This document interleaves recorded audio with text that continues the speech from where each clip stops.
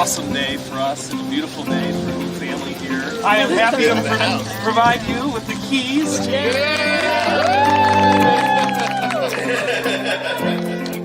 Welcome home.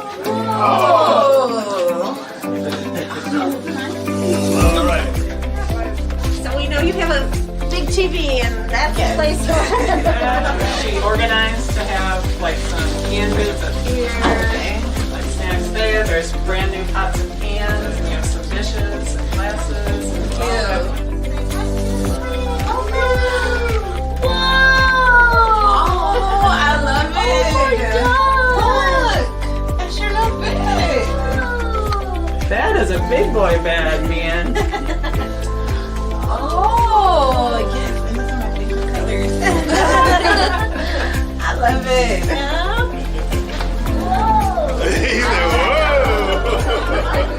Here's your playroom, huh? What do you think?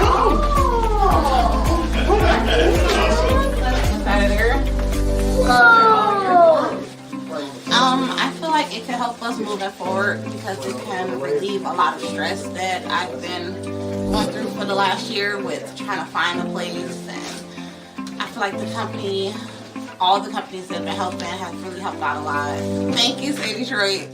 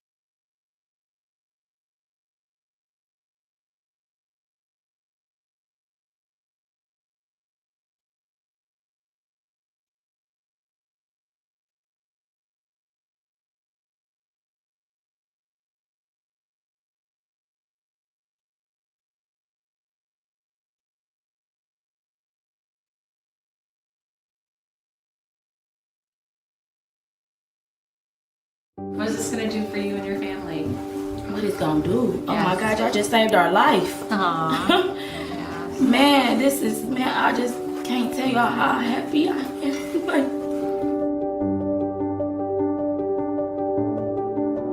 Say Detroit has been changing lives for the better since 2006, when I wrote about how our city was providing homeless people 3-day shelter parties to get them off the street while tourists were in town for the Super Bowl.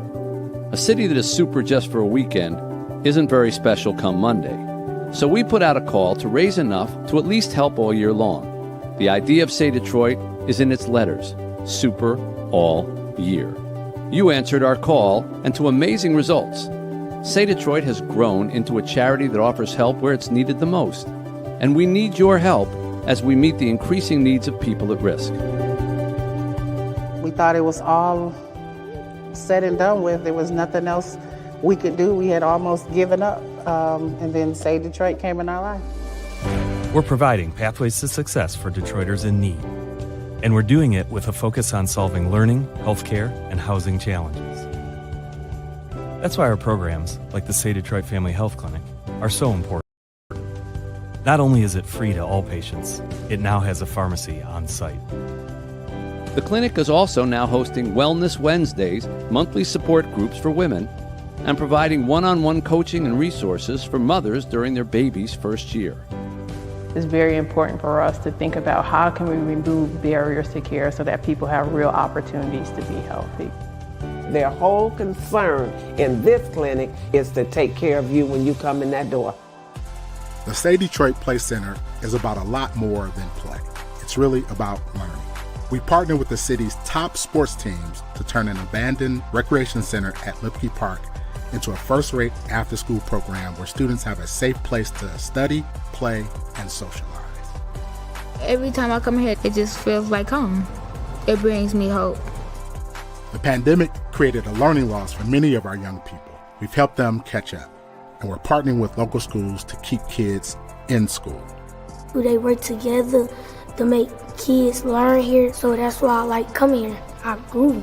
It means a lot to me because if I didn't have it, I wouldn't be able to do half the stuff that I'm doing now. And we'll be offering more to neighbors on the east side of Detroit with a new annex. The Kelly and Matthew Stafford and Friends Education Center will provide job training and opportunities for young people and adults. A diverse community thrives when its members learn to respect each other. That's why our Better Together program launched in 2020. Human beings connecting with other human beings. We bring law enforcement officials in plain clothes together with the community. Gang members, high school students, people with substance use disorders, and they would grill meals together, sit down and break bread without any labels. Once you connect with each other as human beings, you can begin to identify that we're struggling with some of the same issues. We're struggling with some of the same trauma. We desire to be successful. We all desire to raise a family and have a good family life. A good family life requires clean, affordable housing and safe neighborhoods.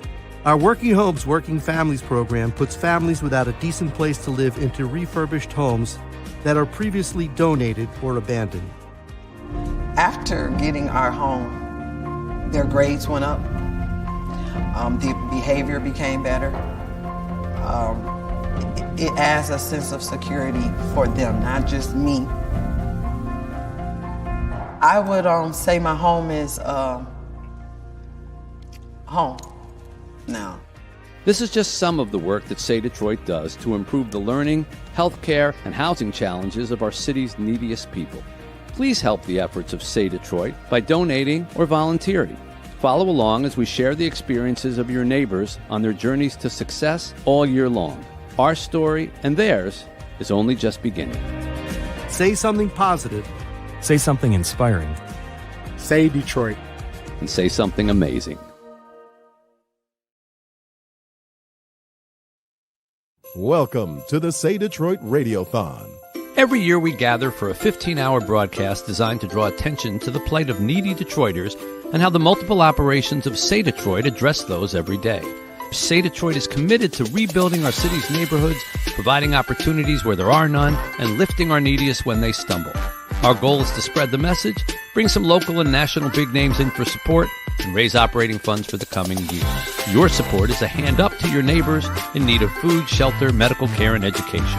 Join us as we say Detroit and say something amazing.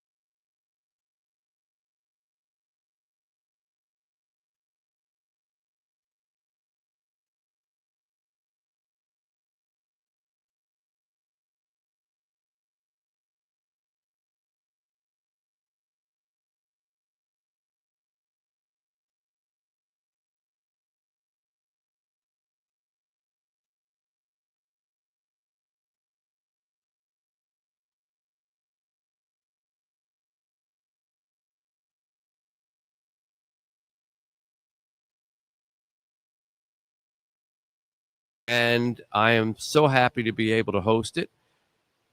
I'm your host, Mitch Albom. You're used to hearing Guy Gordon and the gang, and they'll be along here actually with us shortly. But today is going to be 15 straight hours of broadcasting here at the North Court of beautiful Somerset Collection, which we want to thank them right off the bat for giving us our radio station for the morning and the afternoon and the evening. And we are going to attempt to try to break our record of last year, which I can't exactly remember, but I think was north of $2,065,000 in a single day, which only shows the generosity of the amazing audience and the people in the state of Michigan. Alongside me, as always, is my co-host, Ken Brown, from the Afternoon Show. Hello. Who draws applause even at 6 a.m. That's right. How are we, along sir? with flies. How are we, sir? Well, I've been better. You've been better, but you trooper. I've been better. I've been, blessed to have a little baby in our lives now, and along with that comes everything that she gets, you get, and everything that you have goes to her. And so Nadi, our little girl, got RSV about a week and a half ago, and was kind enough to pass it on to the two of us. And so we've been battling that ever since. But I'm loaded up with all kinds of medications, and we will find a way to get through these 15 hours. Alongside me to my right is Chad Audi, who is the CEO, president, head of the Detroit Rescue Mission Ministry, drawing even more applause than Kenny Brown. What's up with that? Well, hey, it is what it is. Chad, I'll talk with you later. You okay? You got to take it the way you can. And Chad is here because in 2006, the Super Bowl came to Detroit, and I had read a story about a party for the homeless that the Super Bowl was going to happen in Detroit, a Super Bowl party for the homeless. Had no idea what that was, and found out that it was a euphemism for taking all the homeless people off of the streets of Detroit and hiding them so that they wouldn't bother the paying customers. And then as soon as Monday morning came, we would push them right back out into the snow. I thought that was terribly cruel. And so I said, I'm going to write a column about what it's like to spend a night at a homeless shelter, just to show people you can't take this away from somebody. And somebody said, well, you should call Chad Audi. He runs the organization that houses and gives beds to more people than anybody in the city. And so I met Chad then, right? Yes, 2006. 2006. The first day I met Chad was basically he gave me a bar of soap and a blanket and an assignment. And he said, here's your room. Here's your bed. And that was the day that I stood online to get a meal at the which 35 30. 3535 3rd Street in Detroit. And while I was online to get the meal, a homeless man in front of me turned around, looked me up and down, and said, "Aren't you Mitch Albom?" And I said, "Yeah." And then he looked me up and down again. He said, "So what happened to you?"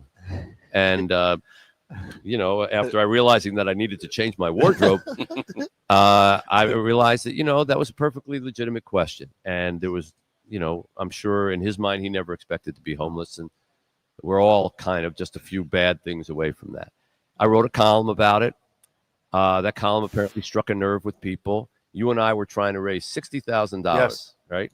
Because Chad estimated that $60,000 would be enough to keep all the homeless people in the shelter until April 15th. April, when the weather warmed up. In 1 week, we had $325,000 or $310,000 from people like you. So really, that was the beginning, Kenny, of the Radiothon. If you think about it, it was like reach out to people for the idea of helping people in Detroit and see what happens. And we were overwhelmed. And we have basically been overwhelmed since. I had $310,000 when I only needed 60.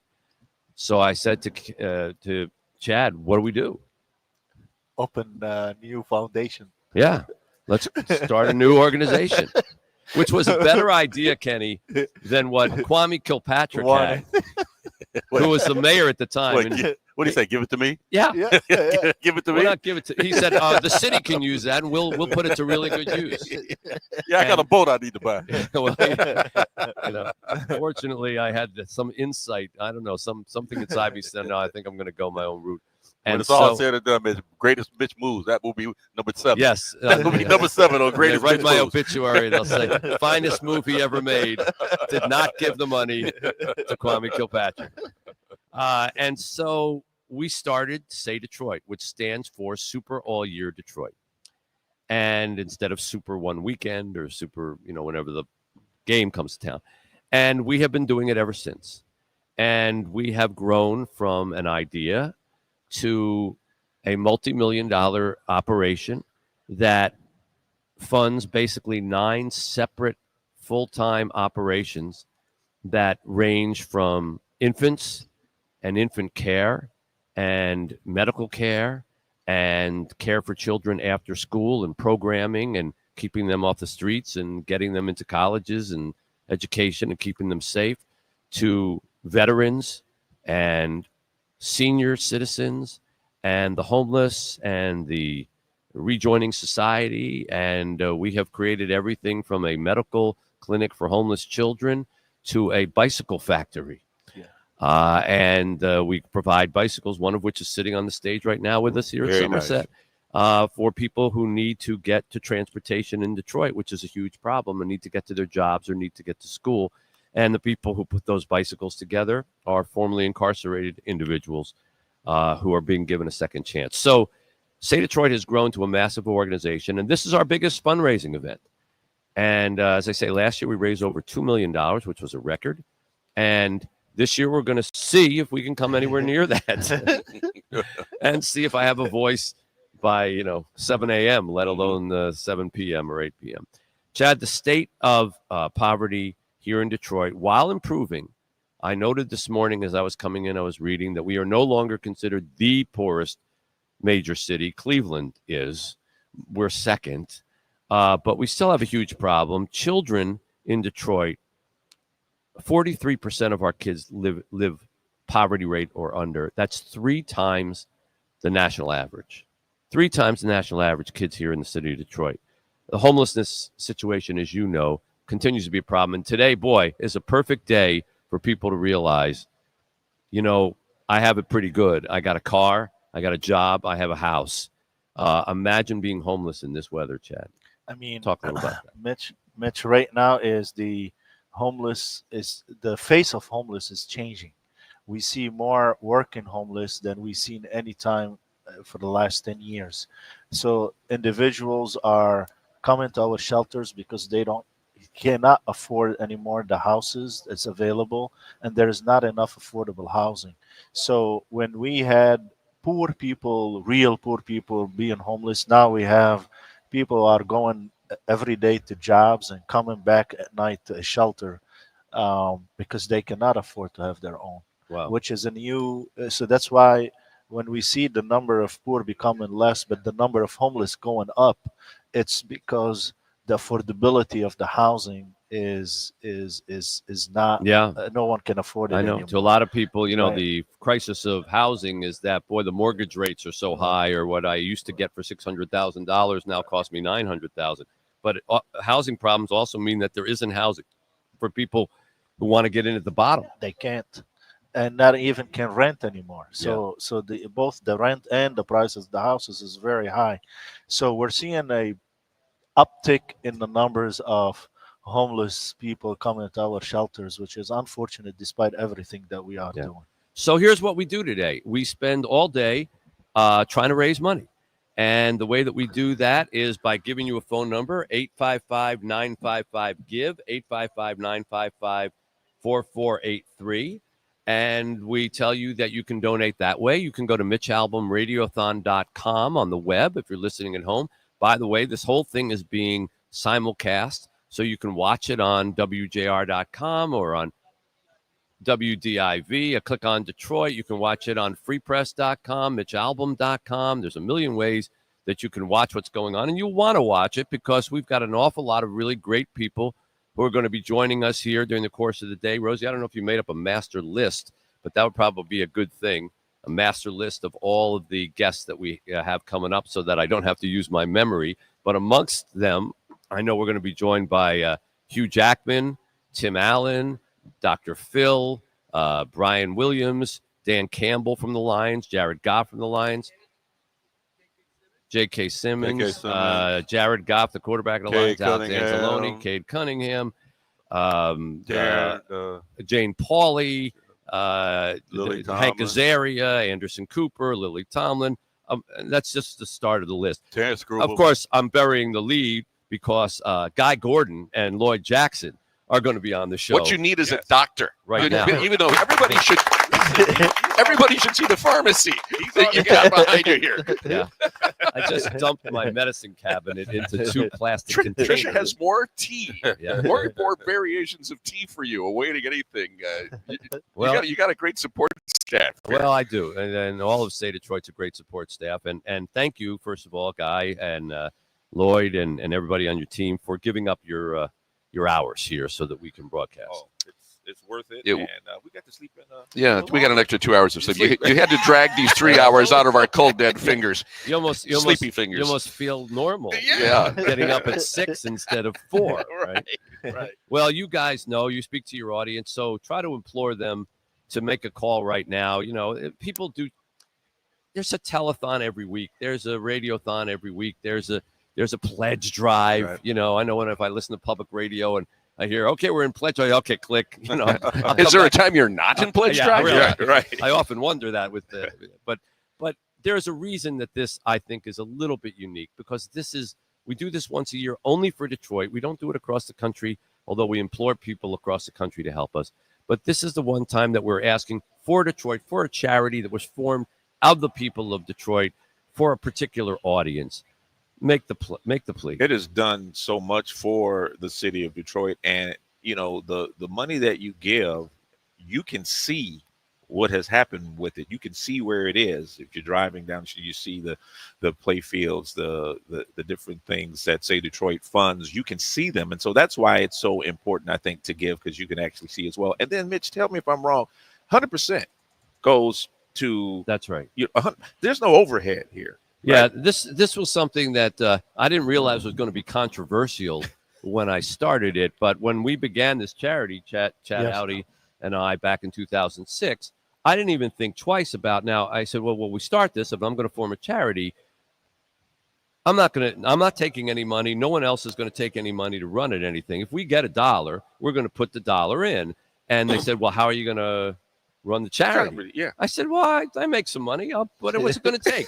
And honestly, we don't really have an office. Right. You know, we don't have a building. We don't have, we run it out of the fronts of our cars or off the side of our desks or things like that. Wherever you are is the office. Yeah, and not because it's not a big operation. It's a massive operation. I shouldn't say we don't have offices. I have offices for my operations. And in those offices, there are offices for people who work in, say, Detroit. But they don't get we don't put those expenses onto the charity because I always felt like I found out sometimes you give $1 to a charity, 60 cents of it actually get to the people. And well, if 40 they call you on the phone, it's 90 cents goes to the administration and 10 cents goes to the charity. Yeah.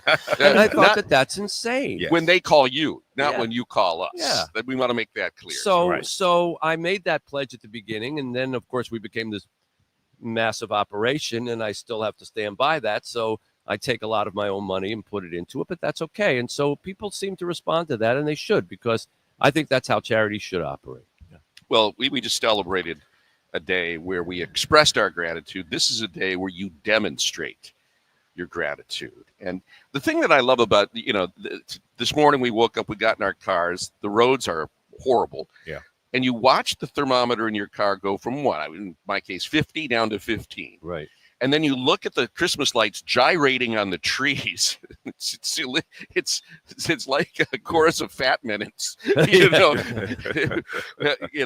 doing a Magic Mike. It was crazy out there this morning. But you think of the people that aren't going, who are out there. Yeah. You think of the people that wake up with a sick kid, or a guy like you who wakes up feeling awful and you don't have a place to go to get treatment, or a pharmacy, or low-cost medications where you can get the help you need. That's what Say Detroit does. Remember the scene in Rocky where he says it's all about gaps. Mm-hmm. You have filled a lot of gaps, and for every one of those gaps, there was a personal story that you reported on that got you to the point that say, all right, let's do something. Exactly. And we're going to hear a lot of those stories today. One of the things that I enjoy the most about this Radiothon, even though it's great to have a lot of famous people on and laugh with them and sing to them. And John Pizzarelli is going to be here and be playing his guitar in a couple of minutes and singing to everybody who comes on. But the best part to me is that we interview a lot of the clients from the operations. They come out here and they say, if I didn't have the Say Detroit Medical Center, I would have died. If I didn't have the Say Play Family Health Center, I wouldn't have had a place to take my kid. If I didn't have the Say Play Center at Lipke Park, my now 15-year-old who has been going there for the last 6 years would probably be dead to violence in the streets. And instead he's going off to college. Right. If I didn't have the Say Detroit Working Homes, Working Families program, I wouldn't have a home, because we have literally given close to 60, if not more than 60 homes to deserving families who had no place to live. And we fixed up the homes, gave them to them on the premise that they had to keep them in good shape and work. They had to be working and take care of their kids. They did that for 2 years. They got the keys to the house and the title to the house. And there are, dozens and dozens of people who are now living in homes, thanks to your generosity, who wouldn't have had them if we didn't do that. Seniors and veterans and others, people who are riding bicycles. You see these bicycles in front of you here. I told Lloyd, we were like, hey, I like like that the kid in me said, I'd like to see that you under can the buy one. Can you fit that under the tree? Sure. You can buy one. But this is a day. Demonstrate your gratitude by texting Mitch13 to 555-9925. That's the easiest way to give. 59925. Text Mitch13. Demonstrate your gratitude as you're waking up in a warm home, as you have a place to take your kids if they're sick, all of that. And there's a lot of problems that, you haven't even conjured yet that people deal with every day, and Say Detroit fills those gaps. I want to thank you, Guy. I want to thank you, Lloyd. Where's Jamie? She's 696. 696. Oh, okay. All right. Well, we'll see her soon. She'll give you a really top-notch traffic report. Yeah. Okay, maybe we'll get that. Okay. 855-955-GIVE, 855-955-4483, MitchAlbomRadiothon.com to see the great incentive items we have. We'll come back. Cade Cunningham going to join us in a couple of minutes, and many other celebrities as we bring you the 13th annual Say Detroit Radiothon, 760 WJR. WJR traffic and weather first. It's another beautiful day at Say Play. Going to pick up the kids. Have a great day. Welcome to the Say Detroit Play Center. My name is Eric Reed, and I have the pleasure of serving as the executive director. And let's meet our students who are about to come in off of our buses. What's up? How y'all doing today? Everybody good? Yes. How's school today? Good. All right, good. Good to see y'all. How was school? Good. Huh? Good.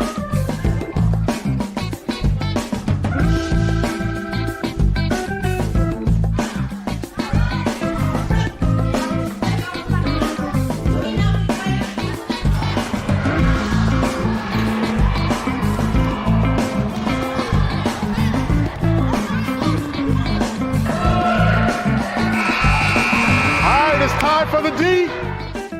Our students have eaten, they played, and now it's time to learn.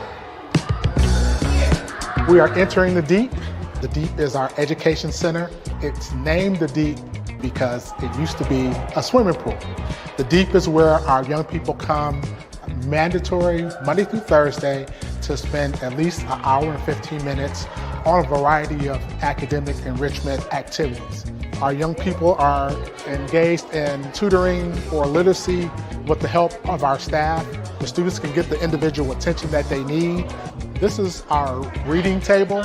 One of our certified teachers who's actually providing some reading enhancement activities to a group of our students who are struggling just a little bit with where they are in terms of reading and comprehension.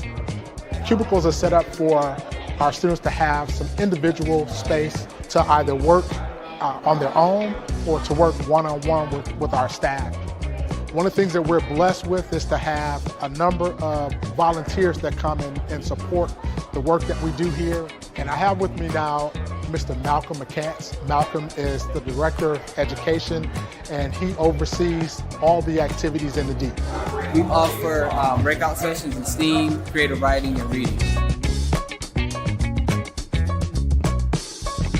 We've got some students that are getting some homework assistance from Miss Diane, who is a retired certified teacher. And so whatever our students need, we want to make that available. Now let's go and look at some of the activities and the electives that are available to our students here 5 days a week.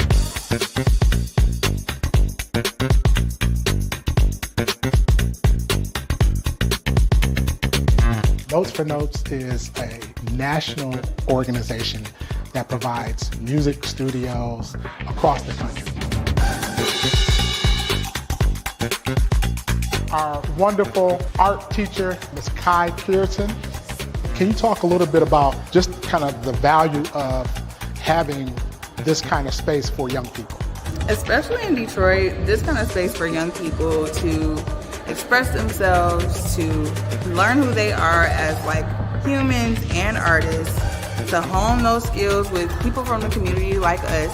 I think it's a one-of-a-kind space, and it's needed like throughout this city. As we leave the creative arts room, you may hear some music in the background, and that's because right next door is our dance studio. And we have a variety of different dance genres: hip-hop dance, tap dance, modern dance, and then we also have an African dance and drum program. And so today, our students on Mondays are engaged in their hip-hop dance activities. We're now in our gym area. We are extremely committed to making sure that our students increase their health. And so we exercise, calisthenics, running, agility, and then we also get into organized sports, including basketball, volleyball, but we also like to get our students outside, where we have a terrific AstroTurf football field, we have a baseball diamond, and we have a grass football field. We try to utilize our outside facilities as much as possible, both for recreational opportunities as well as for competitive sports.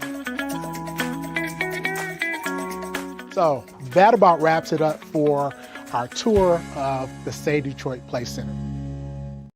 Annual Say Detroit Radiothon. Jamie Evans has made it in here. Hi. Hey, everybody. The roads are great. Well, that speaks to the problem and the issue out there in the city. But we're glad to have you here. Happy to be here. This is wonderful, what you do every year.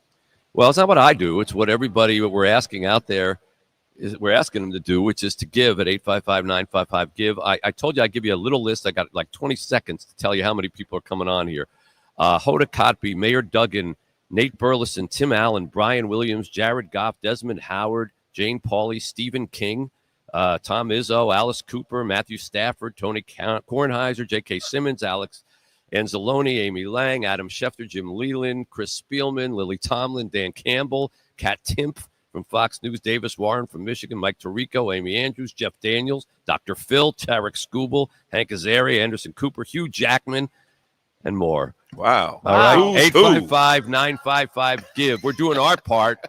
We ask you to do your part. Go to MitchAlbumRadiothon.com. There are amazing auction items that you can get, autographed things. You do all your Christmas shopping today, right here, and help. Yeah, but your you didn't write a Detroiters. book. We depend on you to write a book every year, so we have something to put under the tree. Yes, I'm And very you- sorry. You'll have to really use last letting us year's book down. this time. How about if I just write something over last year's book, like The New Little Liar? There you go. Yeah. Right. Coming back with more on 760 WJR. I'm Bob Riney, CEO of Henry Ford Health. When it comes to caring for you, I soar high, though the stars remain, they can't deny. I'm a survivor. Watch me touch the sky. I'm rising up. Yeah, I'm breaking free. The heartbreak couldn't break the destiny. Stronger than ever. I won't surrender. With everything, I'm a winner forever.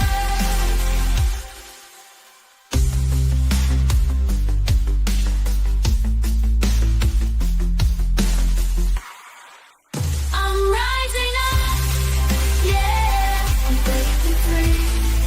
The heartbreak couldn't break the destiny. Stronger than ever, I won't surrender. With everything, I'm a winner forever.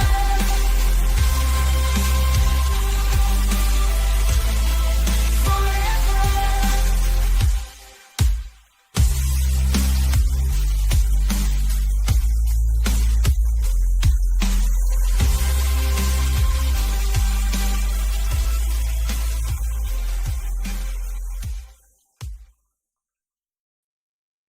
9443.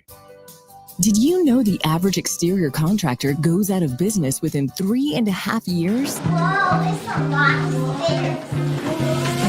I am Denzel McReynolds, I'm Danjetta McReynolds. and we have 5 children. We have Denzel, who's 15, Ava, who's 10, Katie, who's 11, Ivan, who's 9. and Kamari, who's 8. And we're the McReynolds family. Things weren't really going the way that we wanted them to go. We were looking for a progression. So we moved to Arizona and started to thrive. We had ended up having a very unfortunate situation in Arizona where a lot of things that we thought was working out for us really didn't in the end. I started, talking to my dad about coming back. So he was like, well, a friend has this place, and if you guys want, we can all move in together and, fix this place up. The deal we made with the landlord kind of started going south, where she was supposed to get the roof done and we were supposed to do the interior. But as time progressed, me and my husband, we started having arguments over it because the landlord wasn't coming through with things, and it was definitely a too good to be true deal. Even if we started to rent, it'll be pretty much like we're going to be from paycheck to paycheck because we have to have enough room for our family. So we were doing rental applications for a couple weeks, and she got the call about the house. Say Detroit called, Ms. McReynolds, we have a program called Working Homes, Working Families, and we wanted to nominate your family for this program. Working Homes for Working Families is a program where we give a family a home and we introduce them to home ownership. Welcome home.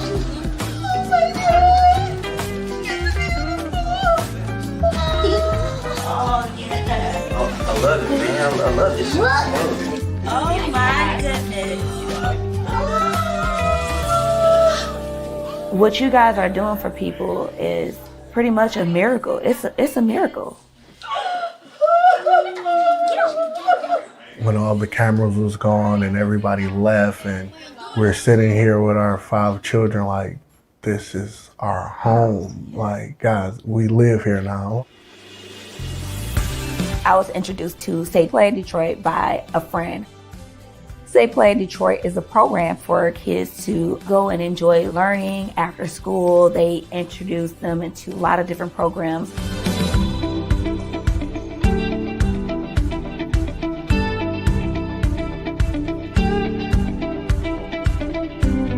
They also have lots of sports like basketball, soccer, volleyball.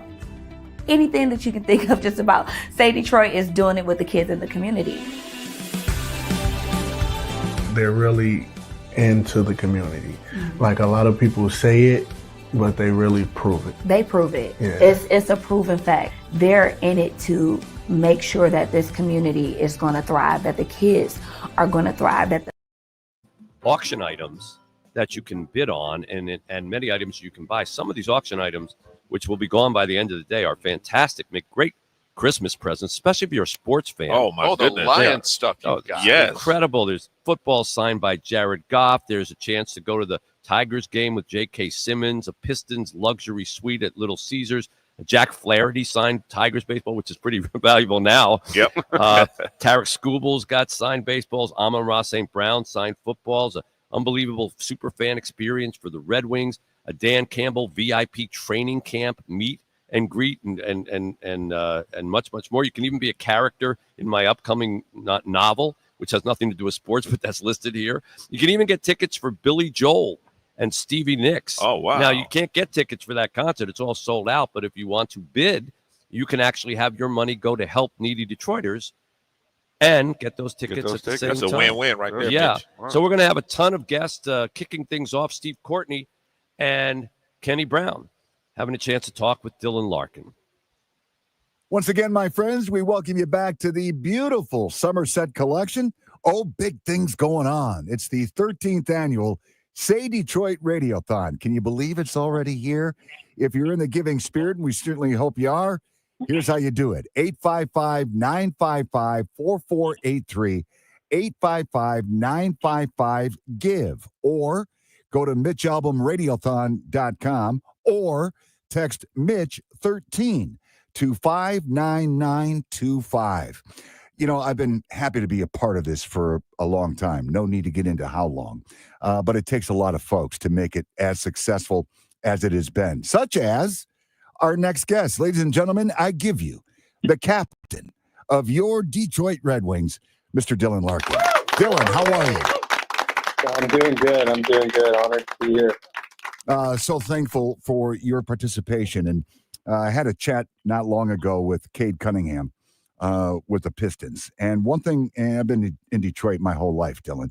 One thing I know, that if you're an athlete here, you take care of your business at hand, but you are also always more than willing to help out those in need. And I think that's really cool. Yeah. And then, you know what, just echoing that, what you guys are doing today and have been doing for 13 years is great and great for the community. And I'm honored to be able to share a few minutes with you guys before the holidays. Yeah, I certainly appreciate it. And it was a big night for you, Monday night, lad, in Buffalo.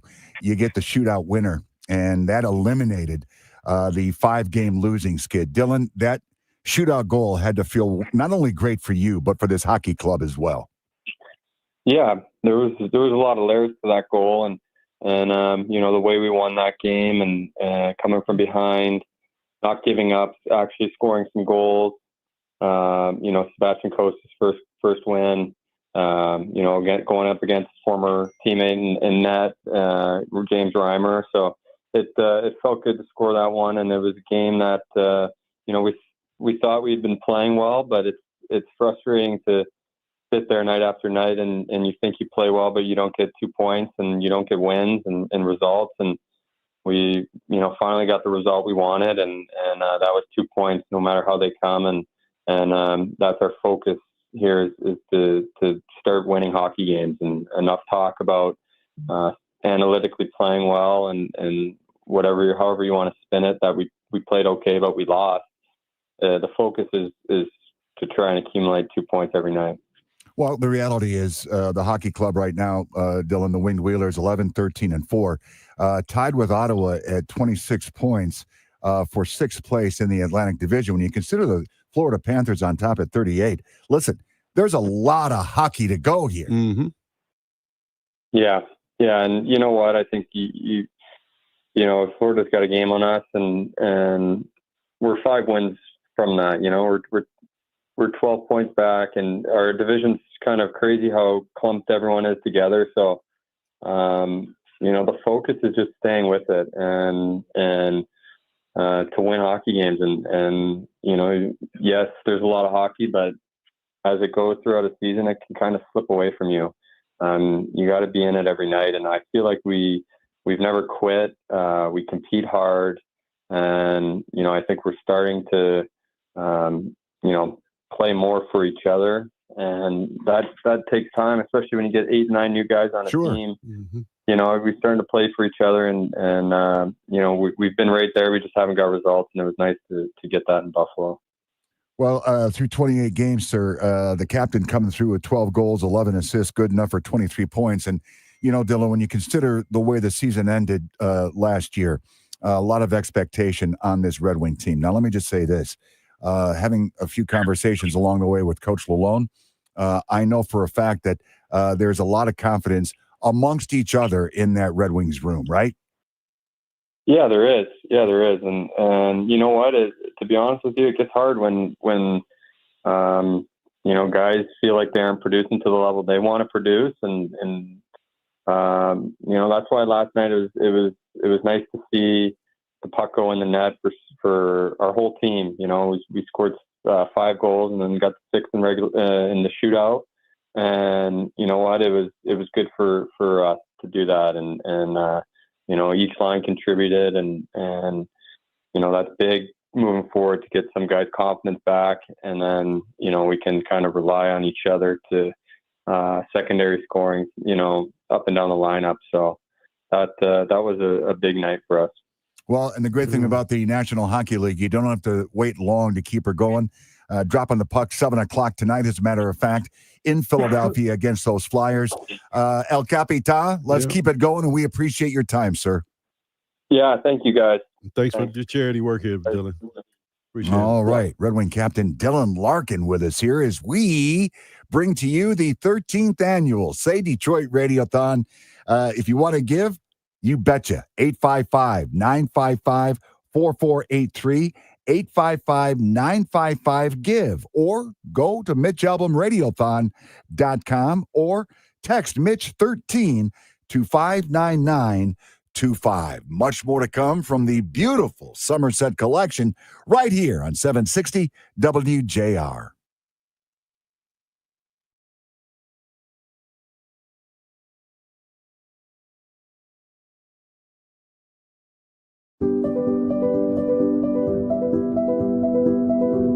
Books are like instructions to life. It makes me feel like I'm in a whole different place. Like I could do anything if I read a book. I like reading. It's adventurous. And when I'm reading, I imagine like I'm one of the main characters or something. Encouraging kids to lose themselves in stories is transformative. And the thing about kids is they're so innocent. And we have an opportunity to mold them. They're relying on us. Our annual Radiothon, telethon for Say Detroit, we hold every December. And we were coming pretty close to last year's record. Then Tom Gores called us and blew us all away. He would offer a certain amount of money for every book that one of our kids read and completed. We can have a lot of fun with this. Good luck, Tom Gores, the owner of the Pistons.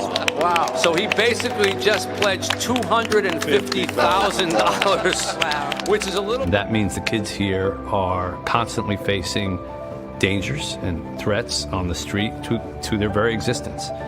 There's not a lot of options. There's not a lot of entertainment, but a book can take you anywhere.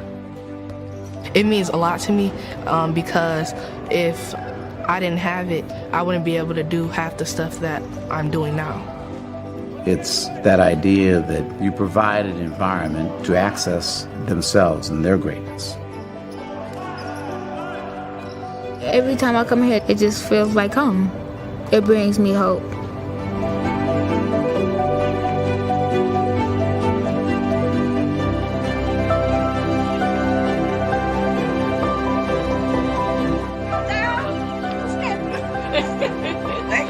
Thank you very much. Thank you.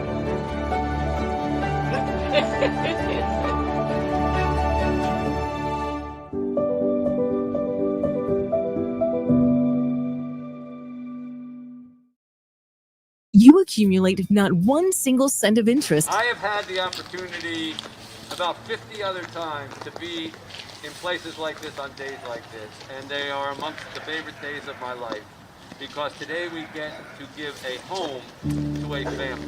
All right, say hi to your new home. This is your new home. This is your living room where you first come in and you greet your guests and your Christmas tree. Do you like that Christmas tree? We didn't have a dining room where we were staying either, so to be able to eat as a family together. Be able to eat as a family. Bedroom.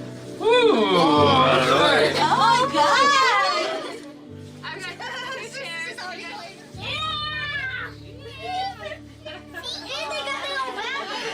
I almost can't breathe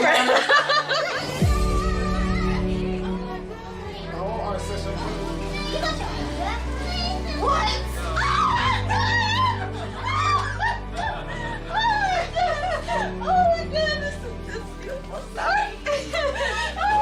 Oh my God. I love y'all. You are a godsend. Thank you.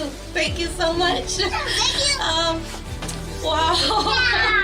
This is really beautiful and amazing. I just can't imagine the time this must have took, or Lord God, the money, but thank you so much for everything that it took you to do, for even the stuff unseen that I can't see. Thank you. Well, just seeing you and your kids so happy is the whole reason that we do this at Working Homes, Working Families, and it's the reason that we're raising money today at the State of Detroit Radiothon, the 9th annual, so we can have more moments like this. Congratulations, Smith family. We are so happy for all of you. Join the spirits of Christmas as they guide Ebenezer Scrooge on a journey of redemption. Get your tickets by calling 248-377-3300. That's 248-377-3300 or online at Ticketmaster.com. This year, be a part of the holiday tradition and go see A Christmas Carol at the Meadowbrook Theater. Do you have a leaking roof? How about a wet basement? Do you need new windows? Does your home need a facelift? If you need any of these things, the Inside Outside Guys have contractors for you at theinsideoutsideguys.com. From designing and building a new home to a simple kitchen remodel, whatever you need for your home, go to theinsideoutsideguys.com for housing information you can trust. Sponsored by Rove Pest Control. Rove Pest Control, how can I help you? A mouse just ran across my foot in my kitchen. Uh-oh, what color was he? Probably gray. Look, do I need to strap traps to my kids' feet or what? Don't worry, we'll take over from here. Well, what about his Welcome to the Say Detroit Radiothon. Every year we gather for a 15-hour broadcast designed to draw attention to the plight of needy Detroiters and how the multiple operations of Say Detroit address those every day. Say Detroit is committed to rebuilding our city's neighborhoods, providing opportunities where there are none, and lifting our neediest when they stumble. Our goal is to spread the message, bring some local and national big names in for support, and raise operating funds for the coming year. Your support is a hand up to your neighbors in need of food, shelter, medical care, and education. Join us as we say Detroit and say something amazing.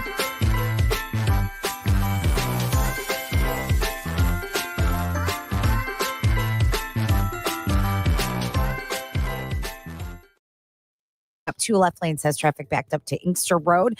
Westbound 696 after Grossbeck, accident on both shoulders there. Southbound US 23 at Willis Road, accident in the left lane. Northbound on the Lodge at Telegraph, crash there is taking up the left shoulder. Now, WJR weather first from the Weather Channel. Here's your forecast. The snow and snow showers tapering off. Heaviest snowfall to the west with some of the lake effect out near Lake Michigan. Partly sunny otherwise today. It'll be cold start with those wind chills, especially early. 23 and gusty winds this afternoon. Tonight will bottom out around 14 degrees. Suburbs will be a bit colder, but less wind. That'll lead us to a sunny day for Friday, upper 20s. Chance of rain and 40 degrees on Saturday. From the Weather Channel, I'm meteorologist Ray Stachik on 760 WJR, where Michigan comes to talk. 760 WJR, custom built for Detroit. This hour of the 13th annual Mitch Albom Say Detroit Radiothon is generously brought to you by Moran & Company. Call 855-955-GIVE to help. Okay, as we are back here in Somerset North, glad to be here. Come on out and see us, by the way. It's a great show. They have a beautiful stage. We're right across from Santa Claus. We compete with the kids. And the regular gang, Guy and Lloyd and Jamie are all here. And thank you guys for being here. And I want to encourage everybody to go check at MitchAlbomRadiothon.com the incentive items that you can literally just shop and purchase. These are not auction items. There's plenty of those. But you can literally go to these incentive items and just buy them. So, for example, you can buy an Alex Anzalone signed football, $200. It's yours. You don't have to wait for anybody else to do it. You got it. There's your Christmas present if you got an Alex fan. If you want to go to Baobab Fair, a fantastic East African restaurant in downtown Detroit, $100 gift card, you buy it. You got it. You want to get a basketball signed by Tom Izzo, $250, done. You got it. You want to get, a Fender Player Plus Telecaster electric guitar and 4 lessons out of Hubert Reeves Music for $750. You got some kid in your family. 4 lessons will get you there. Yeah. Go on stage after those 4 lessons. Yeah, you would think if you're going to spend that much on a guitar, you already know how to play it. In concert. But we've got everything. I mean, there's hundreds of items. Matthew Stafford signed LA Rams jersey and footballs. Chance to co-host the Mitch Albom show. Are we giving away a chance to co-host your show, Guy? Sure. Hey, we haven't put that on there. Let's Vince, tomorrow. We can make this a 2-day vacation. Yeah, I think we got ours goes for $1,000. Yours got to be worth more than that. You're the morning show. Well, we're the morning show. Yeah, we'll probably get you $250. Well, Vince, what do you want to put it up there for? Let's go for $1,000. Nobody wants to wake up anymore. $1,000. You can co-host the show with Guy Gordon and Jamie and Lloyd and everybody. Yeah, right? no, let's do that. And it's a lot of fun. More the merrier. Yeah, so put that up on the incentive items, will you, Vince? And then, in a matter of minutes, it'll be up there. First person to go up there and buy it. There you go. You could be on tomorrow. That's right. Come hang out. You could be on tomorrow. All right. Amongst our opportunities here, as I mentioned to you guys, and my favorite part is where we get to talk to the people who benefit from Say Detroit. And there are many, many of them, and that's why we're doing 15 hours.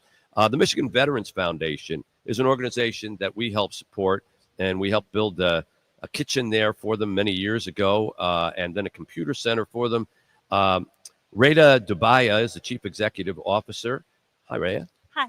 Nice to have you here. And Harry Parker, a former Marine, is here with us as well. Hi, Harry. How's it going? You want to pull that all the way up right there. Perfect. Yeah. How's it going? Good to have you with us. So, Harry, you are someone who has benefited from the program. You came to them what situation were you in when you first got involved with them? I was homeless. You were homeless. What happened? My mother had just passed. There was a lot of fighting, and let's just say I became homeless. And that this organization was very pivotal because I could have easily taken a different turn had it not been for this organization. Yeah. And I'm very appreciative. What did they do for you when you got there? Actually, first allowed me a place to live, and then I was able to work my way up by working there, and then by working there, actually have housing now. I took care of some outstanding debts like child support, and things are really, really going well. Like I said, this place was a lifesaver for me. Wow.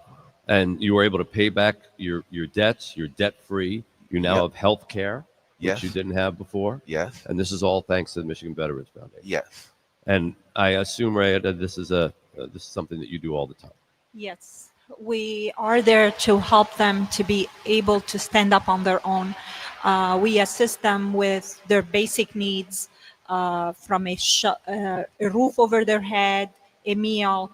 We work with them to have an income, and we get them into transitional permanent supportive housing to make sure they have health care, income, and housing, and they're able to be independent on their own so they don't have to come back to homelessness.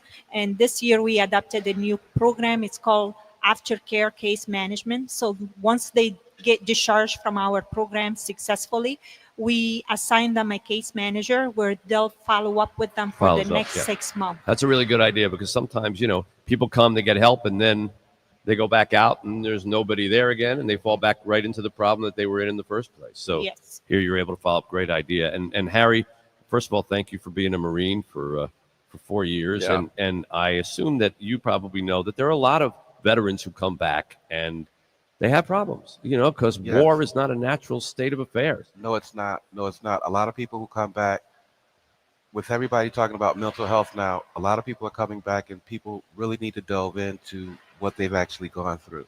Yeah. Because a lot of people need to understand, and that's why we need a lot of dialogue. Because a lot of people come back with a lot of problems that people don't understand. And when you were homeless, I'm sure you passed people on the street, and they probably looked at you and said, well, there's a guy who just isn't interested in his life, and had no idea that you had actually served your country. Yes. Yeah.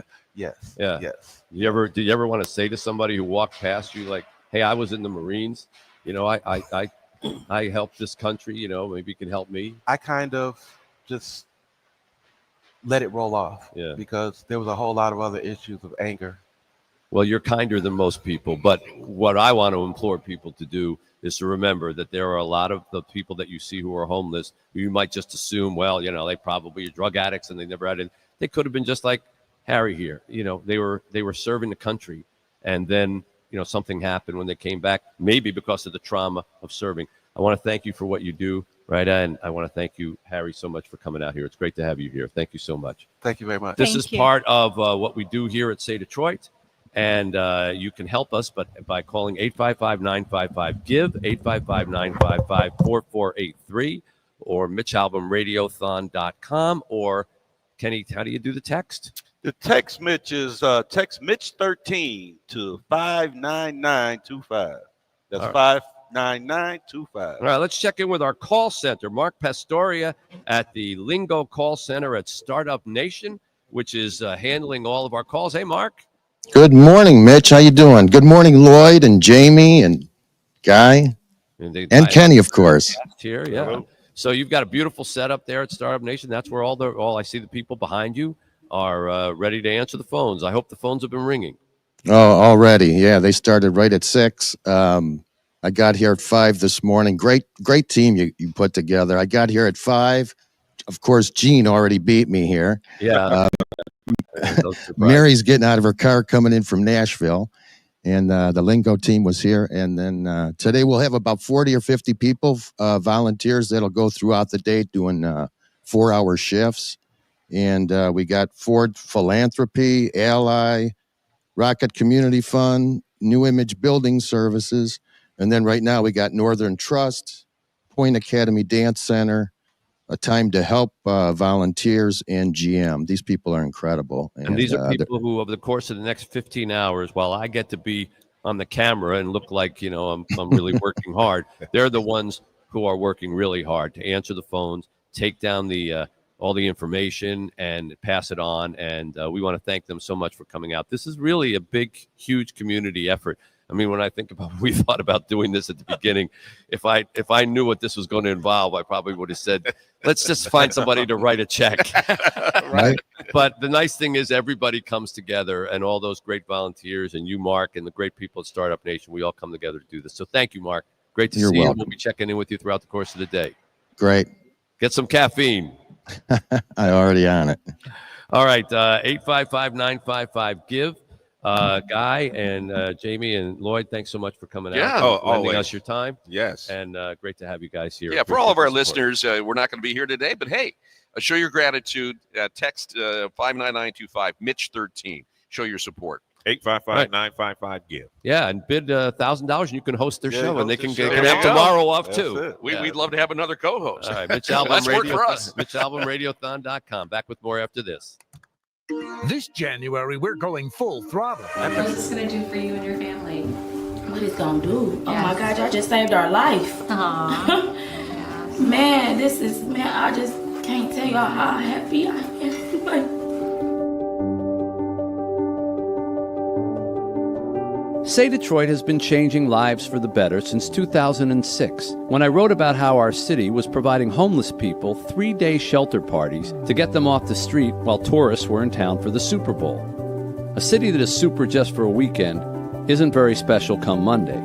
So we put out a call to raise enough to at least help all year long. The idea of Say Detroit is in its letters, super all year. You answered our call, and to amazing results. Say Detroit has grown into a charity that offers help where it's needed the most. And we need your help as we meet the increasing needs of people at risk. We thought it was all said and done with. There was nothing else we could do. We had almost given up. And then Say Detroit came in our life. We're providing pathways to success for Detroiters in need. And we're doing it with a focus on solving learning, healthcare, and housing challenges. Without good health, learning is going to take a back seat. If you don't have housing, staying healthy is harder. And if you're not learning, your opportunities are limited. That's why our programs, like the Say Detroit Family Health Clinic, are so important. Not only is it free to all patients, it now has a pharmacy on site. If this clinic did not exist, I would not be able to get the health care that I need because I don't have any insurance. And this is the only place that I know that I can go to and get excellent health care. It's been such a joy to see how far the clinic has come. We help move whole communities forward. And the base of that is always good health. The clinic is also now hosting Wellness Wednesdays, monthly support groups for women, and providing one-on-one coaching and resources for mothers during their baby's first year. A place like this is needed, especially in Detroit, because there are a lot of women and children that do not have medical care. And where would they go if they became sick? It's very important for us to think about how can we remove barriers to care so that people have real opportunities to be healthy. They are so kind, caring, and they totally wouldn't let me leave until after they had checked my breathing. Then she gave me a treatment and she made sure that I could not leave out of here until I was well. I don't know many places that would do it in that manner.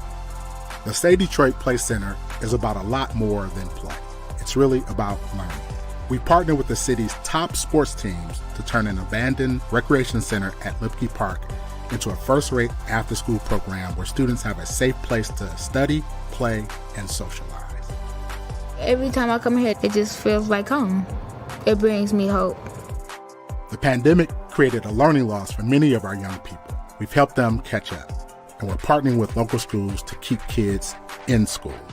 They work together to make kids learn here, so that's why I like coming here. I grew. And when they're at Say Play, students receive homework help, have access to wellness services, and are engaged in activities like sports, arts, music, dance, robotics, drum classes, and more. It means a lot to me because if I didn't have it, I wouldn't be able to do half the stuff that I'm doing now. And we'll be offering more to neighbors on the east side of Detroit with a new annex. The Kelly and Matthew Stafford and Friends Education Center will provide job training and opportunities for young people and adults. A diverse community thrives when its members learn to respect each other. That's why our Better Together program launched in 2020. Human beings connecting with other human beings. We bring law enforcement officials in plain clothes together with the community, gang members, high school students, people with substance use disorders, and they would grill meals together, sit down and break bread without any labels. We have some other good friends here that I want them to share just a little bit more about themselves and what they do, and then we want to have a conversation about that. And so I'm gonna ask my good friend here if he would say just a little bit more about himself. I'm Tavan Hall. I'm a police officer for the city of Inkster. And I'm a cop too. And I Oh, turn you a myself cop too? Yes, sir. And I turn myself around. He don't look like no cop. He don't look like no cop? Yeah, neither though, for real. Neither one of them. Once you connect with each other as human beings, you can begin to identify that we're struggling with some of the same issues. We're struggling with some of the same trauma. We desire to be successful. We all desire to raise a family and have a good family life. A good family life requires clean, affordable housing and safe neighborhoods. Our Working Homes, Working Families program puts families without a decent place to live into refurbished homes that are previously donated or abandoned. After getting our home, their grades went up. The behavior became better. It adds a sense of security for them, not just me. I would say my home is home now. A stable home can mean a whole new life. Huntington Bank. Call 855-955-GIVE to help. Now, live from the North Side Grand Court of the Somerset Collection in Troy, here's Mitch Albom.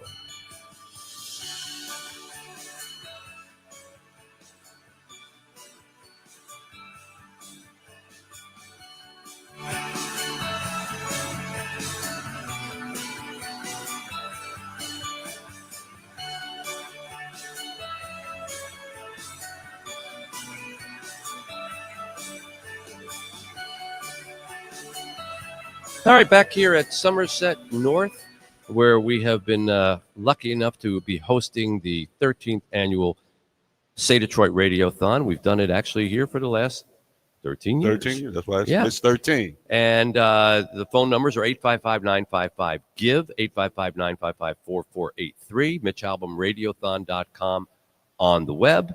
And you can text, Kenny? To Mitch 13, as I just said, for Mitch 13th year. Mitch 13 to 59925. That's a simple way to Very give money. simple. You just text the word Mitch 13. My, how technology has changed. Very simple. Yes, it has. And technology is at the core of our ability to raise money to help our fellow Detroiters.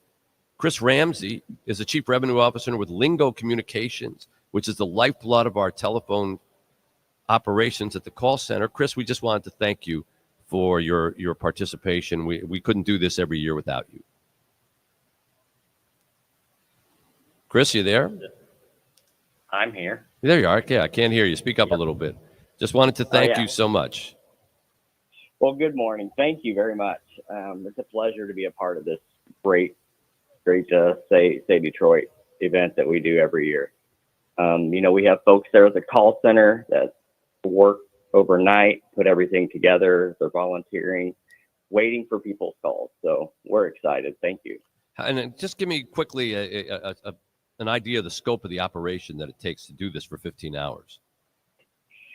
Yeah, well, they're making sure everything's set up. So getting the phones in place, getting volunteers out there, setting up the call center, making sure nobody's on hold when they call, right? Plenty of people to answer the phones and direct. You call in, we're there to take their donations and ready to go. Well, you do a fantastic job, and we're really happy.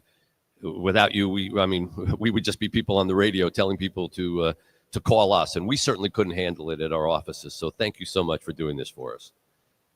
Well, you bet. I'm sorry I couldn't be there in person with you this year and be up there on stage and see all the pretty faces. So Yeah. it's not quite the same. But Well, at this hour, they're not as pretty as you might think. But if you come later on, we might be looking a little better once we get a little coffee in us.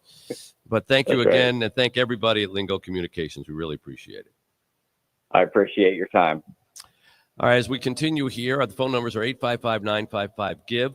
We're going to read off different donations that people give here as well throughout the course of the day. If you would like to have your donation read, please specify that when you call, and we will at some point during the day. We won't be able to do it immediately, but at some point during the day, be able to read off some of the donations, and we'd be happy to do that. I want to say that the very first donation that came in today at 5:28 in the morning, before we even went on the air, here. That's right, was from our own Isabella Cracchiolo and her friends who gathered up. What did they sell? Bottles, bottle deposits. So they returned bottles and managed to get up $194. Wow. And make a donation in honor of a nice man, Chris Conkle, who just tragically recently passed away. But you can do that. If you want to make a donation in honor of somebody, which what they did in honor of Chris Conkle, what a nice thing. $194 kicked us off. Other people have done the same in honor of the memory of Ron Wangaro, his wife. And she wrote, my husband, Ron Wangaro in Farmington Hills, made a $200 donation. Thank you so much for that. In honor of Nancy Kozinski from Westland, somebody made a $25 donation. Larry Bowling of Oakland made a $500 donation in honor of Alex Kaczynski of Westland, another donation as well. And so we're happy to read these things off. Someone made a donation in honor of Maggie P. from West Bloomfield, $1,000. Maggie, make more friends. Yes. Also in honor of Alina and Sophia and Macomb, a $40 donation.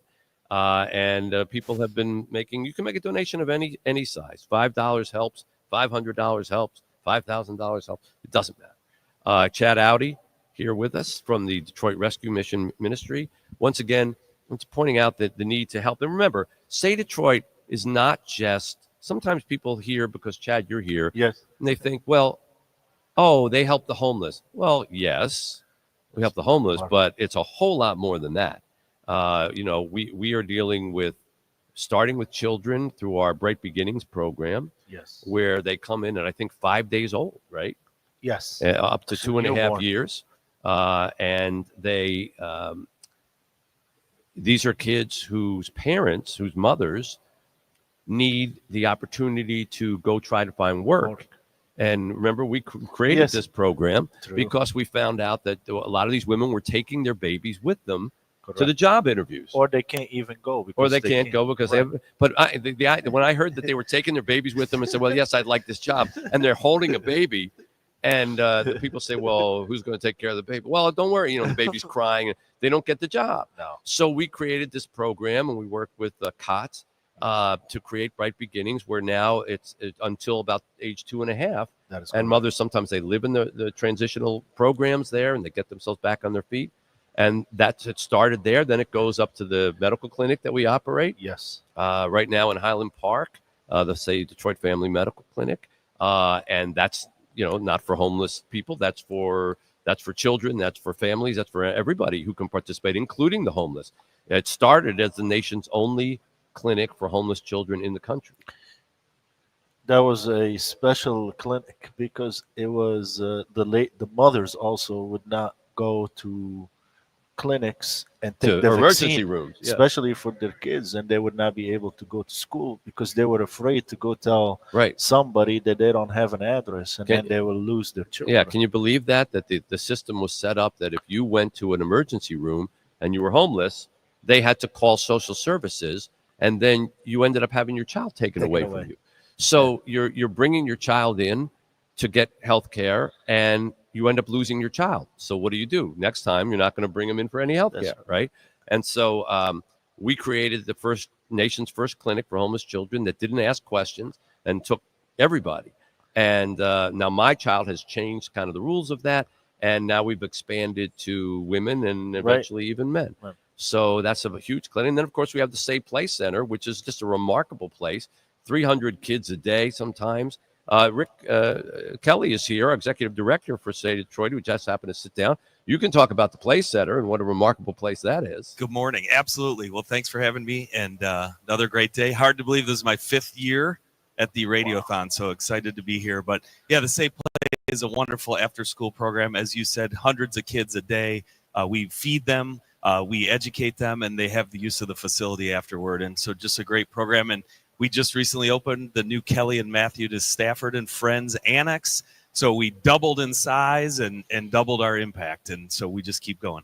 Yeah, and that is a remarkable place where, and it's not we just gather a bunch of kids together and play basketball. It's quite the opposite. You can't play basketball. You can't play football on the beautiful NFL quality field. You can't play baseball or soccer or any of the other things unless you put in your hour and a half at least of work time in the Digital Learning Center, the DEEP as we call it, where they work with tutors and they work with computers, they work with STEM robotics, they work with a recording studio, dance programs. I mean, the likes of it are unbelievable. We've even had kids who have gone to Africa on some trips, right, Rick? 2 years in a row, South Africa and Ethiopia 2 years ago. So wonderful programming, and we just continue to grow, as you mentioned, drones and coding. We have the sports too, which is great. We all love sports, but arts and culture and ACT, SAT prep. I would say we have as many nerds as athletes, wouldn't you say? Absolutely. We got a lot of great nerds there. As we learn, hopefully nerds rule the world. Hopefully the ones that do both. Well, yeah, there are Yeah, ones that do you both, got but I mean, sometimes we tend to classify Yeah, people as right. one or the other. But we got a lot of great nerds. Yeah, that's good. And good athletes. That is we, good. We have a real good program. So, and again, that's not a homeless program, and No. neither is our bicycle factory, which is My Cycle, where we make bicycles and hundreds and hundreds of bicycles. We get donated bicycles. We make new ones. We employ people who are formerly incarcerated, get them back on their feet, and get these bicycles out to people who are in need. Mitch, I got a text yesterday. We gave away our 850th bicycle yesterday for the year. The year. So we're hoping to give away 1,000. We have a beautiful example of our bike here on the stage today. For a $500 donation, you can walk away with one of those bikes as well. And that puts 2 more bikes into the hands of the kids that need them. You mean they can ride away with it? Ride away. They That's can right. ride Yes. away with it. Maybe not in today's weather. But yeah. They want to ride it through the mall. And once you get he was riding the bike this morning through That's the, true. through I the rode parking the lot. bike I was in. watching Yeah, him that's when I right. got here. Yeah, so Okay. you can ride him. You're a talented man. Okay, many guests joining us throughout the course of the day. Hugh Jackman will be with us. Anderson Cooper, Tarek Skubal, Dan Dr. Campbell. Phil, Dan Campbell, Woo. Jared Goff, Hoda Kotb will be with us. Stephen King, my friend and writer, is going to join us. Jane Pauley, Matthew Stafford's going to be with us. Brian Williams from NBC News. Adam Schefter, our good friend from ESPN. And many people don't realize that Adam went to Michigan and okay, sorry about that. I just got a little piece of information. And has great Michigan ties, even though now he's a big national football reporter. He's on the line with us from ESPN. Hi, Adam. Good morning, Mitch. Congratulations on another year for you. I hope it's a tremendous fundraising effort. And sorry I can't be here on StreamYard. We tried to connect, had technical difficulties for the phone call here. We'll have to spice. That's all right. We got a beautiful picture of you up on the screen here as we're talking to you. Great. So great. Well, that's probably you look better than you do at 7:15 in the morning. So I guarantee that picture looks better than I do right now. I guarantee that. Although I see you on ESPN, and I'm always, because I've known you since you were a kid, and I'm always thinking, is that Adam's bedroom? Is that Adam's library? I don't really care what you're saying. I'm more like, I wonder what room that is in his house, and how come I don't see Bo up on that bookshelf behind him? You know what? Let me say this. I still have the Bo book that you wrote signed to me, and I will say this, and I'm not just saying this to say it. It's one of my most treasured mementos, and I really mean that. That had a profound influence on shaping me as a young adult and helping me turn into the professional that I am today. You have a huge hand in that. I've always been indebted to you, and always had tremendous respect and admiration for all that you've done and who you are and the great good that you do in that city. Detroit is very blessed to have you as a resident there and doing all the great goodwill that you do. Well, that's kind of you to say, Adam, and I'm very proud of how you have long left us in the dirt and in the sports world and gone on to do such great things with the NFL. I often do wonder, though, because I worry about you like a kid brother, and I wonder, I see you on it all these hours of the day, and I'm thinking he probably just has a suit that he just grabs, stands in front of that camera in his house, and then takes it off. He's got his underwear on underneath or something like that, because you don't live, ready to do a TV report all the time, and yet you're on TV all the time. How does it work? There's that great John Clayton commercial where he's in his bedroom and he finishes his live shot and he rips off his suit and he jumps into bed and starts eating Chinese food and yells for his mom. And it's not all that dissimilar in my house. We've got 5 dogs. They're barking. My wife needs me to do something. I'm in my office where you see that bookcase. Anytime there's that bookcase behind me, that is my home office. And yes, there's a very good chance I'm in my sweatpants or shorts or whatever it is. And I can't wait to get my dress shirt and tie off so I can get back into more comfortable clothes and then go play with the dogs and hang out with my family. Well, I tip my hat to you for trying to find a balance in your life and keep up with all the NFL news. But it's pretty remarkable job that you do. And we might be seeing you at the Super Bowl this year, Adam. That's not something I ever thought I would say being in Detroit, but I have a funny feeling.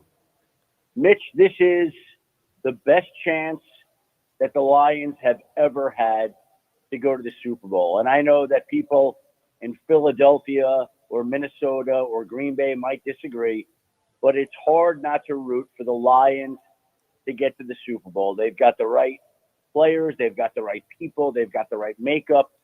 I'm a little worried about the defensive injuries and all the people on injured reserve. That is a concern. If this team were fully healthy, I really would have very little doubt that it would be able to advance. But it seems like no matter who they plug in, they could put you and me at safety, and we might be making plays. They continue to find ways to win and get the job done, and it would be an unbelievable story if they made it to the Super Bowl. I know they're playing the Bills this week, but can you imagine what that would be like if those two teams actually met in the Super Bowl and either Detroit or Buffalo would have a Super Bowl parade? Like, that would be my gosh, incredible. I think Detroit Buffalo would be like the underappreciated city Super Bowl. Yes, you know, that would be like it would be the equivalent of the Cubs and Red Sox meeting in the World Series like 20 years ago. There'd be no one in New York and Michigan in February. Everybody be in New Orleans. Everybody in both cities would be down there. That's right. That's right.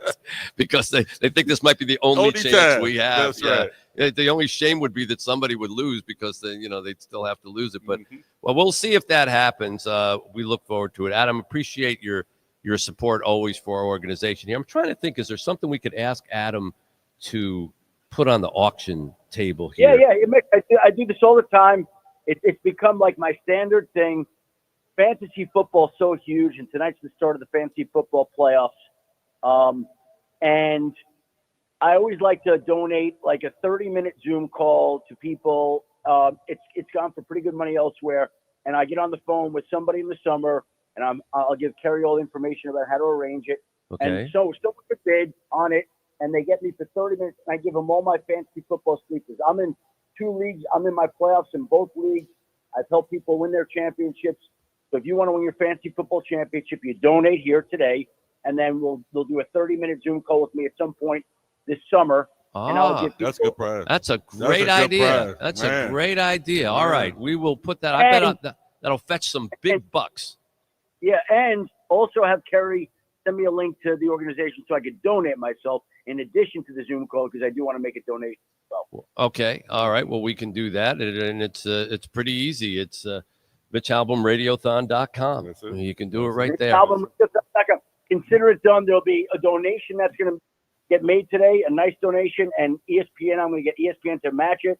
So let's have everybody keep donating money and raising funds and continuing to support you with all the great work. If ESPN's going to put up money, let me spell that out. It's MitchAlbomRadiothon.com. You can tell them they can make up for what they paid me for the sports reporters for all those years.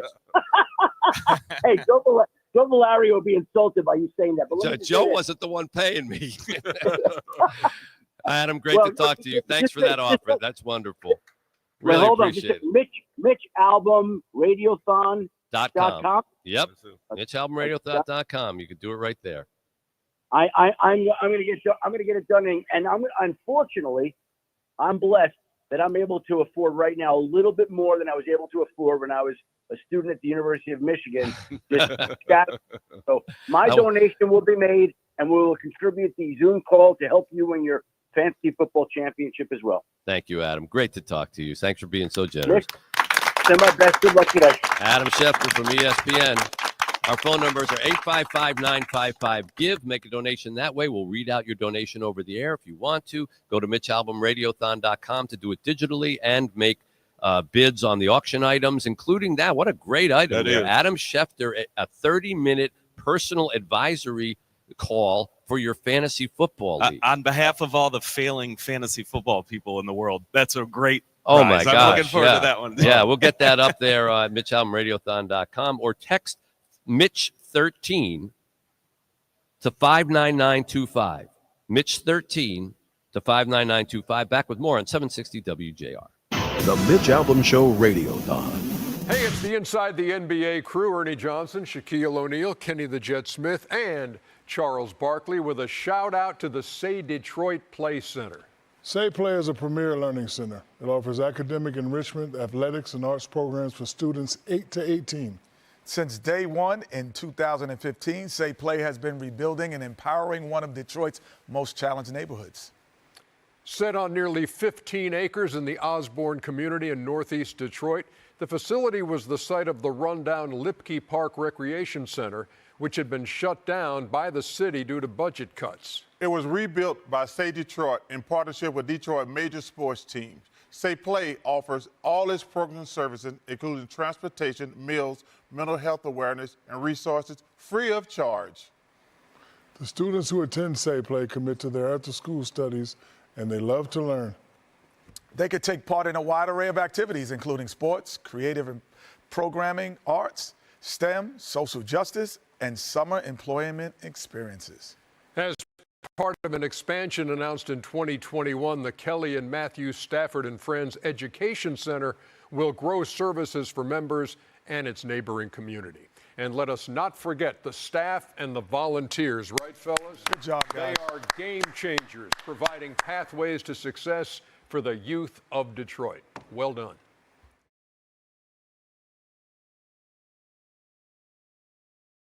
US 23 at Willis Road, accident taking up the left lane.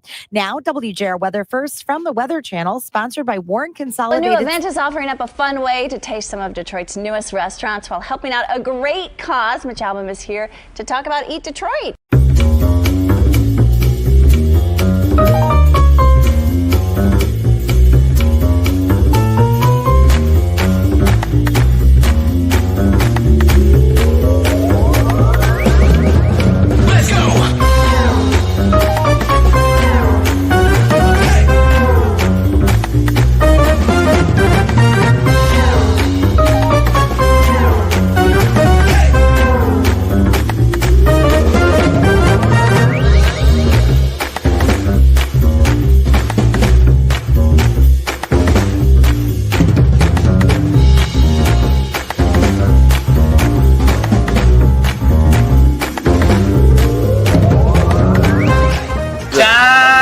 Yeah. Eat Detroit is awesome. Eat Detroit. Yeah. It's the best time ever. We're having a great time.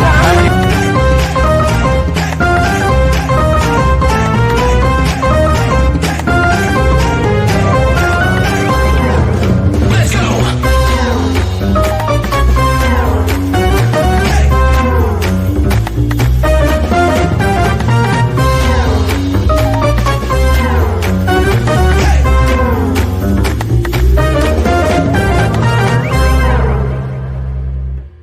You gotta go. I'm gonna eat this in 1 minute, but we have to Cheers, go. everybody. We'll see you on the other side.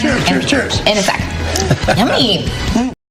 734-6666-914 or go online at victors.com. Retirement doesn't have to be complicated. Are you sick of all the fancy Say Detroit's involvement with the veterans goes back to its very beginning in 2006. Some of the original money raised went to build the first kitchen that the Michigan Veterans Foundation had ever had. And we were able to create our mess hall that looked like a cafeteria.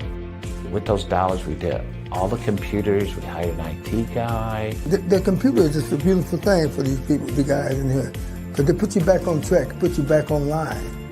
And without that computer, man, you could be lost. or can allow them to stop working years sooner. So if you're over 50 and want a bigger, better, stress-free retirement, call today to speak to a specialist and get a free copy of this brand new movie, The Retirement. Say Detroit's involvement. Hi, welcome to your home. Oh, this Addison, by the way. Yeah. Oh, wow. It's so nice. Oh, my God. Look. Look. Oh, my God. Look at this. Oh, my God. Oh, my God. Oh, wow. Flavor? Yeah. The hangout. Yeah. Hello. Back. Don't face drained accounts, fraudulent loans, or financial losses alone. Get more holiday fun and less holiday worry with LifeLock. Save up to 40% your first year with promo code NEWS. Visit lifelock.com. Terms apply.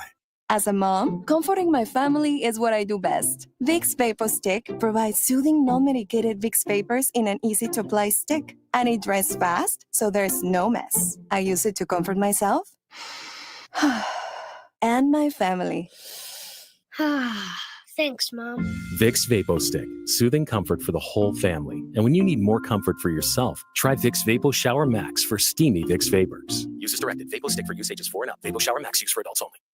Heading out to share holiday joy? However you celebrate, gift responsibly. The Michigan Lottery wants to remind you, lottery tickets aren't child's play.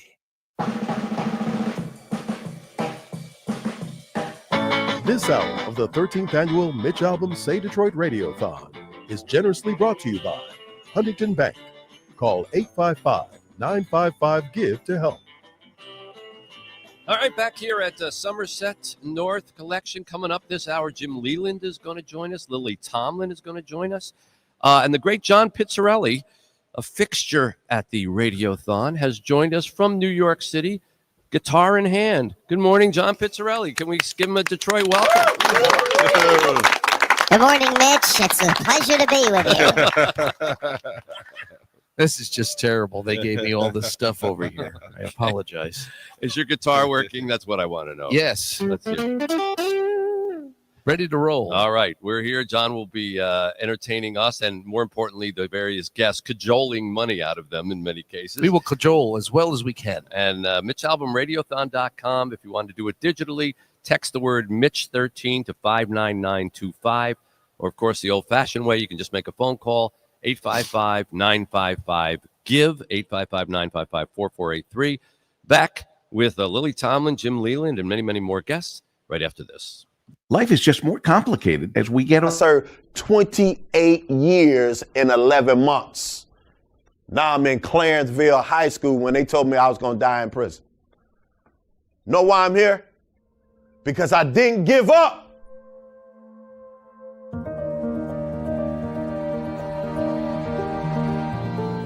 My name is Daryl. I dropped out of school in the 8th grade. Started selling drugs. I found myself at the wrong place at the wrong time, associating with the wrong people. Someone was killed. I didn't do it. They convicted me for being an aiding and abettor in this homicide.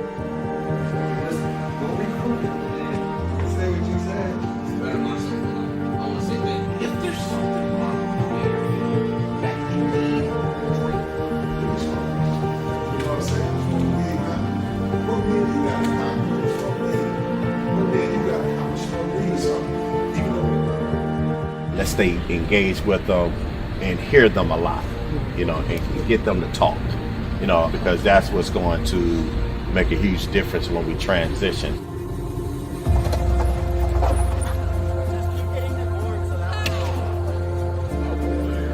Oh, this is amazing. This is the biggest one that we ever done with 400 students.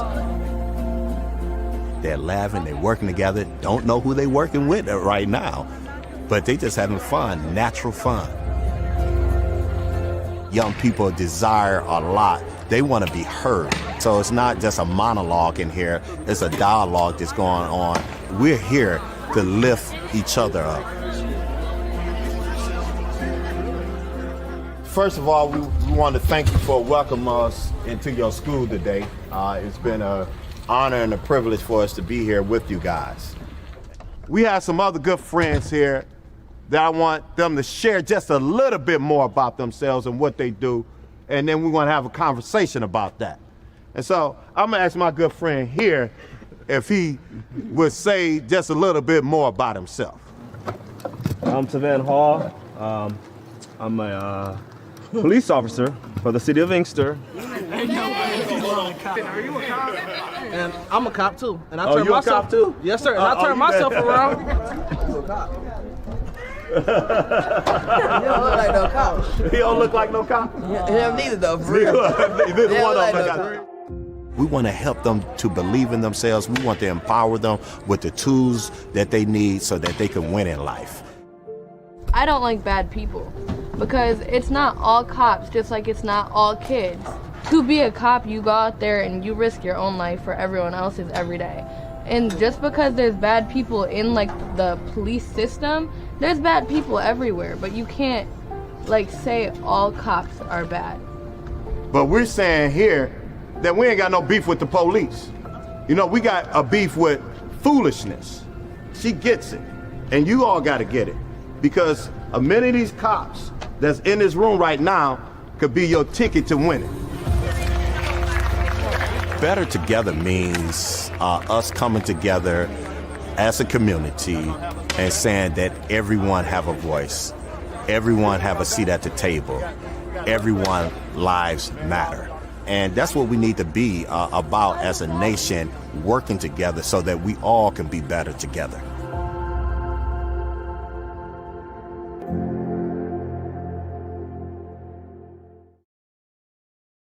Now there's something you can do to slow it down, get it going slower. Izervay is proven to slow GA progression. Water ice, popcorn, rice pudding, Philly pretzels, soft serve ice cream, everything goes to charity.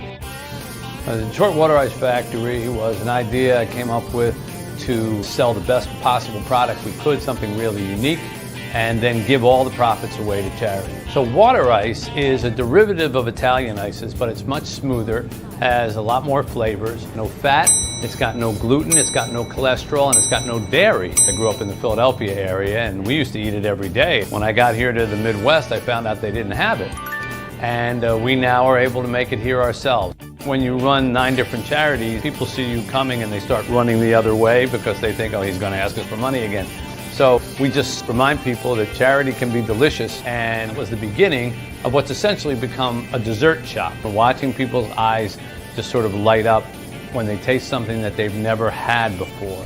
You know, you watch it and you go, yep, told you. The same dollar saved, and the money is never at risk if the market crashes. That's right. If the market crashes 30%, you lose nothing. Even the super wealthy are shifting money into this new strategy because it increases their retirement income or can allow them to stop working years sooner. So if you're over 50 and want a bigger, better, stress-free retirement, call today to speak to a specialist and get a free copy of this brand new movie, The Retirement Deception. Call 888-926-9443. This is a $30 value, but when you call today, you get it completely free. So don't delay. Call right now. 888-926-9443. That's 888-926-9443. This hour of the 13th annual Mitch Albom Say Detroit Radiothon is generously brought to you by Huntington Bank. Call 855-955-GIVE to help. All right, as we continue on here from the Somerset Collection with the 13th annual Say Detroit Radiothon, our phone number is 855-955-GIVE, 855-955-4483.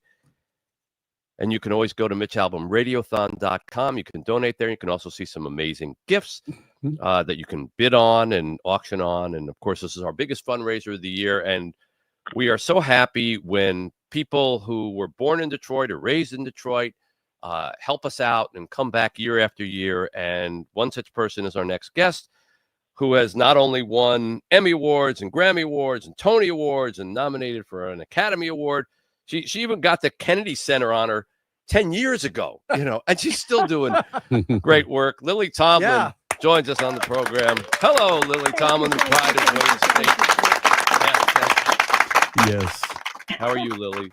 I'm just totally superior and lively and jazzed up. And Mitch, we bring presents for her this year, too. Lily, Cass Tech won the state championship in football this year.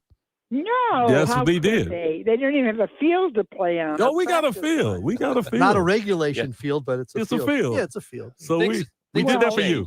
I'm thinking about the old, I went there 50 years ago. Right. They got the new school and the new field. I think you went there a little more than 50 years ago. Is it really? If I'm doing the math right. I am too, yes. Well, I graduated in 57. I guess you're right. Yeah. So what was the football program like then? Did they just play on the dirt? They just had a little field across the street on the corner. It was like maybe a gas station had burned down or something. Someone gave them the field, and it was minuscule. Yes. And they deserved better. They had a pretty strong basketball team. Well, and yet you managed to be a cheerleader for that team. So I can only imagine if they only gave the team a field by a burned out gas station, how did they treat the cheerleaders? Well, you're right. See, we could have really scored big time. we were pretty raunchy as cheerleaders. Yeah. We're not going to ask you this year to do the Cass Tech cheer because we pulled it up from our archives. You've done it so many times for us in the past. So here is Lily Tomlin's greatest hits It's not any of the ones that you think. It's the Cast Tech cheer as performed on the Radiothon, I think last year. Here it is. Well, ladies and gentlemen and students too. Well, here's a little cheer we're gonna do for you. Hands up, touch the touch. Touch the touch, turn around, touch the touch. Touch the touch, touch the ground, touch the touch. There you go. Yeah. Still your best There work. you That go. was great. Some of your finest work. yeah. And that's why we win. That's why we win. Yeah. Oh God! Well, we used to have great games. I mean, we were tough to beat. That's right. You know, a lot of those old cheer teams way across the city were, you know, just too hokey. They shouldn't have been allowed to defame the name of cheerleader. Have you been back to Detroit in any recent years? Well, I was back about 4 or 5 years ago, maybe not that long, for the homecoming, Right. Okay. and I regaled people with all my soon-to-be legend stories. Uh-huh. It looked quite different, didn't it? Yeah, well, sure, I guess it did. I don't. It doesn't seem to me like it's that different, Huh. but it is. It's quite different. Yeah. The- Well, the people aren't, and the people remain absolutely, dedicated to Detroit and helping one another, and that's what we do on this event here. And Yeah, I know you do. It's so great, Mitch. yeah, well, and I want to congratulate you on you just keep you're like one of the busiest actors out there. Every time I look up, you got another project, often with Jane Fonda, but you got another project or another movie and I No, understand we don't have anything lined up right now. I mean, I've read a script that I'm sort of interested in, but nothing too earth shattering. Well, I think by the time you've reached this point in your career, you can afford to be selective, right? Well, I've always been selective. Yeah. I mean, let's face it, Mitch. Okay. I turned down many big hits. Was there one movie that you got offered that you said, "Nah, this isn't going to work," and it ended up being a big hit? Well, the one about the witch that screen? I turned that down. Which one was that? The witch that screen. The Witch, the Screen. No, the witch that is green. Oh, the Witch that is green. Oh, okay. Oh. Oh, okay. You turned it down. Well, sure. I can't fly on a broomstick. Well, you certainly fly for us, Lily, and I can't thank you enough for just giving a shout out to the people of Detroit. And I don't know if you got anything lying around in your closet. You sent us a script or two over the last years. You got anything that we can toss on the auction pile? How about a broom? Yeah. Or a broom? I might have like a team jacket or a lot of stuff, a Grace and Frankie something. Okay. I We'll don't take a remember Grace and you Frankie asking me something. for anything like this. Well- But I'll certainly get up a good auction item. That would be great. That'd be fantastic. That's so nice of you. And Great thank you for pleasure. always remembering where you came from, the burned out gas station That's right. and the But the football gas field. pumps, yeah. That's it. But there's a certain pride in that. That's and right. you're helping an There's awful a lot. Pride. Yeah, you're helping a lot of needy people here in the city of Detroit. Oh. And thank you so much for joining us. Great to talk to you, Lily. And I'm sure we'll talk to you again next year. I love you, Mitch. Love you All right. too, Lily. Tell Thank them you they're so state much. champs, Lily. Thank you. Tell them about Hollywood. Kansas state 855. champs. Sure. I'm going to talk about how fabulous you were next time. 855-955-GIVE, 855-955-4483 here at the Somerset Collection. And text North. Mitch. Text. The Mitch 13 59925. You can do it that way too, Mitch. Always easy ways. Easy way to text. Radiothon.com at 760 WJR. Okay, as we continue on, it was nice to talk to Lily Tomlin. And now we move on to from the world of acting to the world of baseball, as the wonderful Hall of Fame manager and, of course, our friend Jim Leland is on the line with us right now. Let's give him a Detroit hello. Good morning, Jim. Hey, Mitch. Good morning. How you doing? Well, we're an hour and a half or so into 15 straight hours, which must feel what it's like for you to do a doubleheader on a rain day. You put in some long days. It's a great cause. Yeah, it is a great cause. And you know more than most what it means to, for Detroiters to help Detroiters, because you spent a lot of time here and, you obviously, traveled all over the country. But have you ever seen the kind of generosity that there is here from people who don't necessarily have a lot themselves, who are willing to help others here in Detroit? Well, I think that's that's one of the most important things about the city of Detroit. I think when you're talking about the city, they've done a great job downtown now. It's really nice there, but it's not so much about the beauty of these cities. It's about the beauty of the people, and I think that's the most important thing. They're very generous. They're giving people. They care about people, and I think that's the most important thing about any city. Yeah. And Detroit really has that. And there are, we're coming back, but you're right. Downtown looks beautiful, but you only go, a half a mile the other direction, and you still see there's a lot of work to do. And our organization, Say Detroit, starts with kids as young as 5 days old and doesn't stop helping people until literally they're senior citizens. I mean, we've got programs all the way through for veterans, for homeowners, for seniors, for kids after school. And the Tigers help build, in fact, the baseball field out at our Save Play Center, which is dedicated out there, and it's a beautiful baseball field. And we actually have a pretty good baseball team, so it's all part of that same effort to help kids. And I know that means a lot to you, and I know that means a lot to our listeners. And I want to get your thoughts while I have you on the line of our baseball team. A pretty remarkable performance this past year, considering what people expected out of them, and will that carry over into the following year? Well, I think it certainly has a chance to. We're really blessed with some really good young players, and I think I emphasize the word young. They're really young, and they're really good, and they really held up good under some probably unexpected pressure. To be honest with you, I think they kind of come out of nowhere. That second half, and for quite a long period of time had the best record in baseball, and certainly showed up well in the playoffs. I mean, They ended up losing to the Guardians, but they showed up well to go to sweep Houston. In Houston, I think we're the real deal. I really do. I think it's here. There'll be some stumbling blocks yet. They'll go through some things this year because the expectations are going to be a little bit more, but this is a little bit of a different group. They're I think they really embraced it, as AJ said. I think they really embraced it, and they really did well. They were really fun to watch. They were, and I always say in sports, there's nothing like a surprise. It's one thing when you've got a great team and everyone goes, okay, this is our year, we're going to win it all. All that is kind of pressure, and you have to live up to it. But when everyone's sort of written you off, there's almost a freedom to that. And then when you catch fire and everyone's like, whoa, wait, those are the Tigers? They won again? They won again, won again?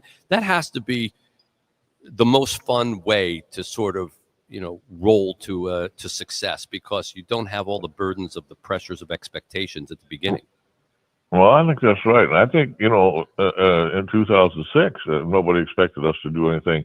We were a little bit of a different team because we had some more veteran players, right? That just hadn't performed maybe the year before or the year before that, and all of a sudden they started performing, and we snuck up on a lot of people. I know in 2006 nobody expected the Tigers to win the pennant, so it was some kind of similar in the fact that it was neat to see the fans in 2006 get on board, and it was kind of the same thing this year. That particularly that second half, where all of a sudden the excitement's back.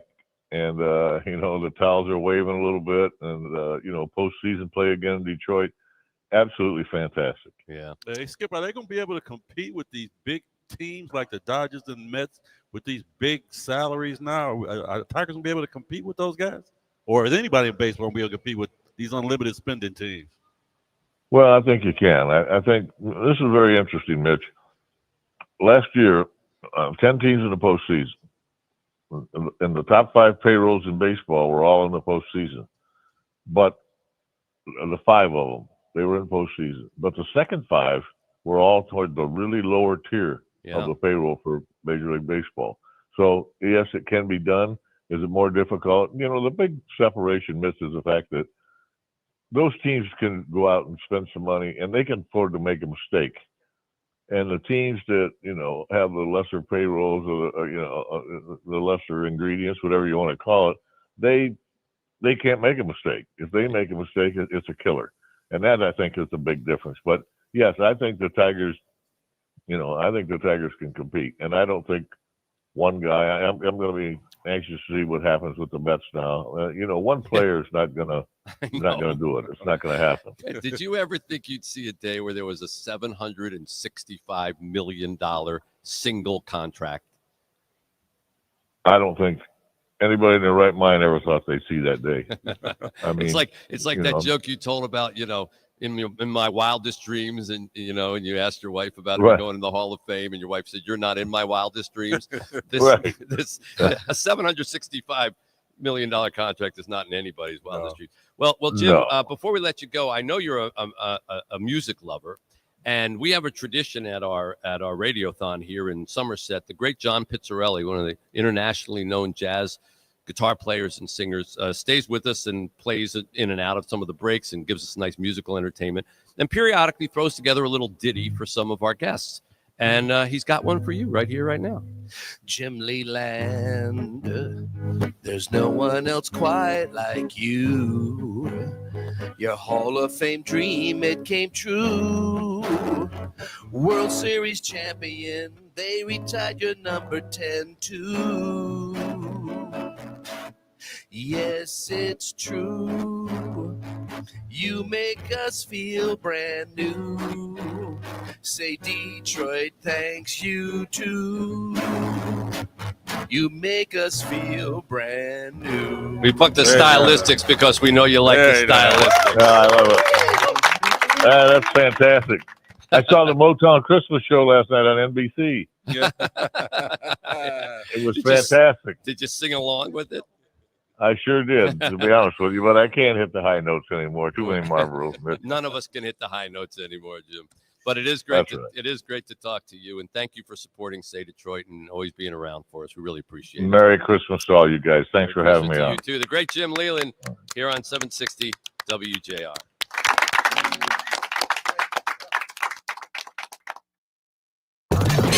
WJR Traffic and Weather.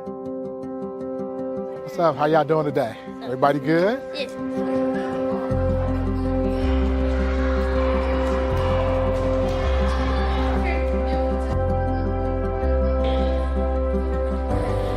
The Say Detroit Play Center opened its doors in 2015. One of the things that I'm most excited about is the expanded outreach that we'll have in our community. With this new expansion, we will be able to double the number of kids that come in on a daily basis.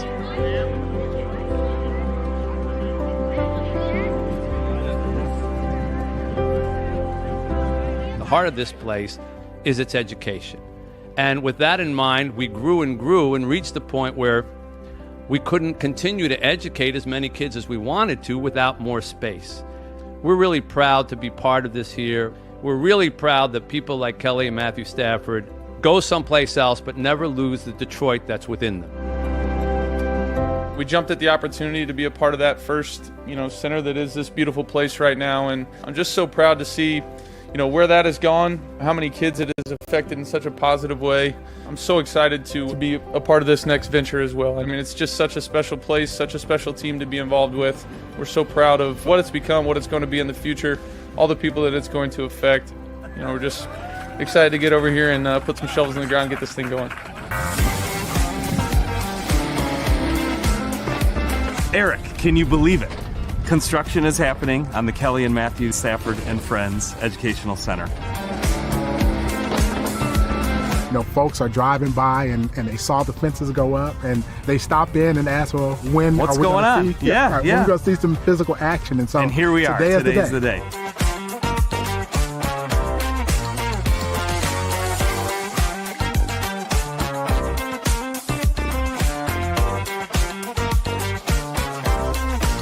We're incredibly excited for what we'll be able to do. 6 dedicated classrooms that all have flexible spacing and the ability to change their configurations.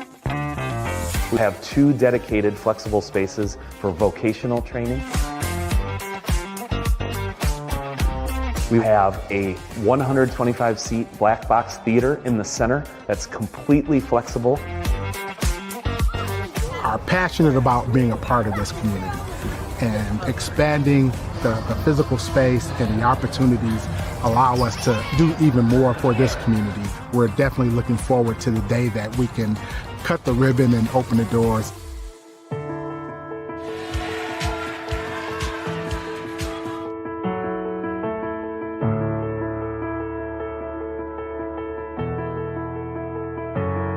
What we can do for the people around here, what we can do for the kids around here is an amazing thing and something that I'm really proud to be a part of.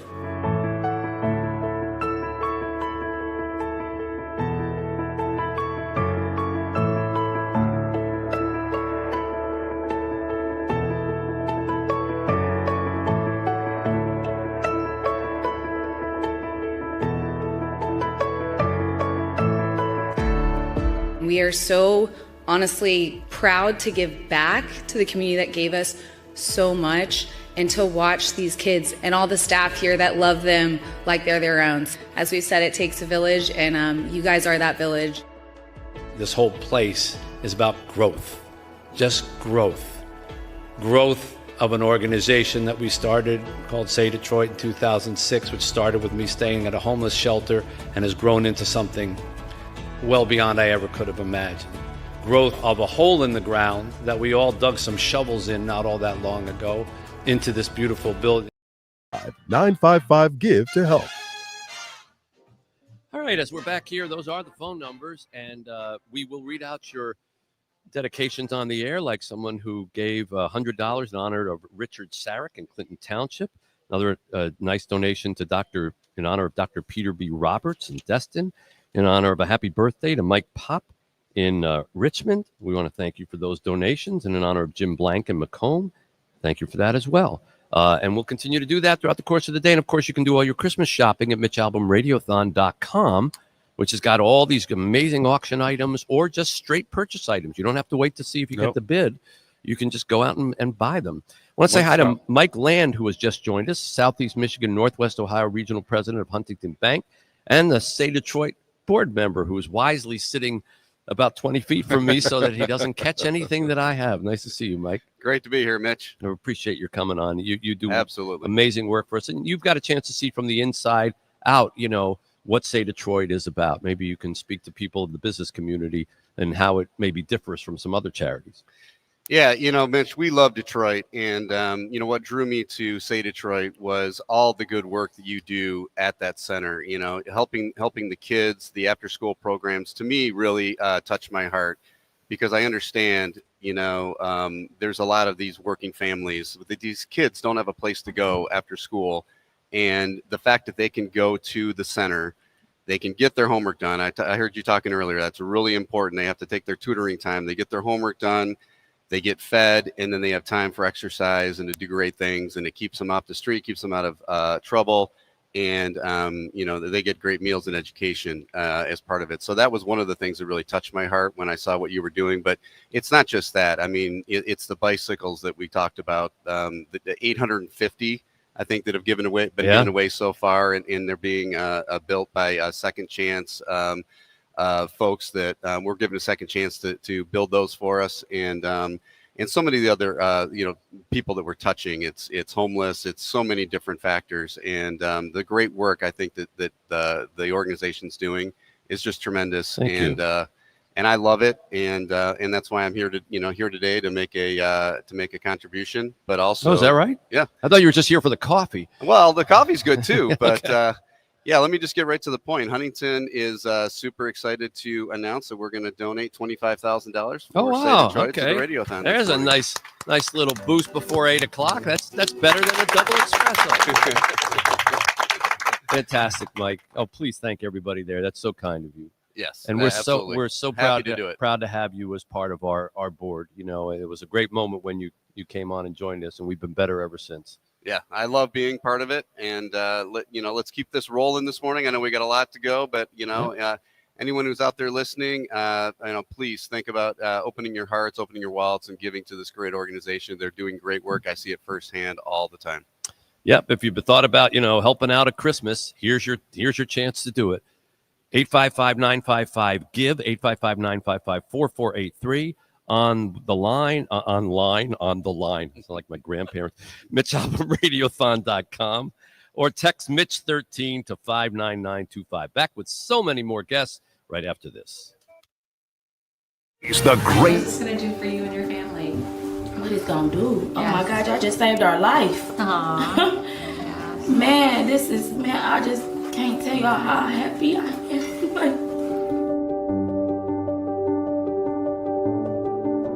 Say Detroit has been changing lives for the better since 2006, when I wrote about how our city was providing homeless people 3-day shelter parties to get them off the street while tourists were in town for the Super Bowl. A city that is super just for a weekend isn't very special come Monday. So we put out a call to raise enough to at least help all year long. The idea of Say Detroit is in its letters, super all year. You answered our call, and to amazing results. Say Detroit has grown into a charity that offers help where it's needed the most. And we need your help as we meet the increasing needs of people at risk. We thought it was all said and done with. There was nothing else we could do. We had almost given up. And then Say Detroit came in our life. We're providing pathways to success for Detroiters in need. And we're doing it with a focus on solving learning, healthcare, and housing challenges.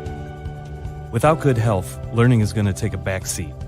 If you don't have housing, staying healthy is harder. And if you're not learning, your opportunities are limited. That's why our programs, like the Say Detroit Family Health Clinic, are so important. Not only is it free to all patients, it now has a pharmacy on site. If this clinic did not exist, I would not be able to get the health care that I need because I don't have any insurance. And this is the only place that I know that I can go to and get excellent health care.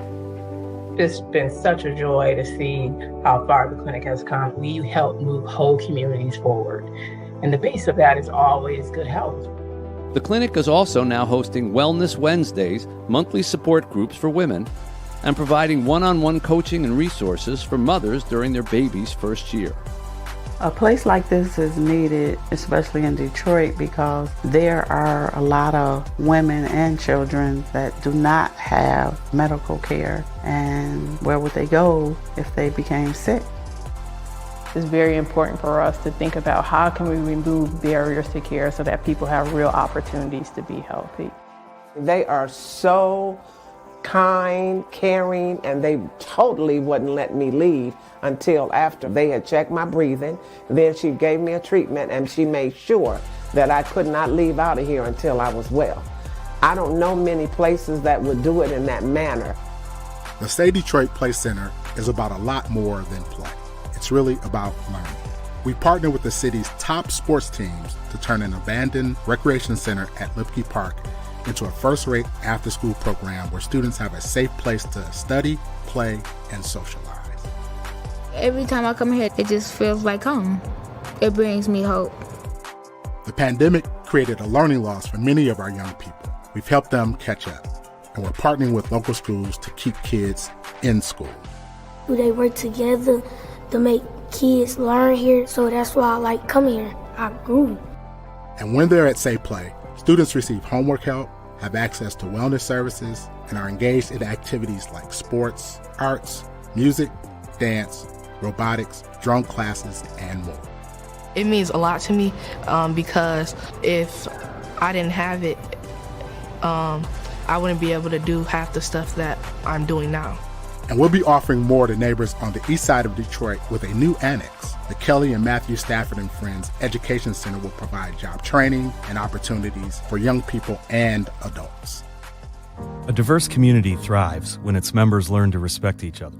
That's why our Better Together program launched in 2020. Human beings connecting with other human beings. We bring law enforcement officials in plain clothes together with the community, gang members, high school students, people with substance use disorders, and they would grill meals together, sit down and break bread without any labels. We have some other good friends here that I want them to share just a little bit more about themselves and what they do, and then we want to have a conversation about that. And so I'm gonna ask my good friend here if he would say just a little bit more about himself. I'm Tavan Hall. I'm a police officer for the city of Inkster. And I'm a cop too. And I Oh, turn you a myself cop too? Yes, sir. And I turn myself around. He don't look like no cop. He don't look like no cop. Yeah, neither though. For real. Neither one of them.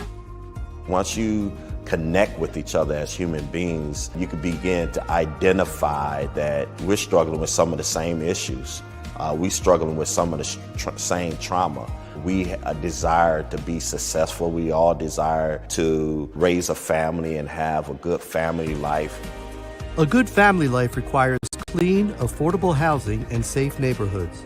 Our Working Homes, Working Families program puts families without a decent place to live into refurbished homes that are previously donated or abandoned. After getting our home, their grades went up. The behavior became better. It adds a sense of security for them, not just me. I would say my home is home now.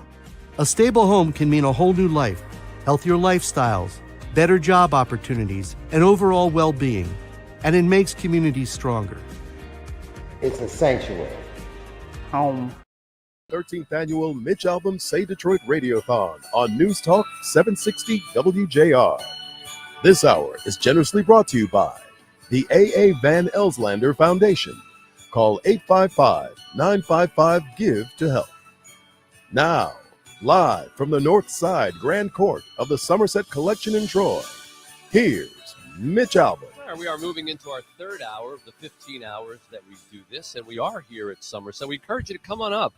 By the way, it's always a great show. There's a lot of guests that come on site here, and you get a chance to see them. They got a beautiful stage, and you can also bring your kids and meet Santa Claus if you come later in the day.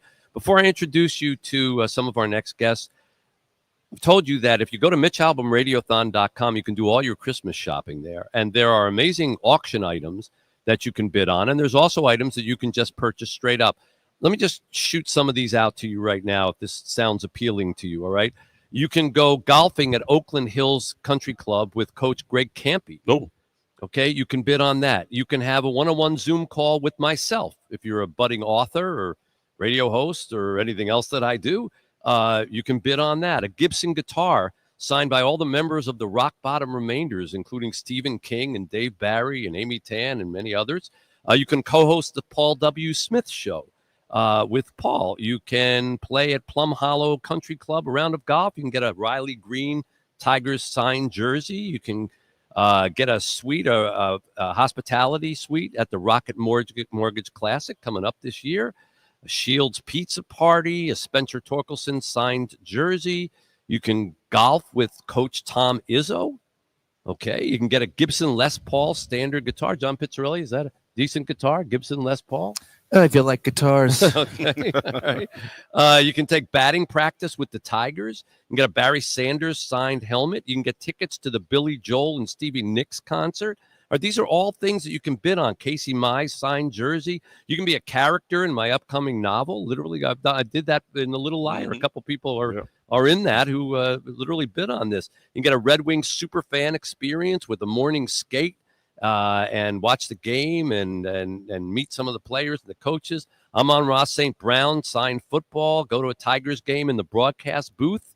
These are all kinds of things that you can bid on. Even have lunch with Carmen Harlan and Bernie Smilovitz. Bid on them and you can get them. And what a great gift to give somebody for Christmas, right? So go to Mitch Albom Radiothon. I can't possibly list all of them, but they're all there. And the incentive items, which you can just purchase right off the top, are also there as well. Chris Spielman from the Lions is going to join us a little later on in the program. Dan Campbell from the coach of the Lions is going to join us. Kat Timpf from Fox News. Davis Warren, the quarterback for the Michigan Wolverines. Jeff Daniels, Mike Tirico, all coming up in the coming minutes or hour or so. Craig Gass, our wonderful friend who has become a new friend to this event. I think we found Craig washing out tights at the Ice Capades, and somehow yet he's become a regular on the program. Go figure. Craig, how you doing? For some reason, I'm getting more insults on this trip than I ever have. Rosie sits me down a few minutes ago and says, yeah, Craig, come on up here. I'm going to have you sit right here, and thanks for dressing up for us. And he walks away. Well, you are wearing something I usually sleep in, but wearing a sweat. And Rosie is dressed like the guy at the gym who tells you we're out of towels. He's insulting me. But so I'm a little foggy because I'm dealing with a lot of cold medication. But I'm trying to remember. Did we just meet you because you happened to come into town to do a comedy thing and came into the show? Came into the show. And we hit it off. And as I was walking out the door, I think it was September of that year, Rosie said, you should come back and be a part of this event that we do, this charity event. And I said, yeah, sure. And I just thought it was one of those kind of conversations come back. We'd love to have you. And it was within a week. He said, all right, here's the date. Lock it down so that we have you. And then you guys flew me out. And then we did it again last year. This year, I tell Rosie, hey, do you mind if I come in and stick around so I can work? I want to do a comedy show somewhere near Detroit. And he said, yeah, that's fine. And I said, okay. He gave me the date. I booked a show in Flint, got plane tickets, got hotels. I'm all set to go. And about a week later, they said, hey, so we're going to move it a week down the road. And I said, well, but I already booked the show. And they said, oh, so come twice. And so I flew out here last week. I felt like I want to serve my country, and you guys tested me by sending me to North Korea for like a couple weeks to see how much I really wanted to be a part of this. And then I came back again. So short of likening Flint to North Korea, I think I get the point of the story. I'm sorry. Yes, we did originally have an earlier date, and then we had to move it. So I apologize for that. But I am grateful that you did come back out here. I didn't realize that this was the second time you're going to have grateful to be here. And by the way, I had an amazing time up there in Flint at the machine shop. Those guys were great. The town was great. Everybody, it was an amazing experience. So, well, you're a very funny guy who has an incredible talent. As John Pizzarelli sitting next to you has a great talent for singing and playing guitar. Thank you. You have a great talent for doing voices. And throughout the course, feel free to just jump in as anybody because it'll make it sound like we have those people on the show. Last year, right at the end of the broadcast, we got into this groove of me reading all the names of people that were donating as different celebrities. So I was excited to be able to do that again. Yeah, well, you can do that again because anything that you can take off of my plate today will be welcome. I know you do fantastic Al Pacinos and many other people. Although you told me a funny story, and Hank Azaria is going to be on with us. I don't know if you'll be with us when he comes on, but I know you ran into him on the street and he pretended he was on his telephone or something, which he denied on the phone. But he absolutely, I ran up to him and he saw me coming, pulled out his cell phone and went, yeah. I just started doing this without touching anything on his phone. And I said, Hank, you said a really nice thing about me on the air. And he looked at me like, I did? And I said, yeah, my name's Craig Gass. I'm a stand-up comedian. He goes, oh, all right. And he put the phone right back in his pocket. Right. Yeah. Said, whoever he was talking to went right in his pocket. And asked me to do some voices for him. So he was great. Yeah. Well, if Hank Azaria asks you to do voices for him, that's a little bit like, Shohei Ohtani asking you to take batting practice. Yeah. He's sort of the best at it. He really is. Did you have that talent like as a kid? Yes, because I grew up I know we've talked about this before. I grew up in a deaf family. Everyone in my family, my mom, my dad, and my sister are all completely deaf. So growing up in a deaf family, I couldn't learn how to talk for my family. I learned how to talk by watching TV and copying all the voices I heard on TV. So to this day, the weirder the voice, the easier it is for me to do it. From Christopher Walken, who's got a real stop and go kind of voice where he'll talk every once in a while. He'll stop and then he'll keep going. Or Al Pacino, which is that voice that women love to hear, even though he loves to yell for no reason. So we'll be joined by Adam Sandler, Tom Arnold, Gene Simmons, maybe My Pillow guy. We'll have a whole bunch of people and Dr. Ruth. Yeah, and Dr. Ruth. But I'm thinking as a kid, if you learn to speak by watching television, so obviously you can't do Al Pacino when your voice is not of there. A 7-year-old. Right. So what were the imitations you did when you were a child? The Fonz, Howard Cosell, okay, Muhammad Ali, all the people I looked up to and admired as a kid, and I just But always you did them in a voice like this. Yeah, exactly. And This is Howard Cosell. yeah, and it's weird because I can still go to different ranges. My throat's become raspier as I've gotten older, but I can. Like if I do Adam Sandler, I can do a little silly shibidoo, you know. It's weird. It's a different part of my voice that I can go to. But can you do any of those kid ones anymore? I don't think so. No, it's voice harder. changed. And I also can't do women's voices. I can't do female, and I can't sing. But I always, whenever I get an audition from Family Guy or American Dad or like Howard Stern, I'm working with Howard Stern again. They'll send me assignments and say, hey, can you learn this voice? And usually in a couple of days. You know, you speak about that. It's funny because we do that sometimes with our show. We have, voice impersonators of Trump and Biden. We could not find anyone to do Kamala Harris. Really?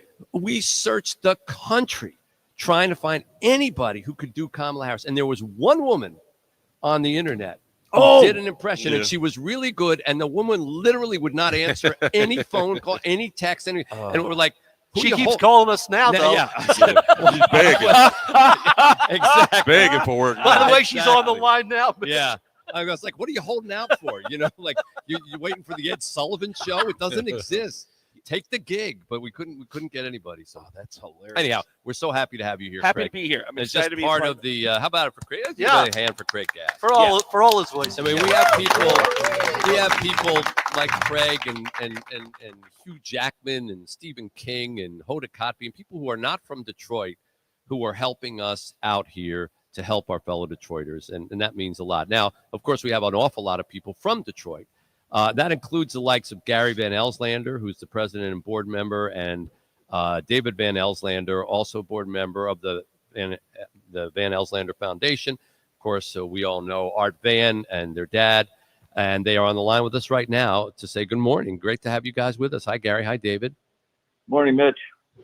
Great morning, Mitch. How are you? Thank you guys for coming on with us so much. It means a lot. You carry on the tradition of your dad and the charitable giving that he was so well known for, and you have been instrumental in helping us in recent years with Say Detroit. Just talk about why that matters to you.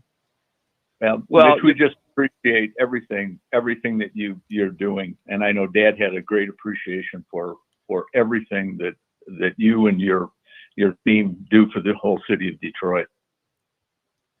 Well, we're so grateful for the generosity that you showed at our Safe Play Center at Lipke Park. Without it, the Kelly and Matthew Stafford and Friends Education Center would still be being built because we wouldn't have had enough money. But it became a reality. We cut the ribbon, you guys, along with the Staffords back in April, and it has made such a huge difference at that play center. And, we do many things. We have 9 full-time operations here, but that play center seems to be, there's always one part of your charitable operations that kind of warms the heart, and people who go out there and see these kids who start at 7, 8 years old and they stay there all the way through high school graduation. It seems to be like, yeah, this is what it's about. Let's help the kids. We live in a city where 43% of our children are at the poverty level or below, and that's 3 times the national average. So I think anything that helps children get out of that situation speaks to them, and maybe that's what spoke to you guys. Yeah, absolutely, Mitch. In life, as you know, there's a lot of paths to success. And you and your team at Say Detroit's Lipke Center give these kids so many options to find which path works best for them. So while we were there to celebrate the completion of the annex that you mentioned, we heard about your plans to introduce this culinary program. It teaches kids not only, how to make cooking a profession, but also teaching healthy eating habits as a life skill, which is often overlooked. Pretty basic skill, but it's often overlooked. So when we heard about it, we knew we wanted to be a part of it. And so we have decided that we've committed $500,000 to fund the kitchen renovation and implement the kitchen program there. Wow. Okay. Say that again, because my ears are a little clogged. Yeah. All right. So when we No, not the whole part. Just the part about the money. Okay. when we knew we wanted to be a part of it, so we decided to commit $500,000 upon the kitchen. Okay, that was $500,000 that I just Amazing. heard. Wow. Okay, that deserves like quadruple applause here. And Mitch, that's in ones. Yeah, in one. And you know what's so sweet about that? There was a woman named Mrs. Falls when we started the Safe Play Center. She was one of those women who just, the minute you saw her face, you felt like you were in her family. She made you feel good. She made you feel like she was your mom, your grandmom, and everything rolled in one. And the kids, that was the first face that they saw when they would come into the Play Center because they were hungry. You know, a lot of kids come from the Detroit school system. They haven't eaten. And in many cases, the first meal that they really got was at our Play Center, and she was the cook. And this is going to be the Mrs. Falls culinary kitchen, and I can't think of a better blend of down home, sweet Detroit, love, feeling and love, and $500,000. What a great message, Gary and David. I cannot thank you enough. What a tremendous launch to the day. Thank you. Amazing. God bless you guys for what you do. We're happy. The A.A. Van Elslander Foundation making a tremendous, tremendous gift. So how about that, Craig Gass? That's Not incredible. bad. That's when I was here 2 years ago, I didn't know what I was in for. I just knew it was a charity event, and I just spent the whole day. My mom had just passed, and I wasn't feeling that Christmas spirit. And that whole day long, I was just seeing incredible displays of the Christmas spirit, and it was really amazing what you guys do. Well, that's what it's like, and that's what. And listen, folks, don't feel like because somebody just came on and donated a $500,000 commitment that your $5 doesn't make a huge difference too, because those $5 things add up and enable us to do everything that $500,000 kitchen will enable us to go into. So please, 855-955-GIVE, 855-955-4483. If you don't type letters, or MitchAlbomRadiothon.com on the web. And again, that's where you go for the auction items and the incentive items. Text, if you prefer to text a donation, that's really easy. You just text Mitch 13. That's because this is the 13th year we're doing Mitch this. 13. Mitch 13 to 59925. 59925, and you just text it right on your phone.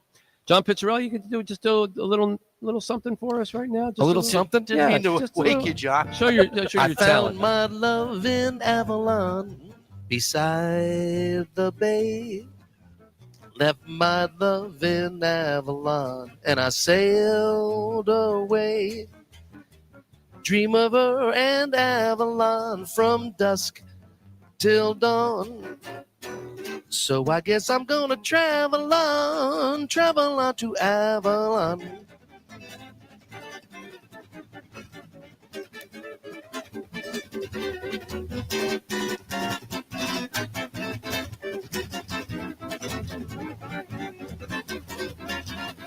So I guess I'm gonna travel on to Avalon. I mean, when I think about the talent that is sitting here in a shopping mall at 8:23 in the morning. You know, I was just thinking, 47% of jazz musicians are hungry. And strange. One day we'll do a radiothon for them tomorrow. Yeah. But God bless you, John, for coming in. And folks, we don't know. Take care. I'll see you. It's been a pleasure. People pay big money to see John in New York City not at us. the biggest clubs. And John's here at the Somerset Collection with us because he wants to help out. 855-955-GIVE, 855-955-4483, MitchAlbomRadiothon.com, or text Mitch13 to 59925. Kenny Brown alongside. Hello. Chad Audi from the Detroit Rescue Mission. Craig Gass will be joined by Chris Spielman in a minute. Kat Timp from Fox News, who's from Michigan. I don't know if you knew that. Mm-hmm. Davis Warren coming up. Hugh Jackman, Tim Allen, Jeff Daniels, Hoda Kotb, Hank Azaria, Dr. Phil, and many, many more as we continue here live from Somerset North on the Mitch Albom Say Detroit Radiothon. Stay with us. The Mitch Albom Show Radio. This is always a awesome day for us. It's a beautiful day for the family here. I am happy to provide you with the keys.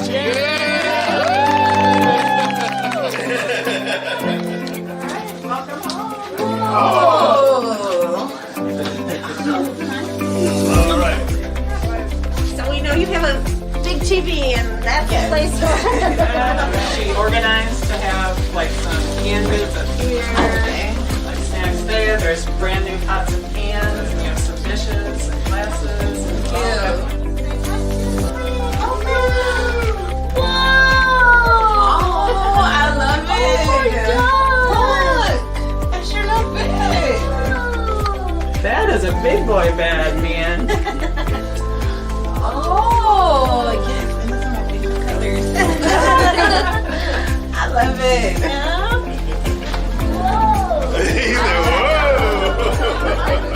Here's your playroom, huh?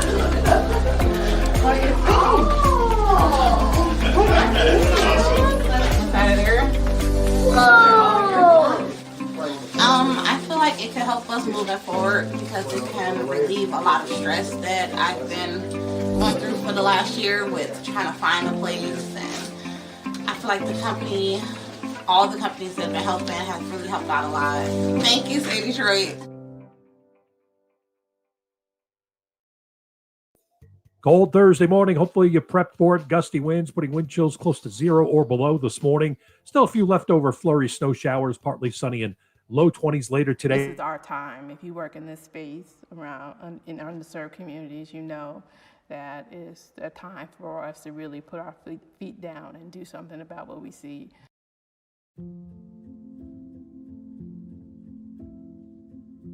A new coronavirus testing site opened today with an important goal: eliminate barriers to get Detroit's most vulnerable screenings. It's at the Say Detroit Family Health Clinic in Highland Park on Glendale near Woodward and the Davison. You don't need a car or health insurance to get screened. So we're very fortunate that we were able to erect a mobile site to do some COVID testing.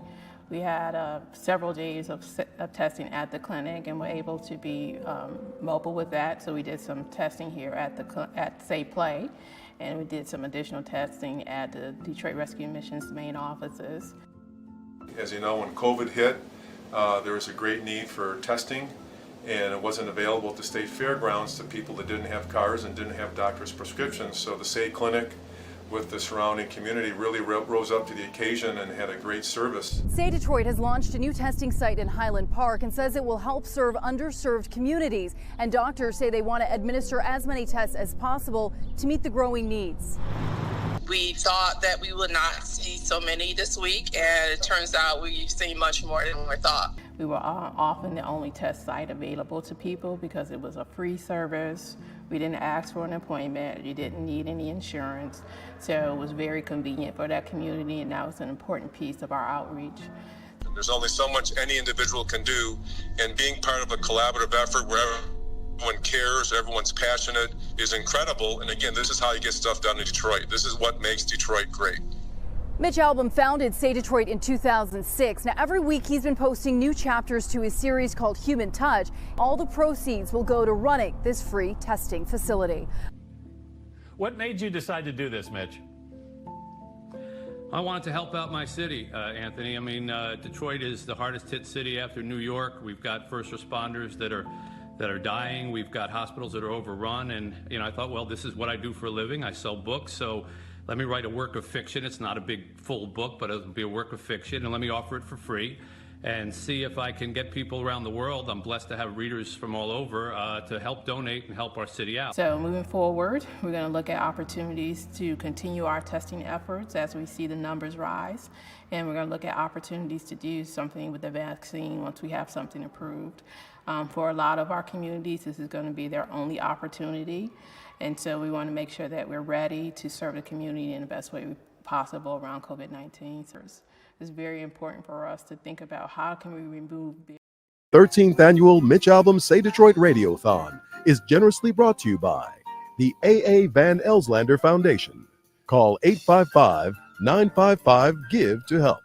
Amongst the items you can just go online and buy, and all the money, of course, will go to Say Detroit to help needy Detroiters. You can do your Christmas shopping. Amongst them are the chance to co-host any of the shows, basically, here on WJR. Guy Gordon threw in there, Paul W. Smith, our show for $1,000. You can come on and co-host the program. So if you like the radio station that you're listening to, That'll be a great way to go. You can also get an autographed football by Desmond Howard for $200. You can get a Matthew Stafford LA Rams jersey for $300, LA Rams football for $150.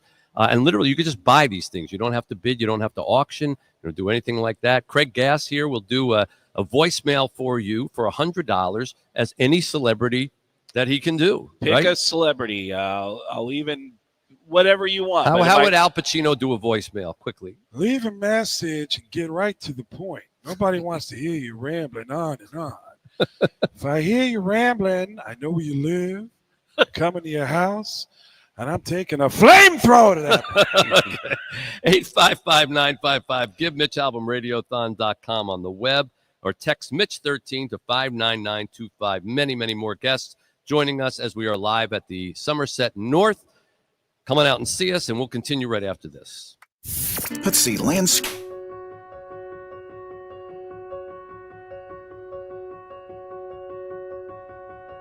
I'm Mitch Albom. I'm an author and storyteller in a number of different mediums.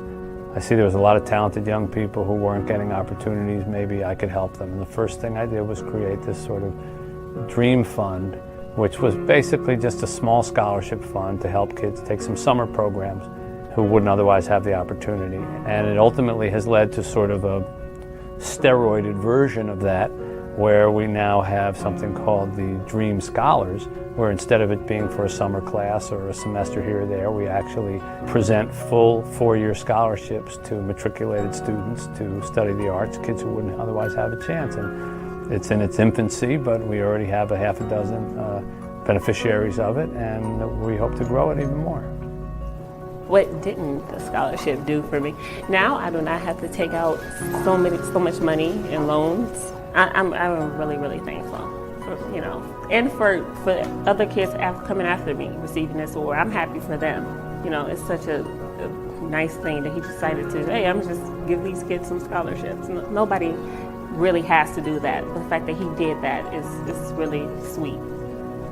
Sabrina Nelson called and she said, "You got the scholarship," and I was like, "Whoa!" And so I told my mom, and she was jumping up and down in the aisle, and she was like hugging and kissing me and stuff, and we were like, "Whoa!" It was really funny, and it was amazing. I can remember when she first went to elementary school, and it just makes me bubble up to see her now entering art school, especially CCS, one of the greatest art schools in the world. Words cannot express how happy I am. Hopefully I'll make people proud. I've been given a great gift to be able to have a voice in the community through a newspaper, through a radio show, or things like this, to try to reach out to people. But you can come join us every September and come down and see the new students that we're admitting, see the artwork that they've done, put your arm around the student that you helped and say, hey, how you doing? You're on your way? What did you make? What are your plans? And anyone who's ever had a child and watched that child grow up and blossom knows the feeling of being a part of that blossoming process. And you, if you would contribute, or whoever's ever watching this, to become a Dream Scholar sponsor, you'll have that feeling too, and it's quite remarkable. In this morning, northbound on the Lodge after Telegraph, an accident has a left lane blocked. Southbound 75 at 14 Mile, crash off to the right shoulder. Home had caught on fire in 2019. It was the coldest day of the year, and we basically lost everything.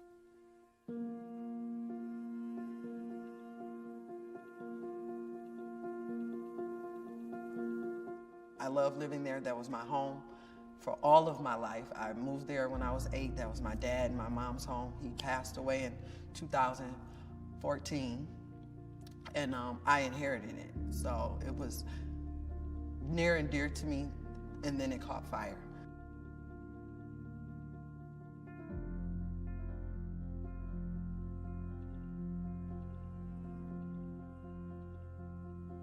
This is when I met Rosie. Rosie told me that, hey, I got a way that not only fix your electrical problem, but make your house a home as well for you and your children.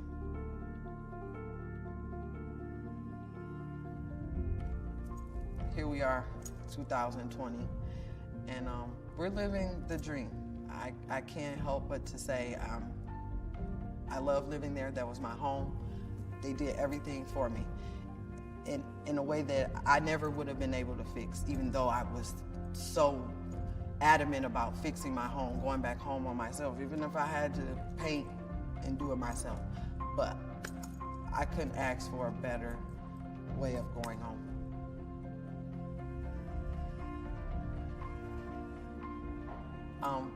After getting our home, their grades went up. The behavior became better. 13th annual Mitch Albom Say Detroit Radiothon is generously brought to you by the A.A. Van Elslander Foundation. Call 855-955-GIVE to help. There is a lot going on. Yes, indeed, it is the 13th annual Say Detroit Radiothon. Once again, we are en masse at the beautiful Somerset Collection as the festivities continue. By the way, if you want to give, and we certainly hope you do, 855-955-4483. That's 855-955-GIVE. Or simply go to MitchAlbomRadiothon.com.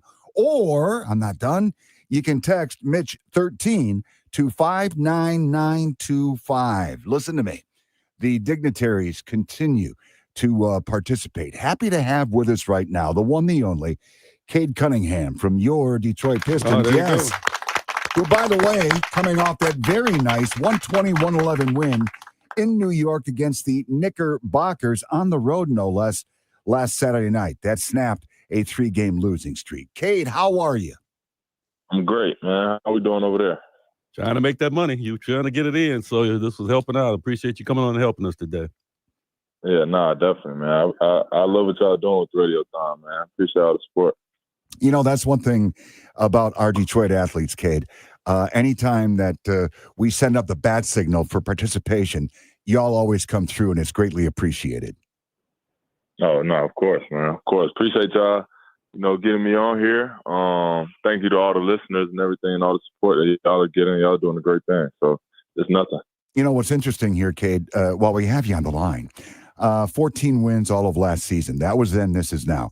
Right now, your Detroit Pistons coming in at 10-15. Now, maybe it's just me, Cade, but with this 2024 team under the watchful eye for the first time of J.B. Bickerstaff, it just seems like you're having a hell of a lot more fun getting to the arena. We are. I mean, winning helps with a lot of that. I think we're just playing a better brand of basketball. We're flying around, playing harder. So it's good, man. We got a lot of games left, but definitely been a good start for us. I think I looked it up, and don't quote me on the exact date, but I don't think you guys won your 10th game last year sometime in March. And it's amazing that you got it even before Christmas time. And is last year like a blur? Did you just put that out of your mind now? It won't. It doesn't leave my mind. It's hard to. I feel like it's such a part of all of us now. Going through what we went through that year, but it's definitely lit a fire under all of us, and I mean it's the reason why we don't want to go back to that, and we're playing so hard now is to earn the respect of the league and represent Detroit in a better way. You're off to a hell of a start there, Cade. 23.9 points per game, 7.3 boards, 9.4 assists. For the love of God, you're almost averaging a triple-double per game. That being said, I know there's a lot of basketball to go, but you've got the Pacers, Bulls, and our Pistons all at 10-15. And the thing is, right now, the Pacers are 9th, the Bulls are 10th. So, listen, I'm just saying, postseason hopes are alive, baby. Oh, 1,000%. That's what we're working towards, is to get in the playoffs and bring the playoff basketball back to Detroit. So, like you said, like we all said, it's a good start. A lot of games left to go. We just got to stay hungry and keep working. He was just talking about the triple doubles, and I think you have a bunch of them this season. Too many to count right now. I'm real busy. But what is the hardest of the three for you to get? The scoring, the assists, or the rebounds? I'd probably say the rebounds. Playing with guys like Durn, Stu, I mean, it's hard to go get 10 rebounds for me for the guard, but you know what I mean. I'm working for them. I'm trying to take them down as much as I can, and really just trying to help the team, you know, keep our rebound numbers up. Right. I didn't want to slam you on the score. And that was a standard question because I know you're looking at me like, can I get 10 points? So yeah, nah. All right. I think I can go get 10, and my teammates make me look good. You know, I've been getting 10 assists pretty easy, just getting them the ball in their spot. So the rebounds I have to work for sure. Well, listen, Cade, on behalf of all the other, and I know there's a ton out there, born-again Piston fans, just keep doing what you're doing, bro. Yeah, I will, man. I will. I appreciate all the support. Like I said, man, it's been a pleasure to be here and play for a city like this. And you know, it's only the beginning for me. I know you're from Dallas, but you got to be on that Lions train before we get you out here too. You got to come on up to the side at least for this year. No, I have been for this year, man. I've met a lot of the guys on the team, and all great dudes. I like how they play. I love what they represent. I'm definitely I don't know what the word is, but it's my new team. You know what I'm saying? My Cowboys ain't know what they're supposed to be doing. So I'm definitely supporting the Lions right now too. And the way it looks, you're gonna be here for a while because the Cowboys got a little ways to go. So you come stay with us for a while. A little. Hey, listen, Cade, thank you again so very much for participating with us here. You guys are indeed playing tonight, as a matter of fact. I don't know what the hell the deal is, but you're back in Boston. You were there a week ago just last night to take on those Celtics. All the best to you and, of course, that Piston team.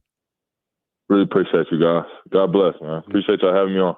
All right. Cade Cunningham spending some time with us here on the 13th annual Say Detroit Radiothon. Once again, if you'd like to give, it's simple. 855-955-4483. 855-955-GIVE, or simply go to MitchAlbumRadiothon.com or text Mitch 13 to 59925. We've got more coming up from Somerset Collection right here on 760 WJR. Appreciate that, Steve, as we continue here from Somerset North Collection. 855-955-GIVE, our phone numbers indeed. The Lions are one of the great success stories of our sports calendar year. And Chris Spielman, who plays a very integral and yet quiet role with the Lions, is on the line with us and on StreamYard with us right now. Hey, Chris. Hey, good morning. How is everybody? Everybody's doing good out here. This is early for us, but I'm thinking for you, you've always been an early guy. You've been up for like 5 hours working out already. Exactly. Well, actually 4 hours and 2 minutes. So yeah, you're right on it. So what time do you go to bed in order to wake up at 4:30? I fall asleep at this time of year to the Hallmark Christmas movies about 9 o'clock. 9:50. Is that what puts you to sleep? Or? Yeah. How can it not? I already know how it's going to end, so it's all good. The guy always gets the girl, so we're good. The guy gets the girl, exactly, and then snow falls, and then the tree, and then we go to the clouds, and that's the end.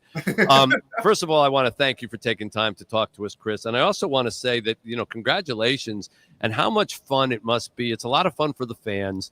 But I can only imagine how much fun it must be for you who bled Honolulu Blue for so long as a player to be part of, a 12-1 team that really has legitimate Super Bowl claims. I mean, it's got to be a special kind of fun for you. Well, the fun is to see the success and the joy in Sheila and Rod and Brad and Dan, the whole coaching staff, all the work that they put in the belief that they had in what our philosophy was and why we hired who we hired, and to see that kind of pay off. Now, it hasn't paid off ultimately, but we're getting better and keep improving. That's the joy that I have. And I said, Mitch, when we first talked, I think you and I first talked the night I took the job or soon thereafter, where I did say that, I've climbed my mountain, man. And the joy that I get is being a part of helping other people reach where they want to go. And I just get to go along that journey with them. So that's been the cool part for me. Can you imagine Chris Spielman, the player, with Dan Campbell, the coach? Oh, absolutely. Yeah. Yeah, it probably would look a lot like Jack Campbell, and because and just I just think that Dan epitomizes what football is and how I would define it. I think that it's a game that needs to be respected. It's a game that needs to have sacrifice by the players to make it good, to make it right, to make it true. And I think the message that he gives to the team, and the cool thing is how all the players respond to his message, and the only way that they respond to his message is that he's authentic in how he presents it. He's authentic in how he approaches each and every single day, because as players, you look for a guy to have some inconsistencies. He's so consistent. Guys believe in him. And guess what? The message that he's preached is working. So that's why you can get 5 guys off the couch on a Sunday and come in here and perform on a Thursday good enough to win a football game like we did last week. It's just incredible. I mean, they were wearing "Hello, my name is" stickers. You're on our team, right? Okay, go cover that guy. And yet they won. And is there any concern that that's going to bite them eventually? I mean, you can still only lose so many players, and now you're taking on Buffalo, which has got an amazing offense. I think there are a lot of fans that privately worry, like, oh, maybe the Magic's going to end this week, just not because the Lions aren't great, right, but because you can only miss so many players. Yeah, I mean, obviously. So when you're in a situation like we're in, then the offense understands that, okay, we have to be extra good. We can't turn the ball over. We got to score a certain amount of points. We got to be so good on third downs. Special teams, when called upon, they have to pin them back. If we decide to punt, who knows? If we do punt, then we got to be able to pin them back. And then when you have the big thing is, and we're pretty good at this all year, and I think Ben and his staff do a great job, is our red zone offense has been pretty solid since the loss to Tampa, which I think we were 1 for 6 or whatever it was against Tampa Bay. All year has been pretty good. And so I think, yes, you're at a disadvantage when you don't have Aiden Hutchinson, or you don't have Alex Anzalone, or you're missing a number of other guys, Davenport, who was off to a really good start before he got hurt. But those guys, I was just talking to Ray Agnew, our great assistant GM, and I hope Ray gets an interview this year. He certainly deserves it. Is that, the one thing that never changes, Mitch, is that when you are able to get guys that love the game, have the athletic ability, have the competes, you can hang with anybody.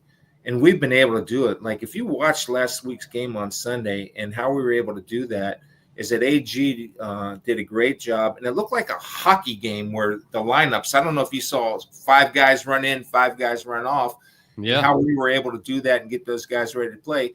So, yes, is it more challenging to a very long answer to a short question? Absolutely more challenging. But when you have a team that's pretty healthy on the offensive side, they know they got to wear the harder hat. And they've done a pretty good job with that, putting 34 points up last week. I've wanted to ask you, we keep hearing about your integral role with the Lions. And, when Sheila's interviewed or some of the other people, so it's so great to have Chris. But you never appear, like you're really quiet and whatever it is you're doing. So what is it that you're doing? I know it's significant, but you're so humble that you probably don't want to talk about it. But can you just sum it up in a sentence? Yeah, I'll sum it up this. I'm an outsider on the inside. And sometimes if you're an outsider on the inside, you're the first to see it. You're the first to be able to validate something, or you're the first to be able to say, hey, you might want to look at this. And so I have a lot of freedom around here and a lot of open, honest conversations with all parties involved. And that allows me to validate or maybe raise a concern. And what people do with that information is up to them. But I think it's a unique role, and it's a role that, frankly, I could not have had or could not execute if I weren't part of the team that hired the coach and the GM. Right. So that does everything. That's what I would. I mean, you look at like the Bears or the Jets. 2 jobs are open now. Any other jobs? And I've kind of heard some people ask the same question that you asked, Mitch. What is it that he does? And you know, the thing you have to do is that you have to have somebody that comes in that has the team first mentality. I get all that. No personal agenda. And that you have to have open and honest conversations and not be afraid to. And it's hard to do that if you're constantly answering to somebody. But in that being, everybody knows that I have no goal to be the general manager of the Detroit Lions. I have no goal to be the head coach of the Detroit Lions. My only goal is to lift and support. He Well, does you're doing a everything, great Mitch. job. He was filling divots in one day. I was out at training camp. He had the bucket. Well, he does it all. I want to make myself valuable. Like I did learn a lesson. My dad always taught me, man. Whenever you have an opportunity, make yourself useful. And you're filling in the divots on the practice field, Chris. Well, Billman. yeah. I like it. Our landscaping crew is awesome. So No job too small, no job too big. Yeah. Well, Chris, you know, we go way back, and I know you to be not only a fantastic player and football guy, but I know you'd be a man with a big heart.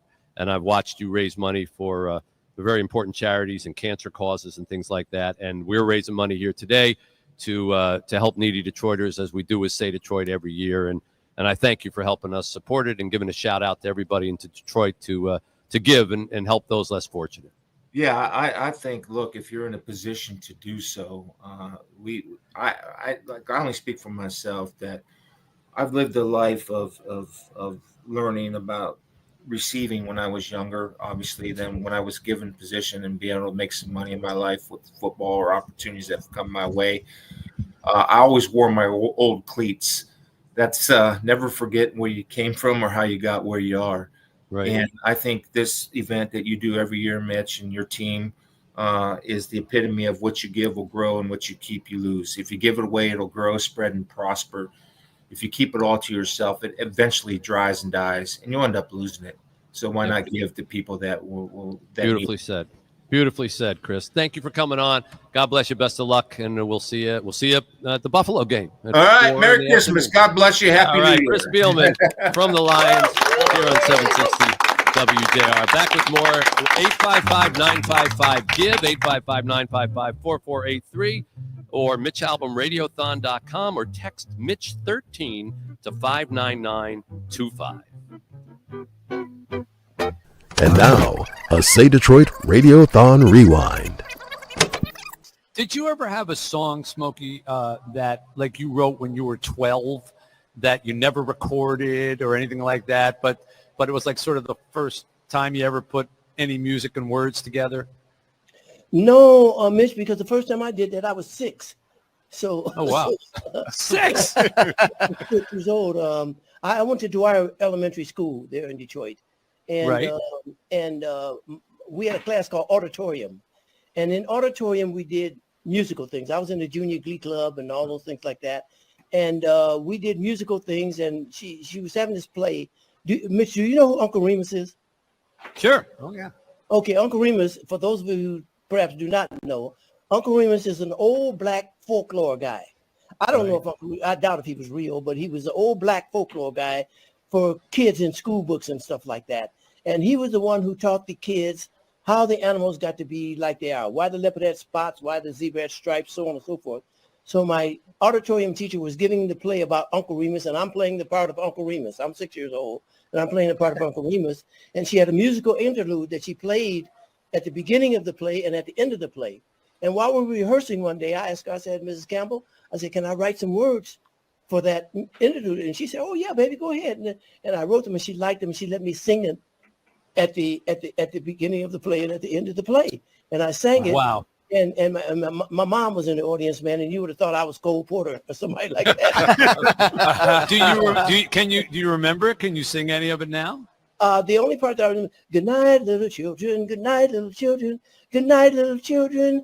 Uncle Remus said, it's time to go to bed. So that it's already catchy. Yeah.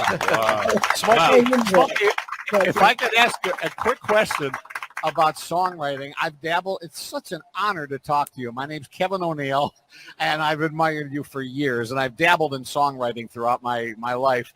And I came to a point once where I thought, maybe I'm just not very good at this. And I read something you had written that was such an inspiration. You said, everybody is a songwriter. Everybody has it in them to write songs because everybody can tell a story. And I thought those words meant so much to me. And I really appreciate you saying that. You said, hey, it's all about putting it to the music, but you have to have the story, and all of us have a story. Thank you for saying that. I appreciate that. Well, Kevin, thank you for remembering that, man. and yes, I'm an advocate for songwriting, man.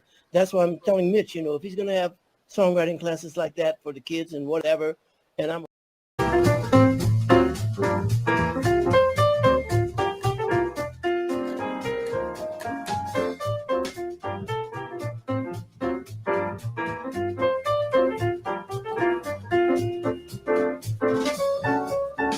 Okay, here with us now, and this is as much important to the program as the many celebrities who are coming on with us, are the people who benefit and help run some of our organizations at Say Detroit for our Radiothon here that we're raising money. Chuck Nagy is the director of our My Cycle program. Hi, Chuck. Good morning. And Erica Wright is the founder and director of Westside Cultural. Hi, Erica. How are you? Good. And Carrie Wright is the board member and How related to Erica. Yep. Great to see you guys as well. My Cycle has given away over 800 bicycles so far this year. This is something that we came up with because transportation is such a big issue in Detroit. These bicycles are donated to us. Chuck and Anthony, who is here with us as well, an employee. Hi, Anthony. Yeah, talk loudly into that thing. How you doing? All right. Chuck and Anthony have helped refurbish these bikes, giving them away to anyone who needs transportation to and from work or school. We also give these bikes to kids after Chuck measures for the correct size bike. I think, Erica, we've given 200 bicycles to your In kids 2024. just alone. this year alone. Yes. And how much of a difference has that made for those kids? Oh, God. These kids don't have what they should have. And you should see the faces on their, the smiles on their faces when they see, oh, I got a pink one. Yeah. It's just amazing. What you do is amazing, bringing us together. You brought Mr. Nagy is outstanding, and we just have a good time watching the kids just go through and pick. Well, in many cases, those bicycles enable them to get to school, enable them to get to a summer job. We also give those bicycles, of course, away to adults who use them for transportation to get back and forth to a job.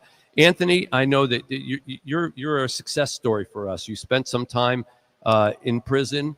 Your wife and two kids were renting a home from a guy who falsely presented himself as a landlord, and then you ended up homeless, moved to a COTS shelter, and through the My Cycle giveaway with COTS, you got a bicycle and ended up getting a job. Is that right? Yes, sir. It's more than just, a bicycle for me. My cycle has opened doors for me in so many ways. Were you, how did you feel when somebody came out of the blue and just offered you a bicycle? Kind of humble at first. I was pretty tall back when I was a kid, so bikes wasn't really my thing. Mm-hmm. But more and more I got into it, but very much appreciate it, and I like it very much. And then the job is the most important part, isn't it? Yeah, it's giving back to the people who are in need, working on my people skills, and just venturing off, just meeting new people. It's amazing. And Chuck, Anthony's typical of the employees that we have at My Cycle, right? Very, very much so. Anthony is a huge success story, though, because when he came to us, he was very quiet and closed off, but he's really opened it up. And to see him working with people and getting them on bikes, and during his interview, he said that he wasn't mechanically inclined, but I had a feeling about this guy, and he's a great mechanic. He's a great person. He's done as much for us as he's probably done more for us than we can do for him. But having Anthony with us it's a pleasure. Well, that's what Say Detroit is about handing up, not handing out. And Anthony, you're a success story for us, and we're proud to have you as part of the Say Detroit team. Thank you so much. We really are. And Erica, what you do for the kids in your neighborhood is just fantastic. And Carrie, to get to work with Erica is got to be a thrill for you as well. Yes, it's great the way my mother-in-law brings relationships and people together, and the kids who are so successful once they've come through her program. If I could just highlight a few things, the conflict resolution skills they gain, just making sure they give back to the community, volunteerism. So she really pulls it out of the children, and they continue that, at a small age and then through their adult life. And just like Say Detroit, Erica started it with an idea. She said, I'm just gonna get kids in my home and try to help them out. And that started with a few. And how many have come through your program at this point? Thousands. Yeah, well, 47 years will do that. Without your support, I don't think we would have reached that many kids. Well, without your help, we wouldn't have reached them even with our support. So God bless you, Erica Wright, Carrie Wright, Chuck Nagy, Anthony. Thank you guys for coming out. You are what Say Detroit is about. That's what you're giving your money for, folks. 855-955-GIVE, 855-955-4483, or MitchAlbumRadiothon.com. Back with Dan Campbell from the Lions right after this. It's another beautiful day at Say Play. Going to pick up the kids. Have a great day. Welcome to the Say Detroit Play Center. My name is Eric Reed, and I have the pleasure of serving as the Executive Director. And let's meet our students who are about to come in off of our buses. What's up? How y'all doing today? Everybody good? Yes. How's school today? Good. All right, good. Good to see y'all. Good afternoon. Good afternoon. How was school? It was so good. Yeah, I like to hear that. What's up, big fella? Y'all doing good? Yeah. Good afternoon. I got the highest grade in the class. Oh, sweet. Hey, how was school? Awesome. Good. Y'all doing all right? How was school? Good. Huh?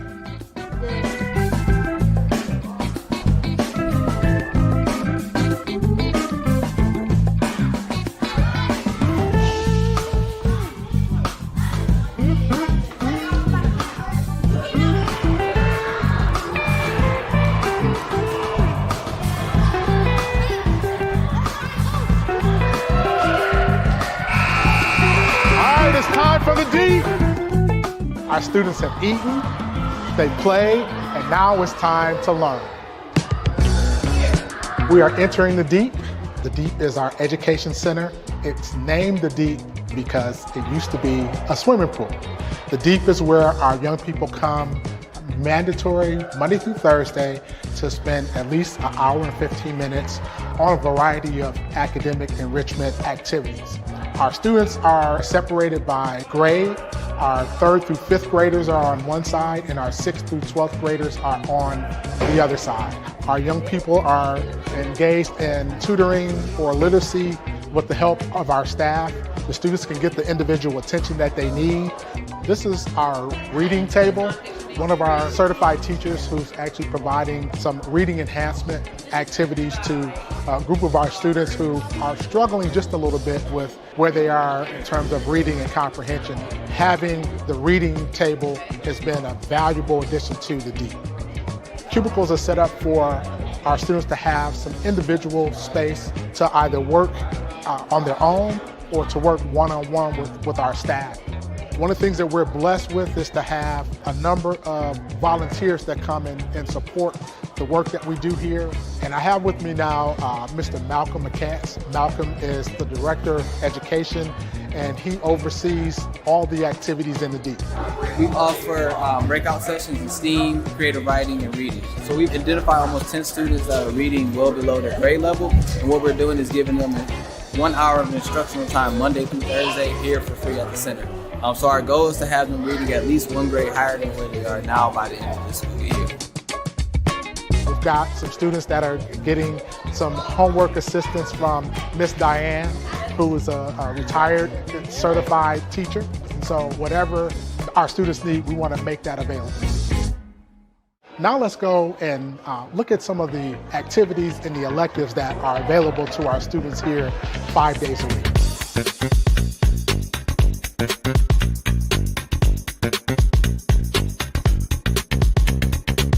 Notes for Notes is a national organization that provides music studios across the country. We also offer students an opportunity to learn how to podcast and expands the overall development of our young people. We have our wonderful coordinator here, Ms. Lolly. Notes for Notes is a nonprofit that started in Nashville, and it has expanded. So there's over 20, I believe 26 actually, locations throughout the nation, and youth are able to really grow in the program, become tomorrow's musicians. So we really help them to record and get used to what it is it means to be in the music industry. So now we'll take a walk so that you can see our art room as well as our dance studio and the space that we hold our social justice initiatives. Our wonderful art teacher, Ms. Kai Kierton. Can you talk a little bit about just kind of the value of having this kind of space for young people? Especially in Detroit, this kind of space for young people to express themselves, to learn who they are as like humans and artists, to hone those skills with people from the community like us. I think it's a one-of-a-kind space, and it's needed like throughout this city. As we leave,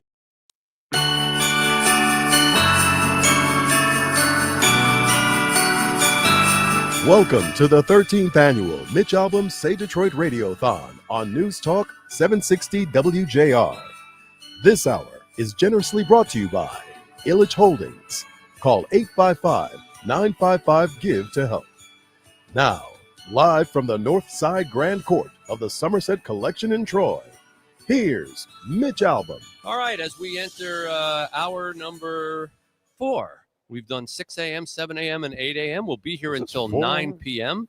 So hour number 4 of the 13th annual Radiothon. Last year, we were able to raise over $2 million to help needy Detroiters in a single day. And remember, everybody, Say Detroit, 100% of the donations that you make go to help the needy. Chad, that's rare in the charity business. It right? is actually, it is the only charity that we know of that takes only from your pocket to support administrative costs. There are some and the money charities that goes you directly. give $1, about 80 cents of it goes to pay for the lobby and the artwork, and 20 cents goes to the. There's some 90%. Yeah. Some. So we don't do that here. So if you give us $1, it's going to help needy Detroiters.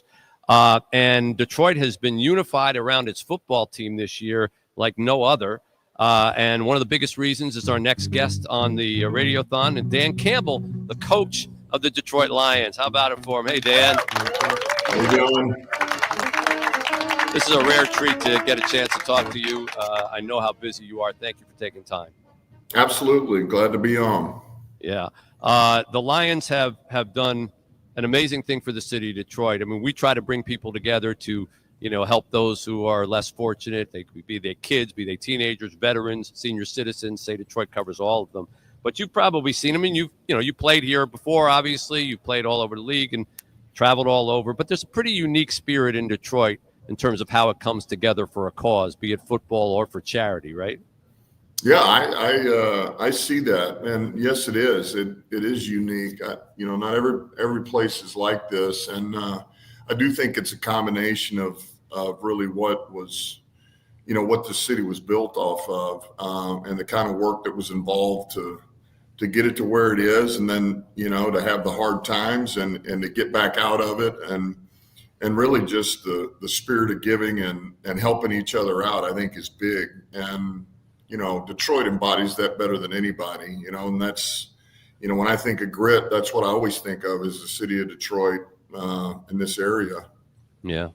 How do you, you go from playing on a Lions team that, shall we say, didn't have a lot of success.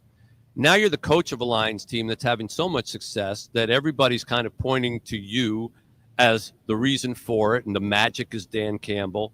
How do you keep insulated from that so that it doesn't go to your head, so it doesn't distract you, so you don't become, the focus that you don't want to be? How do you balance all that? Well, look, the easy part of all this is, that it's easy to start singling out one person here, one person there, this player, but the obvious is, man, when you have the kind of success we're having, or anywhere where you have success, it's because of teamwork, and it takes a team, and I'm all about the team. And I've always said to me, man, you get this thing where you want it and you're having success. I would rather just sit in the back seat and let these guys take over. And because we all win. And it takes a village, it takes a team. We got good people, we got competitive people, and we got people that are team oriented, and that's across the board. That's from ownership to president to GM to the coaches here, the coordinators, the players themselves, equipment staff, you name it. It's all for one common goal, and that's to be the best of the best. And it takes every one of us. Yeah. But I did see a Dan Campbell lookalike contest this weekend, Yes. so there are some perks coming out of that. The guy who won, he was actually pretty close to you, a little grayer than you, I think. Yeah, they showed me some pictures. I'm not going to lie, it was pretty close. It was I pretty close. think it's you in about 10 years. Well, the good news is, look, if something happens, if I do something wrong, I'll just blame it on that guy. Yeah, that's right. And you can have, he can like get out of cars instead of you, and then you can duck out like the spy. That's right. Did you ever think that your locker room speeches would become viral sensations? Like people wait on Sunday nights to see what you had to say to your team. No, I didn't. And,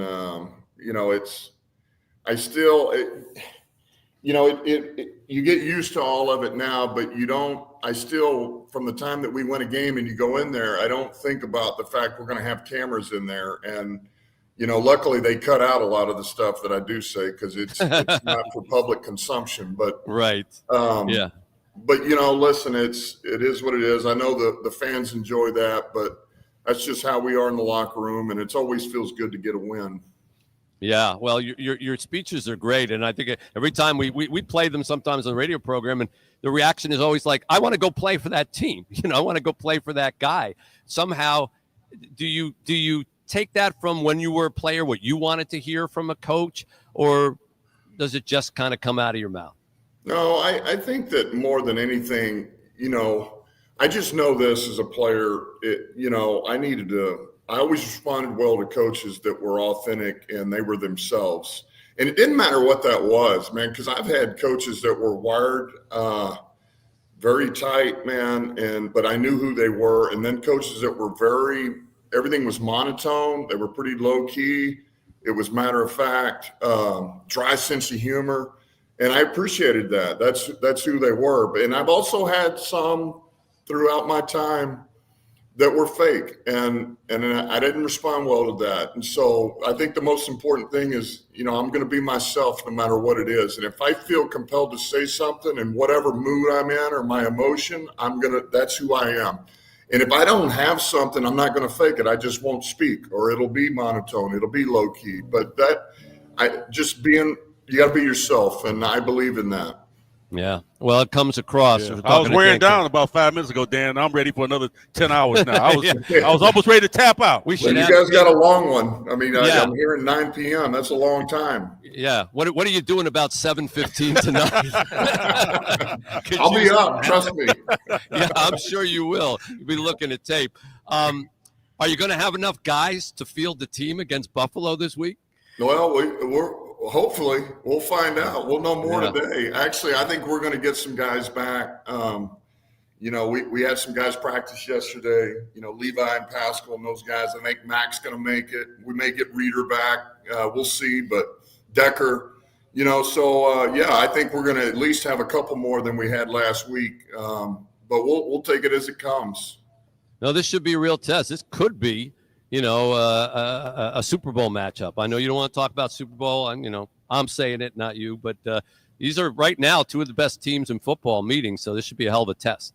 It should be. This is a really good football team. And they've got as much over there and as much talent and ability to make it on their side as we do. So, you never know. I mean, this could be the first of two matchups.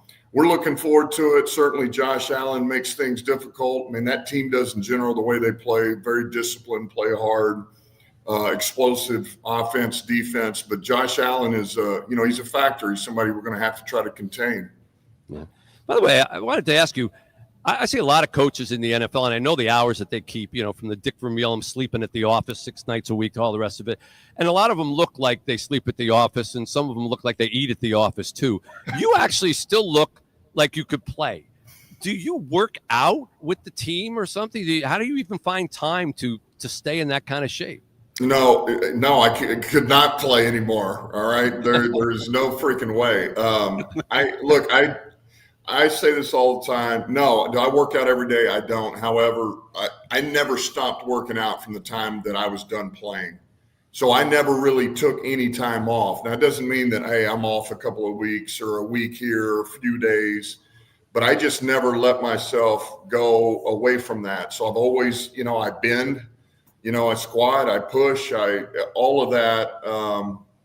But it's not like I load up like I used to. But yeah, I try to stay active and at least sweat. And if I'm able to do that, even in the shower in the morning, I'll do something. So I just try to stay active. What can you actually do in the shower? That is, you'd be surprised. You can do a lot in the shower. and that holds for lots of things, and we're not going in there. Listen, I want to thank you not only for joining us here, but you have been kind enough to offer an auction item for us where people will be able to meet you during training camp next year at Allen Park, take a photo, meet you, watch the press conference and the media seating. And this is a pretty big deal because camp tickets are already sold out for next year. So I'm sure that's going to fetch a lot of money, Dan. I want to thank you first for doing that. Thank you very much. Absolutely. And are you a music fan? I do like music. Okay. By the way, speaking of music, do you know that song that they play every time you score? Nowhere down the field. Blah, blah, blah, blah. I mean, is that like that? Are you aware of that? Could you sing that thing? No, I couldn't. I'm aware of it. All right. Yeah. And enough to know what it is. But if you asked me to sing word for word, no, I couldn't do that. Okay. Because it's in my head forever. The great John Pizzarelli, who is a very, very famous international jazz guitar player, plays in New York City, sold out all the time, is actually here with us. And for our special guest, he does always a little thank you ditty. So he's prepared something on the lines to the tune of an Eagles song. Are you an Eagles fan? Not the Philadelphia Eagles. Yes, I am. I do Eagles like the fan. Eagles. Okay, here you go. Here it is. Listen. All right. You can't stop those lions, guys. Got their eyes upon the prize. You gotta love this enterprise. There ain't no way to stop Dan Campbell's guy. There you go. Nicely done, John. That was better than Don Henley. Don't tell Don. Yeah, we won't tell him.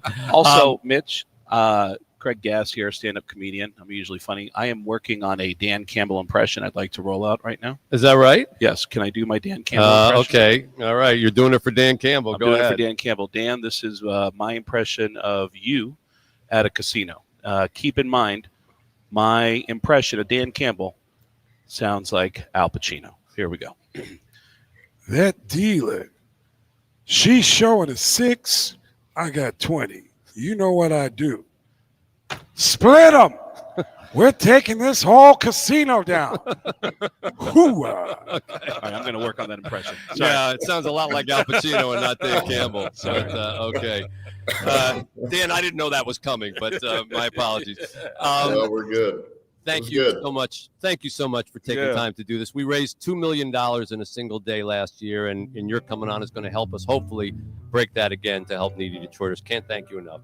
Well, thank you guys. And Mitch, what you guys do out there, it's unbelievable. I mean, what you said, the fact that 100% of the proceeds go to helping the needy, man, that speaks for itself. So credit to you and all involved. All right, we'll see you at the game on Sunday. Good luck. Thanks. Okay, Good luck. good. Dan Campbell, how about it, folks? Joining us here on 760 WJR. That's fantastic. What an interesting and inspirational guy he is. 855-955-GIVE, 855-955-4483, MitchAlbomRadiothon.com, or text Mitch13 to 59925. Now, normally, if you just turned on your radio, you'd be hearing Kevin Dietz. Obviously, he's not here. No. But he is here because he's on the line with us right now. Hi, Kevin. Hey, Mitch, that's a tough act to follow. I don't think I want to talk about my workout schedule, what I do in the shower, and I don't want to sing for you either. So I don't know. Yeah, what I do in the shower is going to be a soundbite that we're going to play for a long time. Yeah. I think that's going to be around a long, long time. Well, you speak to your audience, on a daily basis. Give them a little shout out and encouragement to make today the day that they do that charitable giving that they were thinking about doing all year. And maybe I should help somebody. Maybe I should help out this year. Let Kevin Dietz tell Kevin Dietz's audience why they should do it. Yeah, I got to tell you, we have a fabulous audience. We have a generous audience. We talk a lot about the hurdles and challenges kids in Detroit and in the state of Michigan have every day. But you are out there doing stuff for them. You're raising money. You're helping them. You're helping them get tutored. You're giving them a safe place to go. It's really, really important that we don't just talk about stuff, that we do stuff. And if we don't raise the most money in these 3 hours during your radiothon, I want to have the most number of people give in these 3 hours. So, hey, it's 10 degrees at my house right now. So if you got $10 to give, call in and give $10. If you have more, that's great. But let's get the most number of people during these 3 hours to have the biggest number of donors for your radiothon, Mitch. That's what I'd love to see. That would be a great thing. And, and that's really, really important. We don't care about the dollar amount, $1, $5, $10. That's what the fact that we could get the number of people to participate means that, we're doing what we're supposed to do as an organization, which is reaching people.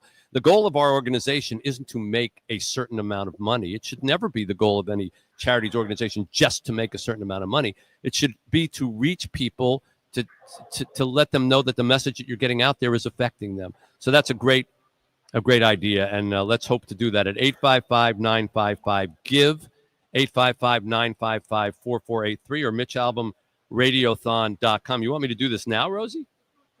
You want me to do this now? Okay, Kevin. While you're on the line with us, we're going to go to a tote board and see where we are. Now we started. This is the first time we're going to do this.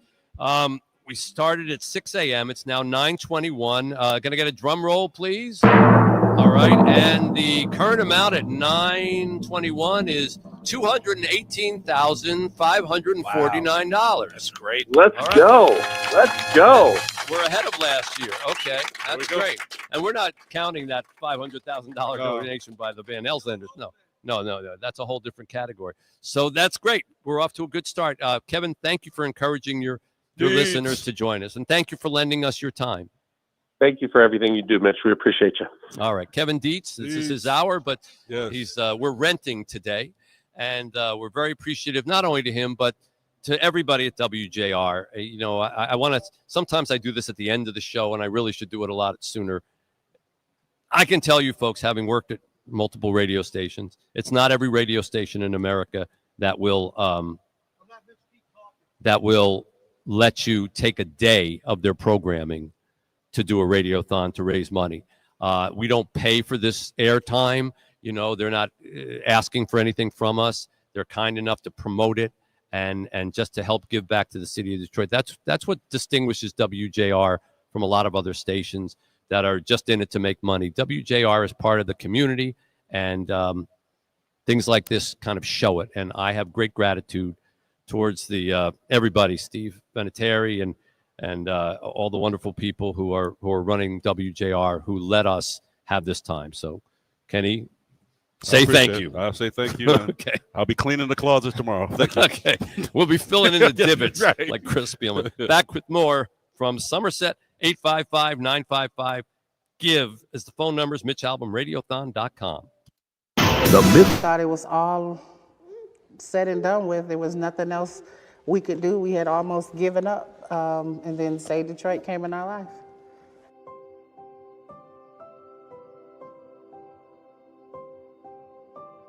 Started, thought we were doing fine. My husband had a TIA, which meant he had to stop working for a moment.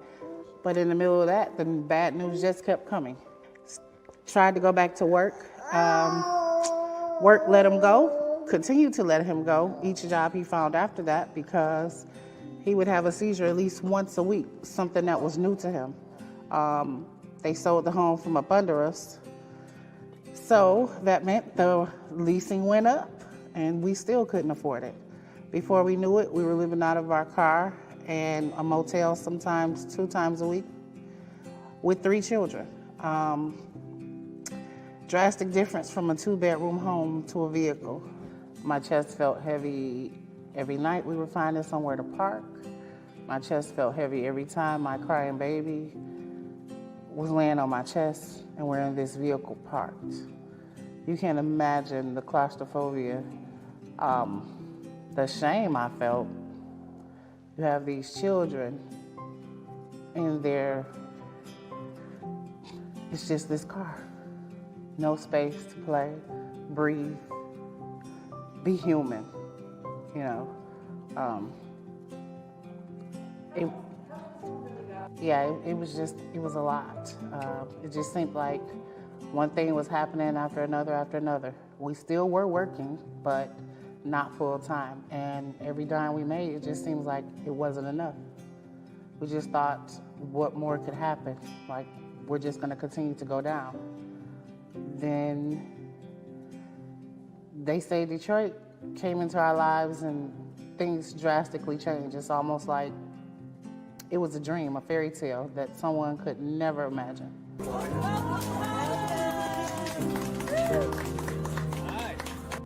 For me, it was a relief.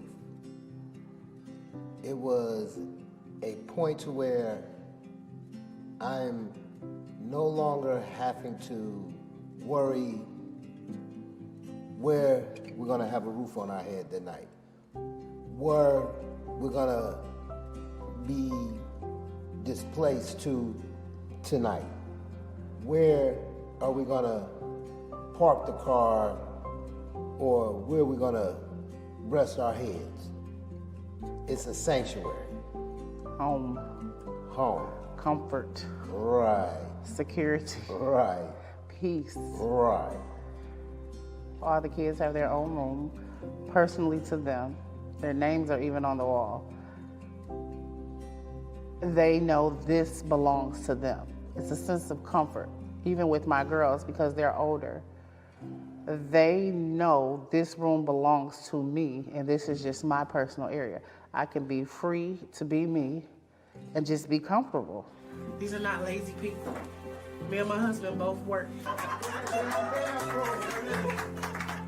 How happy are you about that? I can take a shower in peace. That's all we needed was a chance.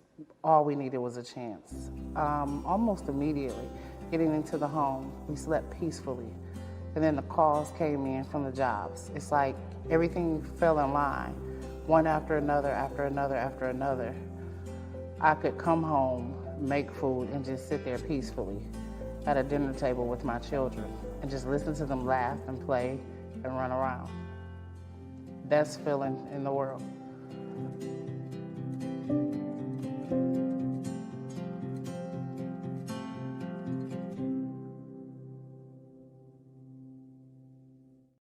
Play. Ask your doctor about Izervay today. Izervay gets GA going slower.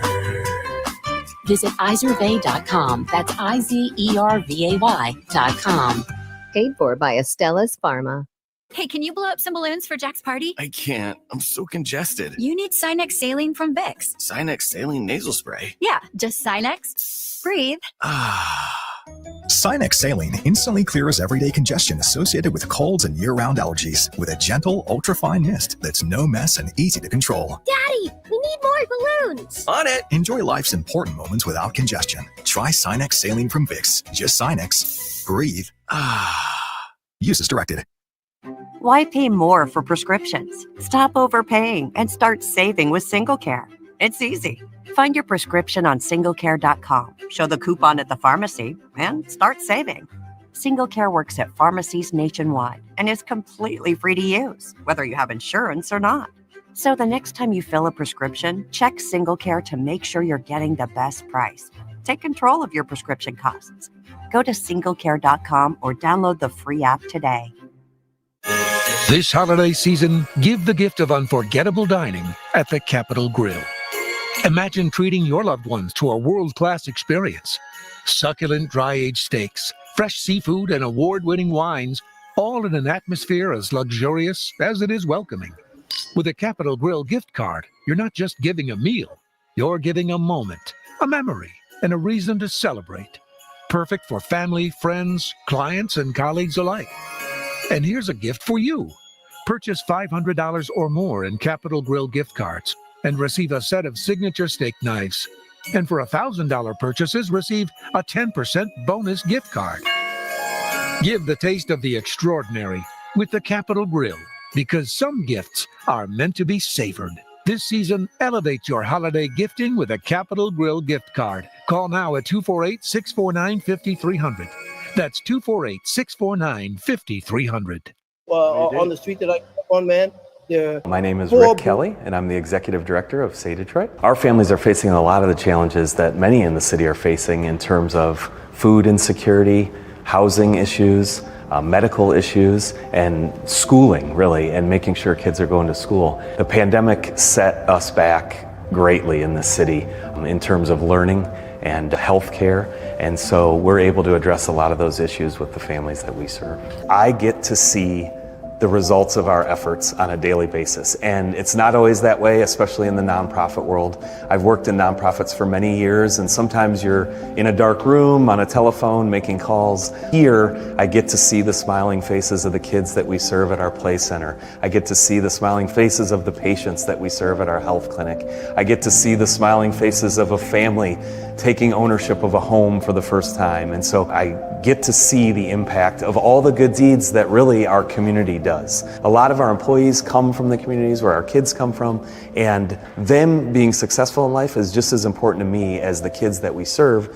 And so having an environment that's safe for them as well, and a career path, and a pathway to success, it goes right into our mission statement. Not just the constituents that we serve, but also our staff and our volunteers are a very large part of that.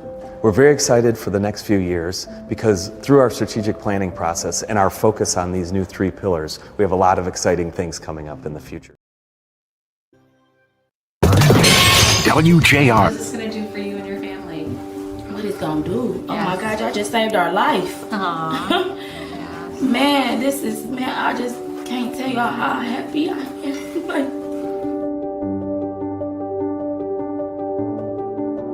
Say Detroit has been changing lives for the better since 2006, when I wrote about how our city was providing homeless people 3-day shelter parties to get them off the street while tourists were in town for the Super Bowl. A city that is super just for a weekend isn't very special come Monday. So we put out a call to raise enough to at least help all year long. The idea of Say Detroit is in its letters, super all year. You answered our call, and to amazing results. Say Detroit has grown into a charity that offers help where it's needed the most. And we need your help as we meet the increasing needs of people at risk. We thought it was all said and done with. There was nothing else we could do. We had almost given up. And then Say Detroit came in our life. We're providing pathways to success for Detroiters in need. And we're doing it with a focus on solving learning, healthcare, and housing challenges. That's why our programs, like the Say Detroit Family Health Clinic, are so important. Not only is it free to all patients, it now has a pharmacy on site. The clinic is also now hosting Wellness Wednesdays, monthly support groups for women, and providing one-on-one coaching and resources for mothers during their baby's first year. It's very important for us to think about how can we remove barriers to care so that people have real opportunities to be healthy. Their whole concern in this clinic is to take care of you when you come in that door. The Say Detroit Play Center is about a lot more than play. It's really about learning. We partner with the city's top sports teams to turn an abandoned recreation center at Lipke Park into a first-rate after-school program where students have a safe place to study, play, and socialize. Every time I come here, it just feels like home. It brings me hope.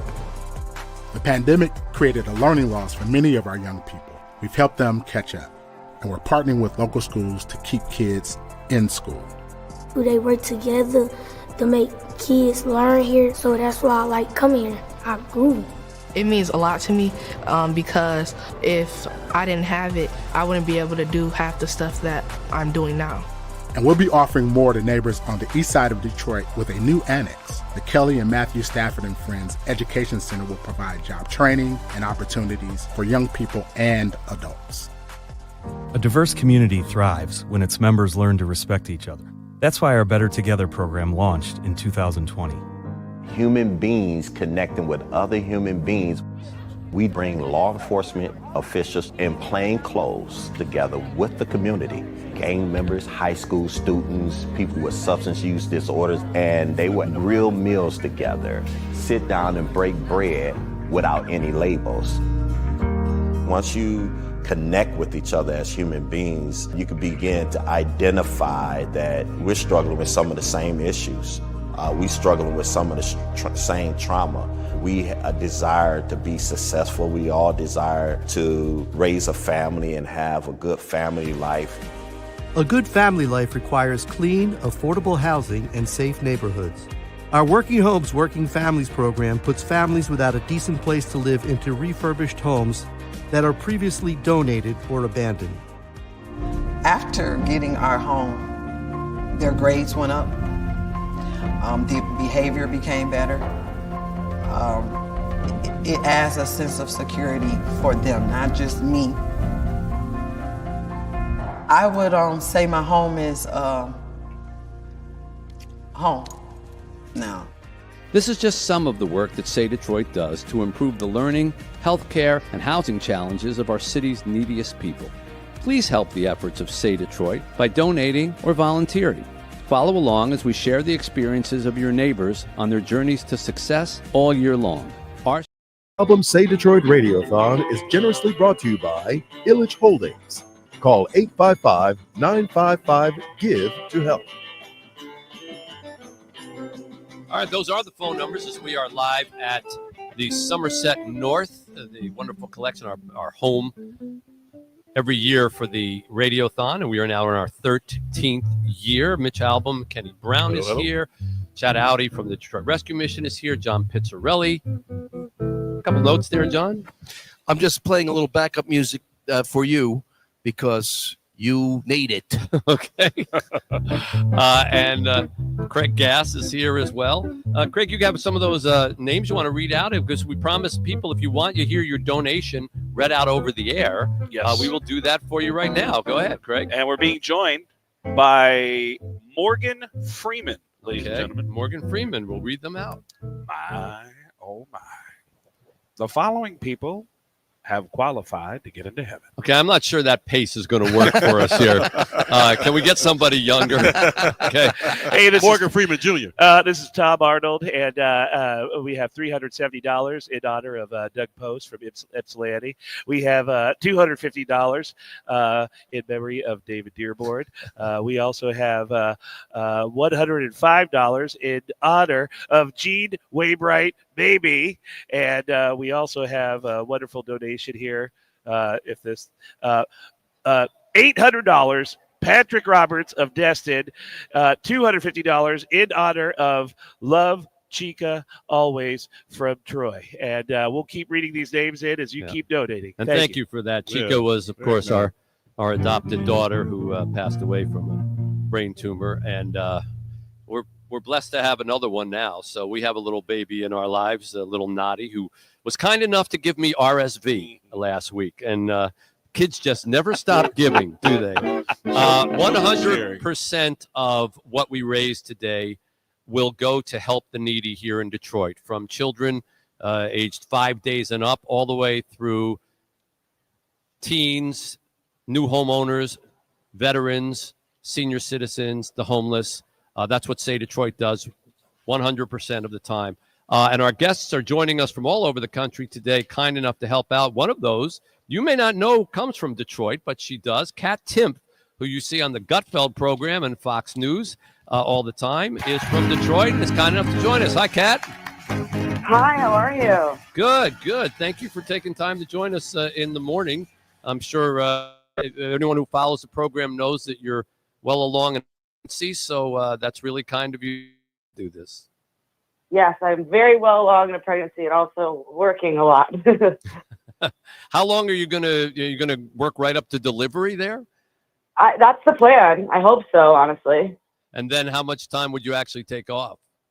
3 months. Well, 3 months. Okay. Yeah, that's Yeah. good. Well, Mhm. for people who watch the Gutfeld program on Fox News, pregnancy, first of all, they never stop talking about it with you every night, some part of your introduction. And now I understand the host, Greg Gutfeld, just had a baby too. Yeah, he had a baby and he kept that a secret. But I obviously, well, I don't know if it's obvious or not, but I knew the whole time that his wife was pregnant. And he's making fun of me, and it's like, and I can't say anything. It's like, you're also about to have a baby. So I'm glad that the secret's out, basically. Well, the difference is he's about close to twice your age, right? Yeah, he's 60 years old. Which, yeah. You have a lot of material to start teasing him about. I don't know if he's ready yet. You know what I mean? I don't know if you should have waited a little longer. Yeah. Well, I heard the conversation that you had about the difference between a boy and a girl when you're a dad, and having we adopted a little girl from Haiti, from our orphanage in Haiti, and she came into our life when she was 6 months old and only weighed 7 pounds and hadn't had anything to eat but sugar water. And we were also in our at the time earlier 60s, and it was it's a trip, to suddenly have a baby in your life at that age, but it is something to have a little girl when you're a dad, and and when she says, "Daddy, Daddy, I want you," that's basically the end of anything else that you're doing, and your life just goes in that direction. Well, that's why I don't know if I'm having a boy or a girl, but I am worried about it being a girl because I feel like she'd like my husband and she'd hate me. So. and if it's a boy, what trait will the boy have? See, I don't know. I just feel like if a girl, like I'm a girl, if anyone doesn't know, and it's like if this girl is anything like me, I don't know how I handle that. I don't know how. A lot of my behaviors throughout the years, they're more acceptable in boys. So. Yeah. That's true. Yeah. Well, I don't think a lot of people. You don't talk a lot about Detroit on the show, or Michigan. You went to Hillsdale College. Where did you go to high school here? I went to Lutheran North. Okay. You don't talk a lot about Detroit on the Gutfeld program, but what part did Detroit have in kind of shaping you? Oh, I love it. I absolutely love Detroit. This will be my first Christmas in my entire life that I'm not going back at any point around the holiday because I can't. Right. And I love it so much that what I did every year is I can't fly because I have this old feral cat who's 14 and a half, who's had medical problems for years. And it's hard to get care for him around Christmas, and he can't fly. So I've made my husband drive 12 hours to Detroit every Christmas. And by the way, I don't drive anymore. I don't know that I remember how. It's been like 10 years. So by that, I mean, like, I'm in the car, I'm providing witty commentary, but I'm not driving, How fortunate for your husband. Yeah. Yeah. That's whenever anyone in the comments is like, he's a lucky man, I think about that. I'm like, you have no idea. Yeah. Well, all the guys I friend zoned were the lucky ones. It's great that you support Detroit and that you still want to have something to do with it, and it is a pretty unique place. I mean, we were able to raise $2 million last year in this single day in this event. This is the 13th year that we're doing it. You were kind enough to join us, I think, last year as well, and we're hoping to even break that today. And there aren't very many cities where you could do a kind of a local-based radiothon, telethon, and raise that kind of money. But that's the kind of people that there are here in Michigan. Detroit's my favorite city. It's still my favorite city. I lived in New York for almost 11 years now, but I'm never a New Yorker. Nah. Good. Never. Don't ever become a New Yorker, because then you walk around with clenched fists all the time. Yeah, no, I'm never a New Yorker. Yeah. Well, the popularity of the show continues to grow, and your role on it, and can't wait to see if the baby is a boy or a girl, and I'm sure it'll be the subject of a lot of conversation there. I know we had you on when your first book came out, and I think you've got another one out there now or on the way. Yeah, I have another one that came out. It is a New York Times bestseller. Oh, wow. It's called I Used to Like You Until. It's about how, one difference of opinion shouldn't be enough to write off another human being. And like the other book, it's full of a lot of fun, funny, wild at times stories as well. But yeah, I'm really excited about it. I've been on tour for it. I only have one more tour date in Florida this weekend, but it's all sold out. But I'm then I can't fly anymore. My doctor's like, you need to stay home. Yeah, have that baby. Yeah. So, Well, before you go, we have a little tradition here on the Radiothon. John Pizzarelli, the wonderful internationally renowned jazz singer and guitarist who plays in all the big clubs in New York, where you are, writes little ditties for some of our guests. And so you can't see him because you're on the phone, but he's going to sing it for you here right now. Go ahead, John. Cat Timph. It's hard to rhyme cat Timph. I'll go on a short lymph and say we're happy you're here. Cat Timph. We can't skimp on can Timph. We're filled to the rimth of the brimf, and this himph is a thank you so dear. Okay, there you go. He did his best to rhyme something with PH. I thought that was PF. great. Yeah. Thank you, Kat, for remembering Detroit, and best of luck with the baby and continued success. Thank you. All right, Kat Timph, everybody. The phone numbers are 855-955-GIVE, 855-955-4483, 855-955-4483, or MitchAlbomRadiothon.com. And remember, amongst the things that you can bid on for auction, recently thrown up there, in addition to the chance to meet Dan Campbell, go to Lions training camp, hang out with him at the media conference and things like that, is Adam Schefter from ESPN this morning threw something on the pile. He is the NFL analyst, and he will give you a 30-minute private Zoom call for your fantasy football league in the summer to advise you who to pick. I love Kenny. that. That is huge, isn't it? Big for That's all fantastic. the fantasy You talk people. about like the most informed guy in the NFL. That's gonna go big because those fantasy people are nuts. They're nuts, right? They're nuts. You can win some big money. That's great. Yeah, I'm going to go in on that. Yeah, so go in and try to bid on that. You go to MitchAlbomRadiothon.com, and amongst the many other things that there are. Davis Warren, I've just been told, is going to join us, a quarterback for the Lions, in just a minute. You can get tickets to what did I say? The Lions. The Wolverines. He's not yet. He's not yet. The Yeah. Lions. Billy Joel and Stevie Nicks, that concert that's been sold out already. We've got tickets for that you can bid on. So instead of the money going to Live Nation or whoever does it, the money will go to help needy Detroiters, and you could go see Billy Joel and Stevie Nicks. I got tickets for that, by the way. Do you? Yeah, I remember. That's a good one. Oh. That's a good one. I want to see him one more time. Okay. And we've got a Red Wings superfan experience. Amon-Ra St. Brown signed football, a Tigers game where you can go in the broadcast booth and batting practice. Love that. Tarek Skubal, who's going to be on the Radiothon with us later today. We've got signed baseballs from him. We've got a Grand Hotel bed and breakfast package for two. What a great experience there. How about going to a Tigers game with J.K. Simmons, the Oscar winner? You can do all that. You can have lunch with Bernie Smilovich, who's going to be here later, and Carmen Harlan. You can have lunch with Mitch Albom Radio Show crew. We've done that. Yes, we've done that. We had a great lunch. Where did we go? To the Capitol Grill. Yeah, we didn't like go to McDonald's or anything. You pay for that too, right? You guys picked that up? We did pick that up. That's part of we died a part day. of the package is you bid on it, and then when you come, you have to pay for lunch. That's amazing. No, we pay for the actual lunch. So your bid is all the. So it's a great way to do your Christmas shopping. Go to MitchAlbomRadiothon.com and either bid on the auction items or just buy the incentive items straight out so you know you've got them. And instead of, like I got nothing against big corporations, but they make their profit every day of the year. One day of the year, you have an opportunity to get the same item, but the money can go to help needy Detroiters instead of the corporations. Why not do that, right?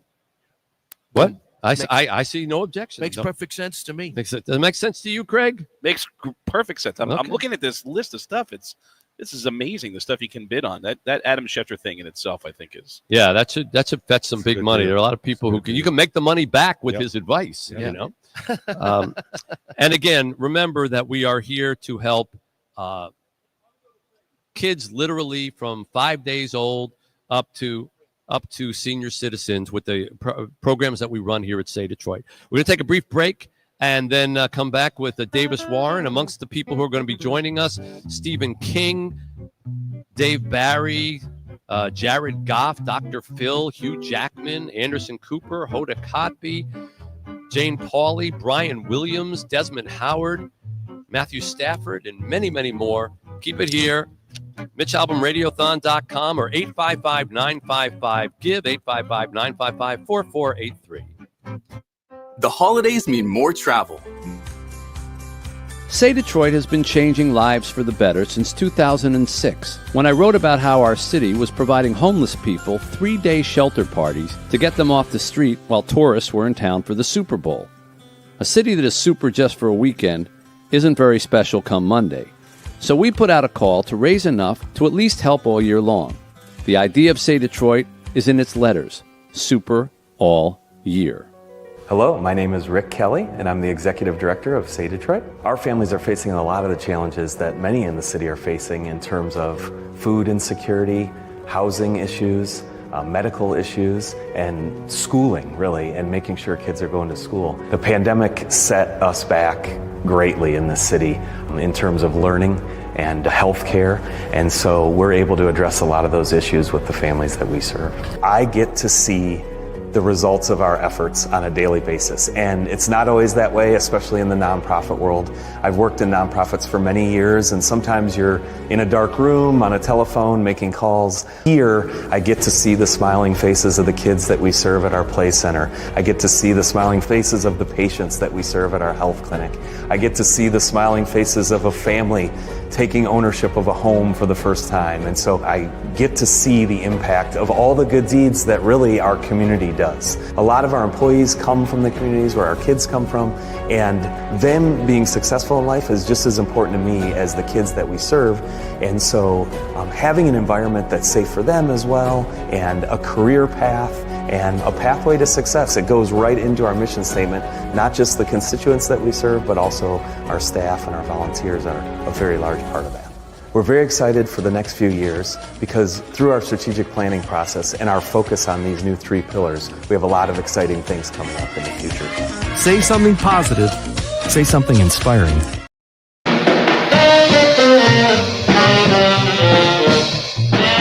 All right, we're back here at the 13th annual Say Detroit Radiothon, which will be going till 9 o'clock tonight here at Somerset North. I want to welcome Davis Warren, the quarterback of the Michigan Wolverines. Most recent performance, a victory over Ohio State. Hi, Davis. How you doing? All right. Thanks for coming on with us. Yeah, we do Thanks this for every having me. year, and we raise money to help needy Detroiters, and 100% of what we raise goes to help them, kids from 5 days old all the way up to senior citizens, and a lot of teenagers, who you weren't that far away from, who take part in our Say Detroit Play Center, and we have a football field here. We have a football program for them, so thanks for taking time to help them out. Great. Thanks for having me. Yeah. What was that feeling like coming off the field having defeated Ohio State? It was one I'll never forget. That's for sure. Just kind of that, the sound of silence of their fans, and seeing them kind of exit out of the stadium. And, me and JJ had talked about it early in the week of like, hey, this is, man, when you hear that sound, there's nothing better than that, the sound of silence. So seeing them kind of filter out and just knowing that we got it done in a game like that means so much to us, to this team, to this program, and to this state was definitely something I'll never forget. Yeah, it was silent for a while until somebody planted a flag, and then it got a little noisy. Yeah. But we'll leave that to another day. That's a felony now, so you got to kind of. The funny thing is, everybody counted you out in that game, and they said 21 points isn't a big enough spread. That Ohio State was finally going to take its revenge. You have such a unique story because you've beaten cancer, and I imagine at some point in your life felt a little counted out too. Is that something, a feeling that you're familiar with? Because, a lot of the people that we're helping here today also feel counted out. Yeah, totally. I think, having that chip on your shoulder, and, having a little bit of grit and perseverance and kind of going through things kind of just molds you. and taking it as, instead of feeling like, hey, I think as a team, like being like, hey, why has this happened to us? We won a national title last year. Like, man, we're losing these games. We're not having the year we want to have. And we as a team, I think it would have been easy to be like, feel bad for ourselves and, kind of get down and, tuck our, chins a little bit and all that. But I think just as a group and, for me in my life, it's like, hey, man, like, let's just take this as an opportunity to have a chip on our shoulder, be like, who cares if this is going on? It doesn't really matter. All that matters is the next opportunity in front of us. And I think we did that really well to close out the year, whether that was Michigan State or Ohio State. So I'm just proud of this group and proud of these guys. And I felt like as a leader, as a quarterback, it was important for me to kind of lead that charge and be like, hey, this is an opportunity to feel bad for ourselves. This is an opportunity to get better. And to finish the year on our terms, how we want to finish it. And but like I said, just really proud of the way the guys did that. And it's kind of been a theme in my life too. So I felt compelled. Well, nobody's going to ever forget that game, least of all you. Right. And thanks for giving everybody a great memory. And for a reward, you get to play Alabama in a bowl game. Yeah, congratulations. Davis, thank you so much for taking time to talk to us. And we really appreciate your coming on and helping us raise money here. Thanks, Davis. You. Okay, Davis Warren from the University of Michigan, the quarterback. By the way, we want to say hi to Blaine Fowler right now. We're simulcasting with 96.3 WDVD, so you can hear us there and they can hear us here. Blaine, are you there? Yeah. I'm going to bring them up here. And let's bring us up, Blaine. Bring us up, Blaine. Blaine. Look at that. Hey, hello. How are we doing this morning? Radio station talking to radio station, yes. We're doing so far pretty good. Last time we checked, we were well over $200,000 early in. Our goal is to try to break $2 million, which is what we did last year for the first time ever. Mm-hmm. So, so far, so good. Mitch, so if I'm brand new to Detroit or listening to either WJR or 96.3 WDVD, can you give us kind of a rundown of what Say Detroit does? Say Detroit has blossomed into a major charity here in Detroit, a multi-million-dollar operation that operates 9 different separate operations ranging from young infant kids in daycare programs all the way up to senior citizens and pretty much everything in between, from veterans programs to a medical clinic for families that don't have insurance or children who aren't covered, to a major rec center for hundreds of kids every day who can study and learn everything from STEM robotics to football, all the way to home programs where we refurbish homes and give them to needy families who are working, and even have a bicycle factory that creates and builds bicycles using people who were previously incarcerated to get jobs and then give bicycles to people who need transportation around Detroit. Did I sum it up pretty quickly? I'm impressed. I've done it once or twice. Covering all the bases there. It's so wonderful. Now, you and Kenny and the crew, you guys are going to be on the air for 15 hours today. Am I saying We've already done 4. Yeah. Oh, so that's 11 easy. more. Yeah, you're good. Only 11 more. Only 11 more Nothing hours. to it. Yeah. Okay, so we want our listeners to help out as well. We want the WDVD crowd to kick in a few bucks if you can. 855-95-GIVE. That's 855-955-4483. Anything? Who's coming up on the show today? Let's see. We got Hugh Who isn't Jackman, coming up, actually? Hugh Jackman, Hoda Kotb, Dr. Phil, Hank Azaria, Tarek Skubal, Jared Goff, Desmond Howard, Brian Williams, Tim Allen, Matthew Stafford, Tony Kornheiser, J.K. Simmons, Alex Anzalone, Tom Izzo, a bunch of other people. Just a humble brag at this point. And we love the AM dollar, but yes, we also love the FM dollar. Yeah, that's right. We would like now for the FM dollar to can come. spend FM dollars the same way. Yes, and both ears. And Blaine, 100% of what your listeners give goes to help the needy. We don't take administrative costs out of the money that we get. That's different than a lot of other charities. So sometimes people wonder, well, if I give them $10, 8 of it's going to go to the paintings in their lobby. Right. No, Right. It doesn't work that way. You can also donate by doing a little Christmas shopping. You guys have an amazing auction going on at MitchAlbomRadiothon.com with some really great items to bid on. Yeah, I mean, there's everything from the opportunity to go to New York and have brunch with Jane Pauley to go to go to a Lions training camp practice and meet Dan Campbell, hang out. Adam Schefter, the ESPN football analyst, called in this morning and offered a 30-minute Zoom call during football fantasy draft. plan God, I to would give love you that. private advice as to how to pick a football fantasy team. How about that? Yep. Oh my! I wish I had money. I would do that one. I have a little crush on him. I always have. That's a good one. The Schefter. Yeah. All right. Well, gentlemen, good luck to you and everyone today. And thanks for doing all that you do, because honestly, every year it's very impressive. And we're really grateful. And it's nice to have you in the building as well, bud. Great to work alongside you, Blaine, and everybody. Thanks so much for coming on. You bet. Yeah, thank you for what you're doing, guys. Awesome. All right, we'll continue here. They'll continue there. 855-955-GIVE, 855-955-4483, or MitchAlbomRadiothon.com on the web. Mitch 13 is how you text, which is a very simple way to do it. Mitch 13 to 59925. Back with many, many more guests. Mike Tirico, Amy Andrews, Jeff Daniels going to join us in the coming minutes. Stay with us. This may look like your typical health clinic with waiting rooms, medical equipment, and patients, but it's not.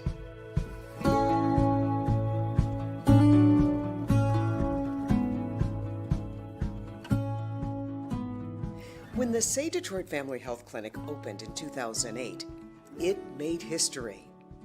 Located in Highland Park, it was the nation's first free medical clinic devoted to homeless, uninsured, and underinsured mothers and their children. 12 years and thousands of patients later, the clinic has expanded its reach to children, women, and now men, regardless of their ability to pay. The clinic is open weekdays, 9 to 4, and provides all sorts of exams, from ear infections, high blood pressure, cardiology, and even on-site laboratory services. In 2019, Trinity Health became a managing partner, and they provide medical staff, including doctors and nurse practitioners. This is our time. If you work in this space around in underserved communities, you know that is a time for us to really put our feet down and do something about what we see around poverty, around access to health. We changed out and included some additional staff there so that we can serve more people and can have a connection to the community. We did some cosmetic changes where we upgraded the floors and painted out the ceilings, and most recently we've done a new pharmacy build out, so it'll be additional service available to our community. Right down this hallway is the pharmacy, and this is important because patients will be able to see their doctor and receive their prescriptions on site. That's a big deal. Most of them don't have transportation. This clinic is a type of clinic that every city and any city in the United States should want to have the type of people that work here that care. Always looking to improve and expand, the clinic is upgraded to electronic medical records. In addition, the clinic now has a new community outreach coordinator who will make sure that more residents take advantage of the free services here. For example, the clinic hosted C-Mobile screenings where 1,500 Detroiters received free COVID tests during the height of the pandemic. It does not matter about your finance. Their whole concern in this clinic is to take care of you when you come in that door. For those who need it the most, the Say Detroit Family Health Clinic is a gift, truly a gem of the city, and just what the doctor ordered.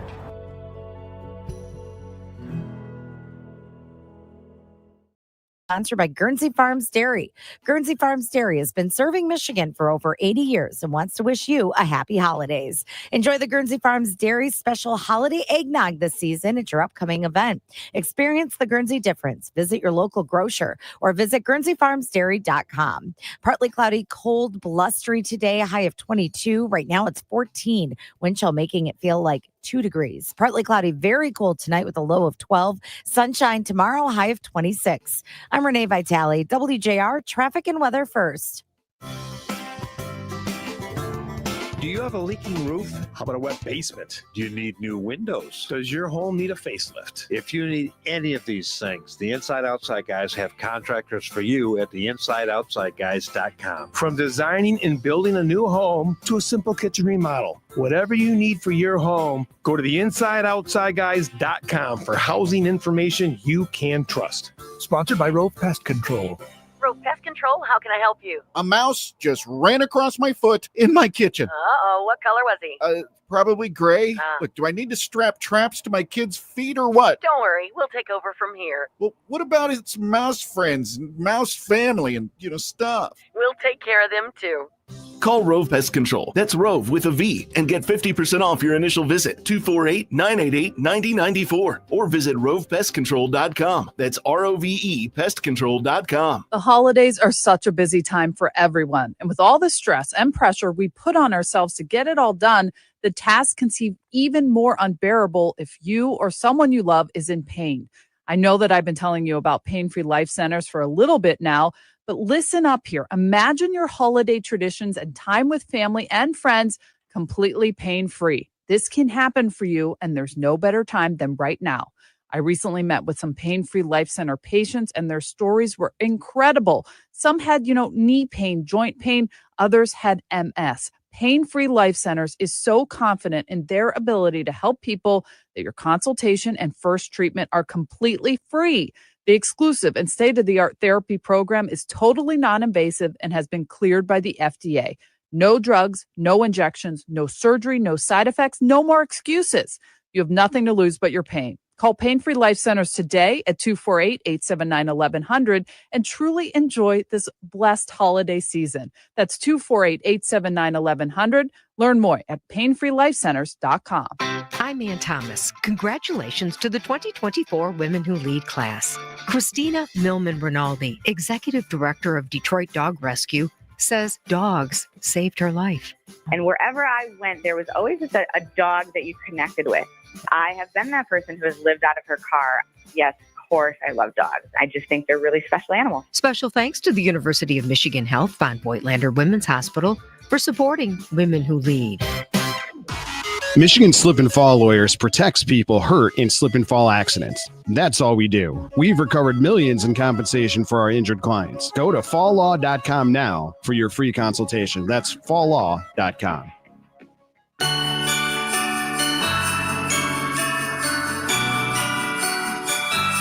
Welcome to the 13th annual Mitch Albom Say Detroit Radiothon on News Talk 760 WJR. This hour is generously brought to you by the Zatkoff Family Legacy Fund. Call 855-955-GIVE to help. Now, live from the North Side Grand Court of the Somerset Collection in Troy, here's Mitch Albom. All right, we are here and entering, what's this, fourth hour? Now 10 o'clock. We've been on since 6 a.m. We'll be here till 9 p.m. So this Fifth is hour, five, all right. right? Yeah, this is five. And we are trying to break our record last year of $2 million in a single day, all of which will go to help needy Detroiters from age 5 days old all the way up to senior citizens. MitchAlbomRadiothon.com, a great way to go and do your Christmas shopping with all our auction items and purchase items there. And, of course, you can just make a donation at 855-955-GIVE. 855-955-4483. Many guests joining us throughout the course of the day, some of whom will have Detroit connections, and one of those is right here with us, Mike Tirico from NBC Sports. Hello, Mike. Good morning. Ann Arbor's own. Happy Radiothon. How we doing? We're doing great. How are you doing? I know you tore your Achilles. Are you okay? I did. I'm limping around a little bit, but I'm doing all right. Fortunately, I make a living with my mouth, not my legs, so I can keep working and haven't missed a game and doing all right, and soon to be on the road to recovery. So you went to the Olympics and you thought, I can do what those guys do. Exactly. Hold your leg. You read all these injury lists and go, hey, he's coming back from a knee, he's coming back from this. I do it now with a lot more sympathy. This guy, he really had to come back from something. It's just an empathy injury. That's it. Well done. Thank you. An empathy injury. Mike, do a lot of people know that you are, Michigan Bay? You didn't grow up here, but you've been living here for a long time. I like to say not from here, but of here now. We've lived here longer than any place that we live. My wife is from here. Our kids are born here. And I think actually, Mitch, the Lions' success last year helped make a connection because 30 some odd million people are watching a playoff game. And Chris Collinsworth says at the end, "You're from here. You know what this means to these people," right? So like, okay, I guess 30 million people find out all at once that way. Well, there's but yeah, nothing the matter with that. That's good. no, it's great. And, Scott Van Pelt, who does what we do in the sports world at ESPN, is one of my dearest friends. And Scott has a great line. We're all from somewhere, right? And no matter, that doesn't mean that you can't be neutral. You can't be objective. You can't see things the way they are. But we're all from somewhere. I'm from New York, but most of my life now has been lived here, and happily so. And I will say this, Mitch, just as you always have these little tests of how's Detroit doing, right? And a lot of your great work downtown and all around Metro Detroit is a huge part of we're doing a lot better than we were 10, 15 years ago. We have the season opener for Sunday Night Football. Our crew used to stay in Dearborn. We stay downtown this time. And we have about 100 people who travel every week across the country.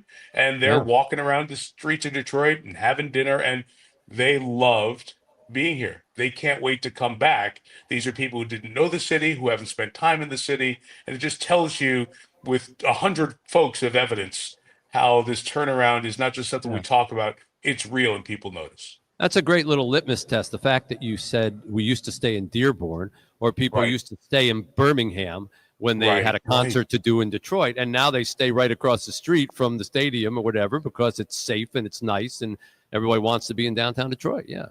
And a lot of that is the work that you've done. Many people.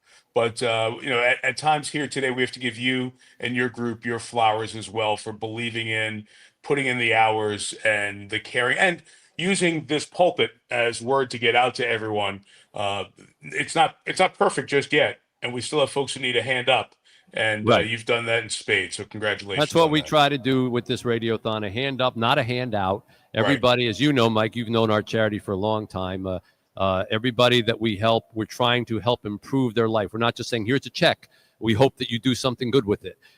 We are giving people who don't have medical care the opportunity to have medical care. We're giving teens and younger kids who don't have a place to go after school, a place to go where they can actually do their, in fact, during COVID, our Place Center was the only place that a lot of kids could go to do their schoolwork because they didn't have internet at home. So they came in, and we were literally the place where they continue to be able to go to school. If you work but you can't afford a home, we fix up houses, give them to you on the premise that you keep them nice, you pay the taxes and utilities, then you can get the deed and the keys to the home after 2 years. So all of it is earned, and I think people appreciate that. And we won't, it's for what you do, and you do so many. I mean, you host the Olympics and you football and golf and all those things. So you do have to kind of remain neutral, but we won't blame you if you're doing a really big Lions game in the playoffs and they score at the very end and you go, "We win." You can just say, "We win," and then everyone will say, "What did Tirico mean by that?" Save that for the Super Bowl next year, right? We get to do the Super Bowl, not this season, but next season. So that would be hopefully that'll be the Lions' second Super Bowl. There you go. Exactly. I think people are now realizing how hard it is to get there, right? All of a sudden, when you have a team that has that ability, all you see is now, well, look at all these injuries, and we've got to play Buffalo. And oh my gosh, if that game the last week of the season against Minnesota comes down to that's the game for the number 1 seed, the difference is you're the 1 seed and you're home until the Super Bowl, or you're the 5 seed and you're going to be on the road most of the time. So you start to see it in a little different light when it's your team, and how just the little difference can make the biggest difference in who makes it and who doesn't. Yep, 100%. We had Dan Campbell on a little earlier today live. I asked him about how does he stay in such amazing shape, because you look at him, he looks like he can put a helmet on and go back out. And most coaches, I think Mike McCarthy, they don't look like they can play football. And he goes, well, I don't really work out all that much, but any chance I get, I try to work out like in the shower. And I'm going, how do you work out in the shower? And you might want to ask him about that if you do a Lions game in the future, because we never really got a good answer on that. But listen, Duly noted. before we let you go, you got anything? Last year you gave us something. You got anything that we can offer up on an auction pile here? I heard that you did an Adam Schefter thing for folks during fantasy football. Yeah. I would offer that, but my son runs our fantasy football team. I'm terrible. I'm the worst at it. So how about we offer this, Mitch? You know, we as you know get asked very often to come speak at places, and you speak and you do Q&A with sports fans. What if we do a Zoom call, a 30-minute Zoom call for somebody? If you want to grab 8 or 9 of your friends. And we'll we'll limit it to a small group. We'll do 10 people, and we'll just do Q&A on sports and what's going on, whether it's the Olympics or golf, I think that you and Collinsworth? basketball. No, I was just going to say me, but okay. Well, you said we. I mean, what? Only God usually speaks in the plural singular, but we the group of 10 of us. But you know what? I'll find some sort of a special guest who can join us for 10 minutes of that conversation. That's Fantastic. an easy one to do. But why don't we do that? And in addition to that, as part of our annual tradition from my wife Debbie and our family to all of you, we're gonna support the Radiothon here with a nice donation and a thank you for all that you do in your name and on your behalf for making Detroit even better than it is. Thank you, Mike. God bless you, man. Our Thank pleasure. you for coming on with us. You Mike too. Tirico, Michigan's own. Fantastic job. And that's a great thing. So is this now? Okay. That would be a great thing that you can, you and 10 of your friends can hang out with Mike Tirico on a Zoom call. That's a good prize. And a special guest. Yes, I never know when people say we, when they're talking and saying we and the Lord. Okay, let's say hi to Sue Norlander, the Director of Parks and Recreation in Highland Park. Hi, Sue. Good morning. How are you? Wonderful. Thank you for coming on with us. So tell us a little bit about the park builds to benefit the neighborhood there in Highland Park. We've done 3 park bills in Highland Park. Our latest one was some additional swings. And it's wonderful how when the build is going on, the neighbors come out and then they start talking with each other. So these park bills bring the community together. They bring them out. And from some of our park bills, we've been able to do adopt a park programs where we have other nonprofits come on board. Our Casey Park, we now have sponsored Easter egg hunts. They did a free community garage sale. And with the exercise equipment, they have a gentleman who comes out and does free fitness classes. And it's just showing the neighbors how to use the equipment and just bringing everyone together. And the partnership with Say Detroit has been wonderful. It initially began with the COVID vaccines when it was difficult to get the vaccines in Highland Park. And the Say Clinic stepped up and said, hey, let's do this together. And from February until June, we vaccinated over 9,000 people. Yeah. And from there, we just continue to build and continue to include the community and work with our Wellness Wednesday and do additional park bills. And well, we love our partnership with you, and that is part of our what we call our Working Homes, Working Families program, as well as our medical clinic. And so you see how a lot of the programs of Say Detroit now, because there's so many of them, they work with one another. So we were able to in Highland Park to offer that COVID vaccine. So we have our medical clinic right there, but then that grew to helping the neighborhood there, and our Working Homes, Working Families project, which provides homes for needy families, now helps build parks in to beautify and provide recreation and solace there in a lot of those areas. So we're happy to be partnering with you, Sue. We hope we build many, many more parks in the city of Detroit with your help and help make Highland Park an even better place. So thank you so much for your partnership, and thanks for coming on with us. Oh, anytime. Everyone have a Merry Christmas. Merry Christmas to you too. 855-955-GIVE, 855-955-4483. I have to tell you that I was a fan of John Pizzarelli's long before I met him, and I finally got a chance to meet him, and we became friends, and I consider it one of the great blessings of my life.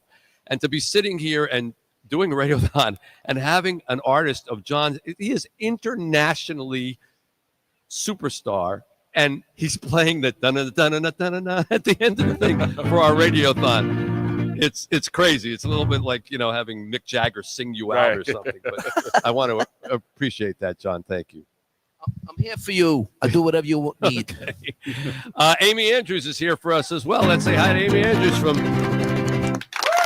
So good to see you guys. I was on air at Fox 2 this morning when Robin was doing the live shots with you. Yeah. And I was like, I'm going to be there in a few minutes if I can make it through this snowy weather. Thank you for making the effort to come out. Anytime for you. You do so much for our community. It's mind-blowing. Well, it's a great community to do something for, though. You see that. You see the need as someone who's in the media, but you also see the way that people get together and help. I'm sure Fox 2 sees that all the time. We see it all the time. And I actually just had this week, it's been really busy. A lot of events in December to raise money for folks. And I do all the Gleaners telethons for Fox 2. And it's just incredible how people who really are stretching their own dollars at home still dig deep and call in and make a donation to help those in need. And it's because, I don't know, Detroiters are just a different breed. I've worked all around the country and I've never, ever seen this level of commitment to taking care of each other. Yeah. Did you grow up here, Amy? So it's a funny story. My dad always worked for GM, but I was born in Muncie, Indiana. Okay. Which is about 4.5 hours south on 69 between Fort Wayne and Indy. So Ball State's there. So I went to school at Indiana University, and then my family moved up here to Detroit because we were always going to anyways once we graduated from high school. And I switched majors from pre-med at Indiana University to journalism at Oakland. And I ended up interning at one of the local stations and with the Lions because I was going to do sports. It's funny because I went into journalism and my dad kept saying to me, why don't you go to pre-med? And yet there was nobody ever goes the other direction. The parents always want you to go pre-med, right? Yeah, So you can make a little bit more money. So you went from being a doctor to being a morning show TV host. And I couldn't be happier right now. At least I'm not, I don't have people's lives in my hands. Well, in some ways you do. You got to get them out of bed and get going in the morning. I have to say that, having done morning television as a guest and always dreading and always say to my wife, oh my God, I got to go do Fox 2. And I got to never say that about Fox 2. No, I mean it this way. I got to get up. I got to shower. I got to put on a thing. I maybe got makeup or something. And I'm like on at 8 o'clock. You guys start at like 4 or 5 in the morning. I don't know how you get yourselves to look as good as you do and especially for women who generally will take more time with it. I mean, when do you start? Like you start the night before? Thank God for coffee is all it? I have to say. I go to bed 7:30, 8 o'clock at night. Wow. And I have for the last 20 years of my life because I've been a morning anchor. So you just have to really be disciplined about when you go to sleep, more so when you're older than when you're young. When I was younger, I used to just go to bed whenever and pop up. But so I get up usually around 3:30, and that's late for some morning anchors, but I live pretty close to the station. So I get up at 3:30 a.m. I go into the station, I do my own hair and makeup, read through all my scripts, and then I'm on from 6 to 9 a.m. Wow. The only good thing about that is that at 9 a.m. you're close to done. Close to done. I usually go out and do stories. I developed Amy's Angels while I was at Fox 2, so I do a lot of stories about people like you, actually. So I get to come and do things like this while other people are working during the day. So it is great if I have a doctor's appointment or need to go somewhere. Right. By like 11 a.m. Except that you're falling asleep in most of them, I am falling asleep. Because this, for us, you coming to visit us here is sort of like having dinner with us for you. I am having dinner. I might, stop by and have a, afternoon cocktail. But it's probably not open yet. Well, that's fair. You've been working since 4 a.m. Well, thank you for taking time to come see us, Amy, and thank you for having me on the program.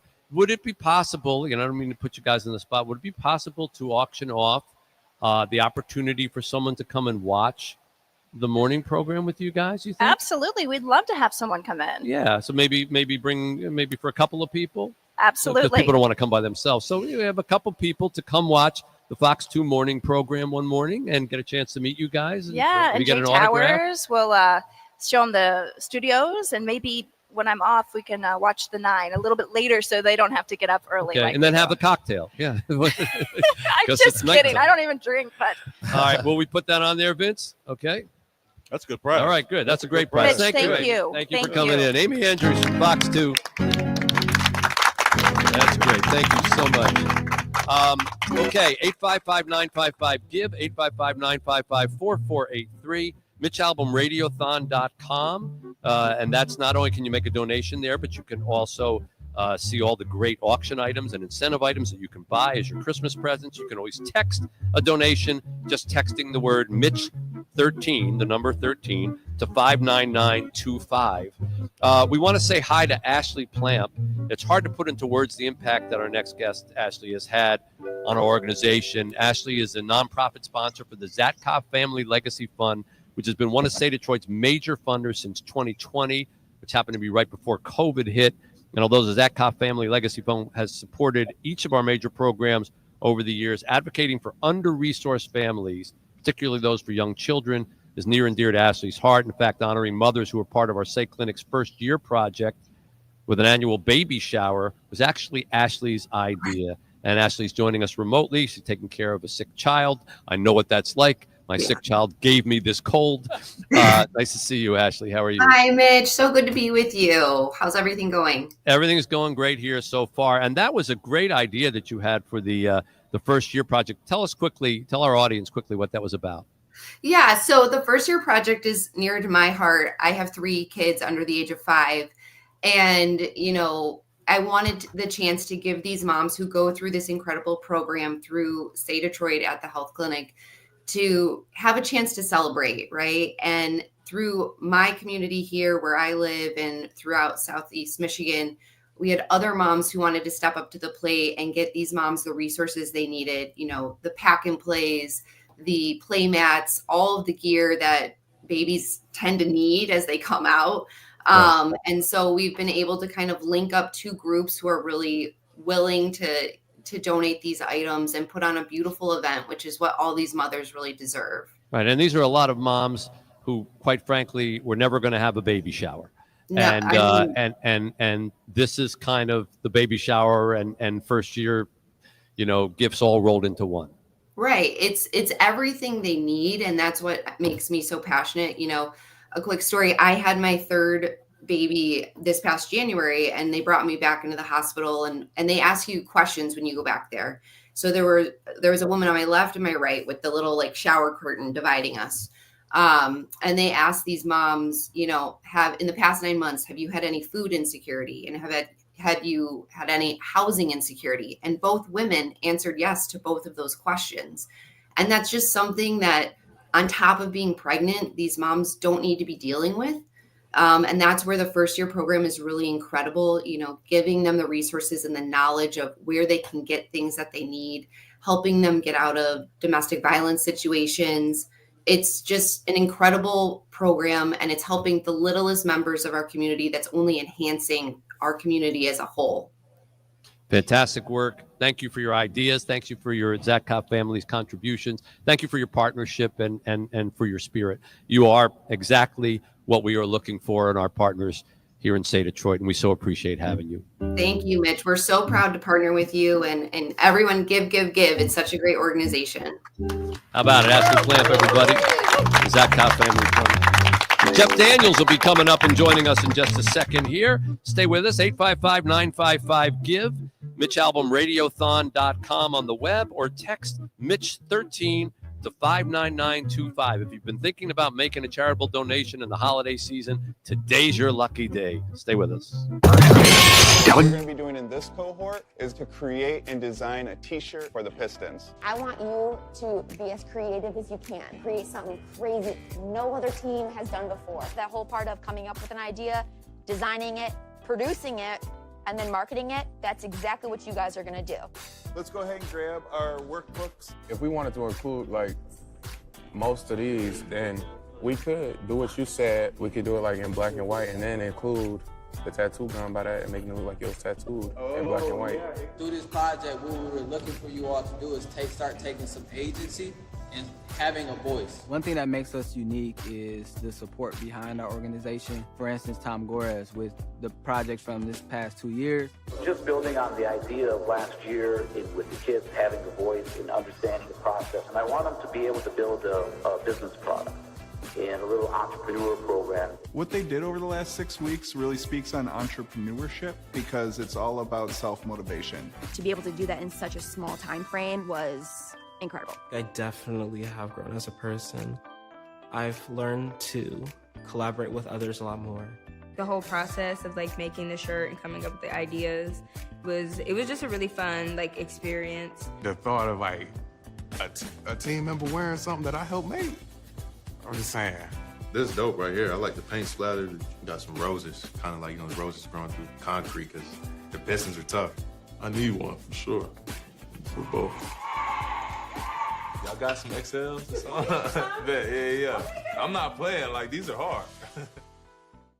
Hey, it's Traffic the Inside the NBA crew. Ernie Johnson, Shaquille O'Neal, Kenny the Jet Smith, and Charles Barkley with a shout out to the Say Detroit Play Center. Say Play is a premier learning center. It offers academic enrichment, athletics, and arts programs for students 8 to 18. Since day one in 2015, Say Play has been rebuilding and empowering one of Detroit's most challenged neighborhoods. Set on nearly 15 acres in the Osborne community in northeast Detroit, the facility was the site of the rundown Lipke Park Recreation Center, which had been shut down by the city due to budget cuts. It was rebuilt by Say Detroit in partnership with Detroit major sports teams. Say Play offers all its programs and services, including transport. All right, so my Morgan Freeman was a little too slow, so I realized I got to do stand and deliver Morgan Freeman. It's faster. Okay. In honor of Dr. Ranjith Fonseca, $100 donated from Macomb. $200 donated in honor of my brother, John Picella. Also, $250 from Glenn Wilson of Farmington Hills. $200 in honor of Ron Wengaro of Livonia. And $100 in honor of our parents, Richard and Rosemary Nelson from Grand Blanc. Thank you. Thank you, Morgan.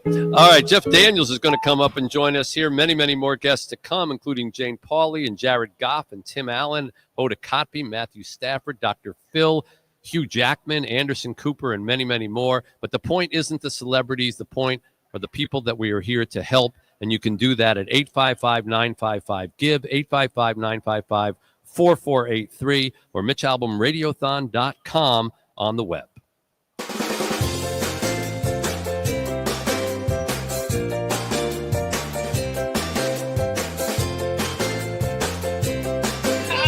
No! Way! How y'all doing? Brandy.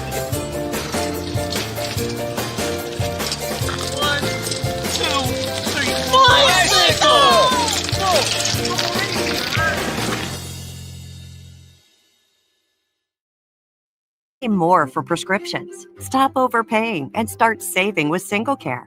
It's easy. Find your prescription on singlecare.com. Show the coupon. What we're going to do now is present to you, Rashida, the keys to the house. And it's our wish from Say Detroit and everybody else on the team that this is a new start for you. Congratulations to you. Thank you so much. Thank you very much. Wow, this is so beautiful. Oh my goodness. Oh, this is so special. Oh my goodness. Oh my goodness. Oh my goodness. Oh my goodness. Thank you. We have a spaghetti for dinner tonight.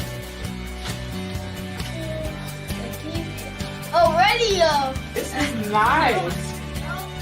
This is crazy. Look at that room. All right, over. Yeah. Cool. What's that in mom? Oh, wow. Look. It's been a really big difference with the stability it brings to me and my children. We have somewhere we can actually call home, and we're safe. The community is good. I haven't had any issues. We've had a Thanksgiving here. We've had a Halloween here. The kids were able to decorate our home, and now we're getting ready to decorate for Christmas. So it's a lot of family togetherness. So thank you, Say Detroit.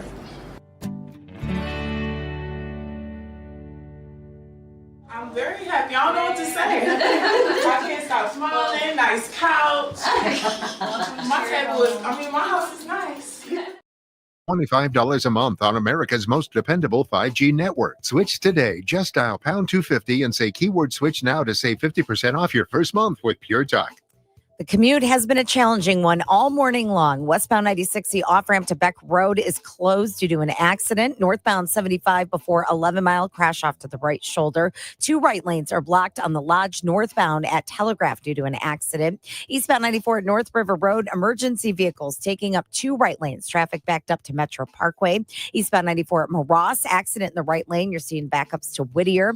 A disabled vehicle off to the right shoulder of eastbound 94 before Linwood is causing backups to Warren Avenue. Mac at Cadju and Grosse Pointe, we have a crash there. 8 Mile west of Ryan, an accident there as well. Now, WJR weather first from the Weather Channel. Partly cloudy, cold, blustery today, a high of 22. Right now, it's 14. Wind chill, making it feel 2. Partly cloudy, very cold tonight, low of 12. Sunshine tomorrow and a high of 26. I'm Renee Vitale, WJR Traffic and Weather First. Original Murdoch's Fudge is delivering fudge to your door now, direct from the Straits of Mackinac. It's time to say happy holidays to your clients, friends, and family with a holiday treat. Give the sweetest made-in-Michigan treat, Original Murdoch's Fudge. Place your order now for sweet savings. Order now online. OriginalMurdochsFudge.com. That's OriginalMurdochsFudge.com.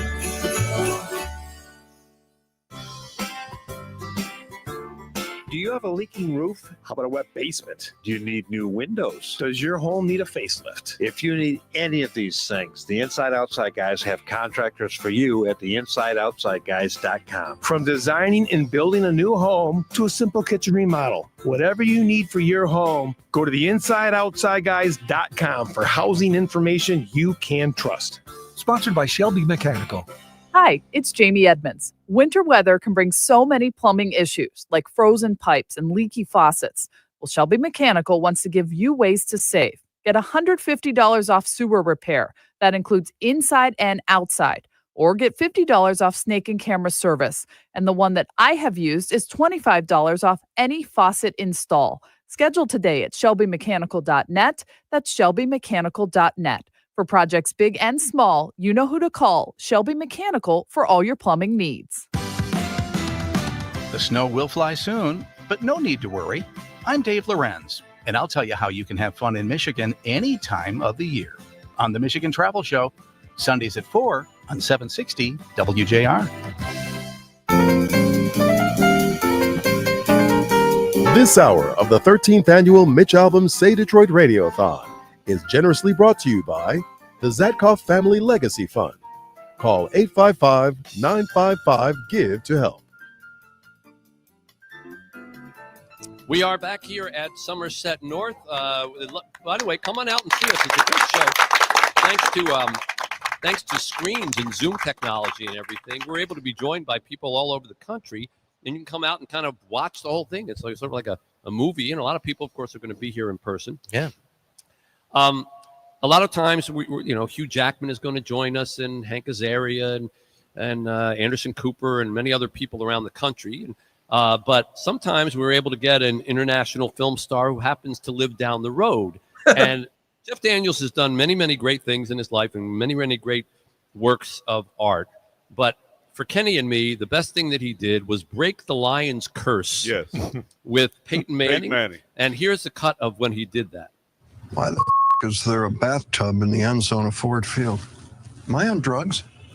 Trust me, Jeff. Google curse-breaking spell, and you'll come up with this. Fill a tub with 100 cups of water and a cup of salt. Doesn't smell like water. Because it's whiskey. Bobby Lane would have preferred that. If this stuff really works, why didn't you use it to put a hex on the Patriots? Belichick's dark magic was just too strong. And the Lions curse was broken. 33-9 since that event happened. 33-9, and Jeff Daniels is responsible for all of it. And he's with us right now. Hello, Jeff Daniels. How you doing, Mitch? We've been on this thing since 6 a.m., so we're 4.5 hours in, and so far doing okay. We raised $2 million last year in a day. 100% of that goes to help needy Detroiters, so we're hoping to try to match that today. You're heroic. You guys do this every year, and it's a great, great thing. Well, we appreciate that, and we appreciate you. And boy, I see you a lot because, it seems as like the Lions profile grows, so do the profiles of a handful of people that we associate with Michigan. You being one of them. I saw you doing a song. Was it the Thanksgiving game that you were on? Yeah, they have me. I'm kind of as traditional as turkey. They have me on that Thanksgiving pregame Lions show now 2 or 3 years in a row, and it's only because people are absolutely convinced that Peyton and I broke the curse. It was just a comedy bit. I mean, he called and said, "Do you want to do this?" And we shot it in June, and they didn't air until the end of October of that season. And at the time, I think they were 1-6, and it aired that Sunday night. And then off they went on a winning streak that hasn't stopped. And do they have to win the Super Bowl to break the curse? Maybe, but what Sheila and everyone has done at the Lions, they have. Maybe the curse they broke was the losing. Is that we now feel great pride in the team, but also in the city and the state, and you're proud to be a Lions fan. You're proud to be from Detroit, and that wasn't always the case. Certainly when you were a Lions fan. So maybe there's a nobler cause that we broke. Well, it's a good feeling. It's a good time to be around Detroit, but that same sort of spirit is what we celebrate here and try to help one another. And like I said in the open, we get a lot of people, kindly, who I've met over the years who've agreed to help us, but really don't come from here or don't live here. You're kind of the inverse of that. You've become an international film star and never left here. And you and I have known each other for a long time. And we've had discussions over the years about, how possible is that? And was there ever a point in your career where you said, this is costing me to live here in Michigan? I could have had that role if I went to that party in LA, if I had been there that night or whatever. But, I was here at the Purple Rose Theater instead.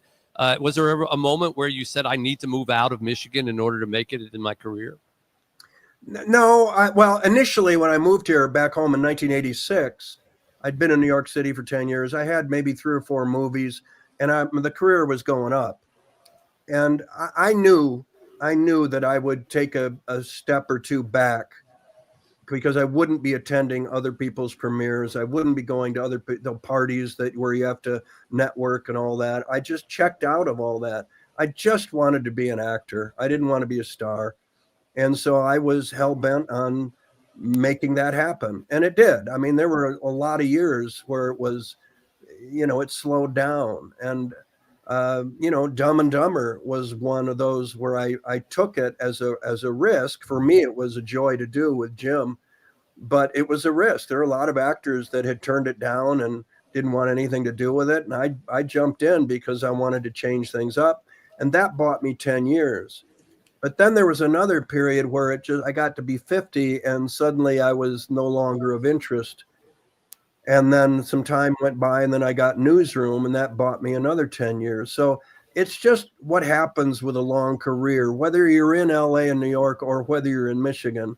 That's what I've learned is if you just persevere, if you just keep pointing towards that thing you want to do, which for me was just to be an actor, not a star.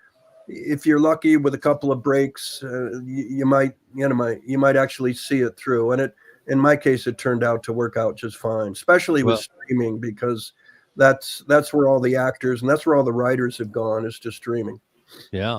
As we're talking to Jeff Daniels, you mentioned the Dumb and Dumber thing, and I wonder we're pretty close in age. I think you're a few years older than me. But I'm sure I am. Yeah. Is there any role that you look back on in your younger years that you say, man, I can't believe I did that, and that's so far from the work I do now, or if the me now would never take that role then, or couldn't do that role now? Well, it's there's an old showbiz adage, one for you, one for them, and the them is to pay the bills, and if you're going to have a long career, and you're not an A-lister, you're trying to climb the ladder, you're going to take some things that are for the money. For me, there were family films like 101 Dalmatians and My Favorite Martian that I did that I was happy to do at the time, and I was paid to do them, but I wouldn't do them now. Maybe Dalmatians, but I wouldn't even do that. Once I was able to kind of, the last 10, 15 years, I'm doing what I want to do, and I wasn't being offered that. And I think, again, with the writers kind of running to the streaming networks, that's where all the writing went. That's where that off-Broadway kind of edgy storytelling went. And I was always attracted to that. So I don't have to, basically now I get to do what I want to do. And that wasn't always the case. So that changed after Newsroom. Yeah. Well, for a guy who's done everything from To Kill a Mockingbird on Broadway to bringing to life one of the Tom Wolfe characters, you have spanned quite a bit. And do I read somewhere here that you're playing Ronald Reagan in something upcoming? I did it. It's over. I did it. It happened. It was intimidating. You have to thread a needle because you have to capture his voice. You've got to capture the look.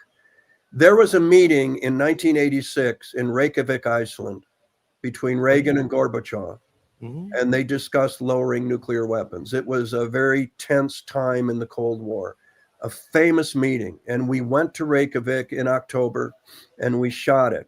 And Jared Harris plays Gorbachev. J.K. Simmons plays George Schultz, who's another Michigan native and Lions and Tigers fan.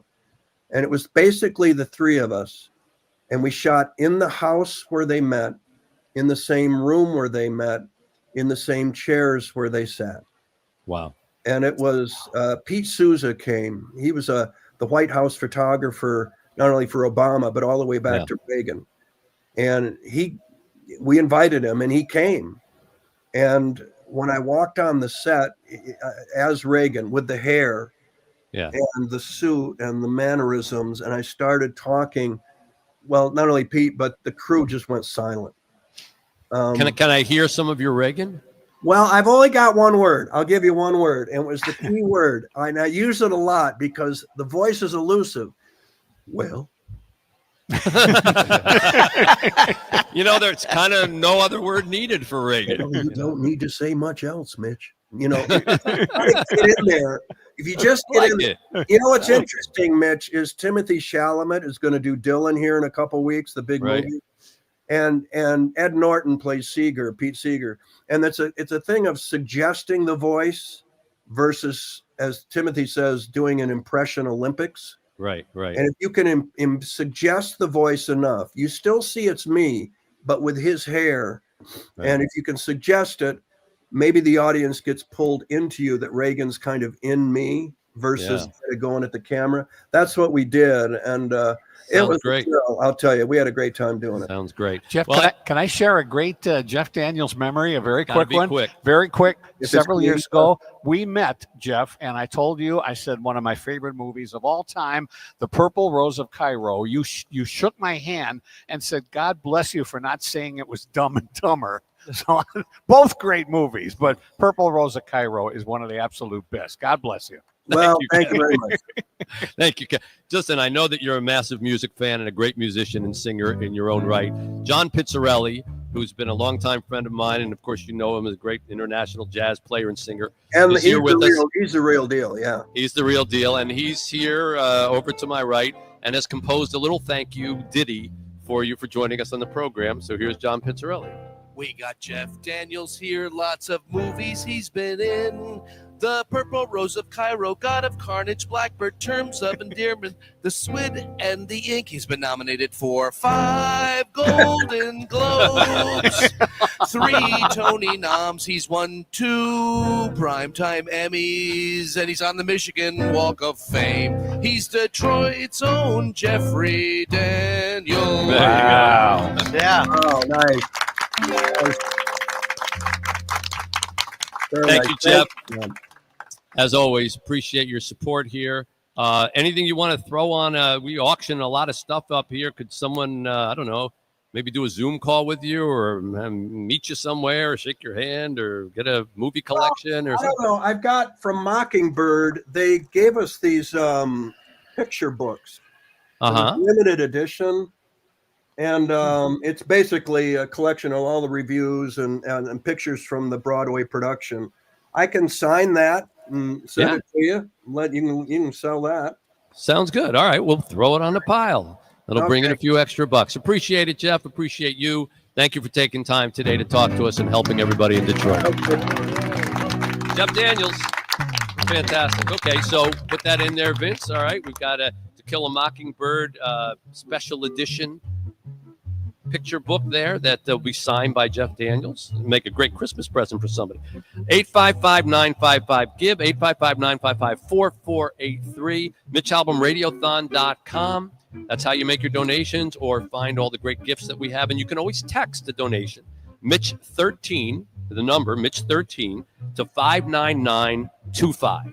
Back with a whole lot more and many, many more guests right after this. Another beautiful day at Save Play. Going to pick up the kids. Have a great day. Welcome to the Say Detroit Play Center.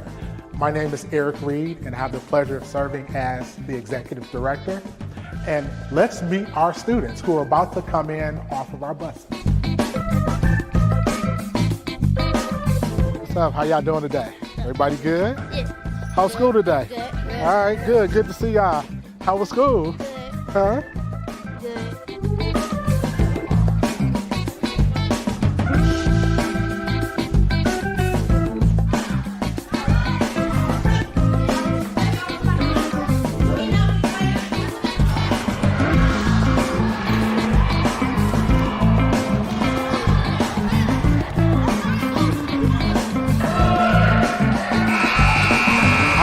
Time for the D. Our students have eaten, they played, and now it's time to learn. We are entering the Deep. The Deep is our education center. It's named the Deep because it used to be a swimming pool.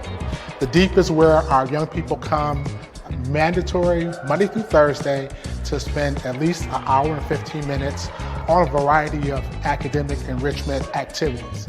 Our young people are engaged in tutoring or literacy with the help of our staff. The students can get the individual attention that they need. This is our reading table. One of our certified teachers who's actually providing some reading enhancement activities to a group of our students who are struggling just a little bit with where they are in terms of reading and comprehension. Cubicles are set up for our students to have some individual space to either work on their own or to work one-on-one with our staff. One of the things that we're blessed with is to have a number of volunteers that come in and support the work that we do here. And I have with me now Mr. Malcolm McCants. Malcolm is the Director of Education, and he oversees all the activities in the Deep. We offer breakout sessions in STEAM, creative writing, and reading. We've got some students that are getting some homework assistance from Miss Diane, who is a retired certified teacher. And so whatever our students need, we want to make that available. Now let's go and look at some of the activities and the electives that are available to our students here 5 days a week.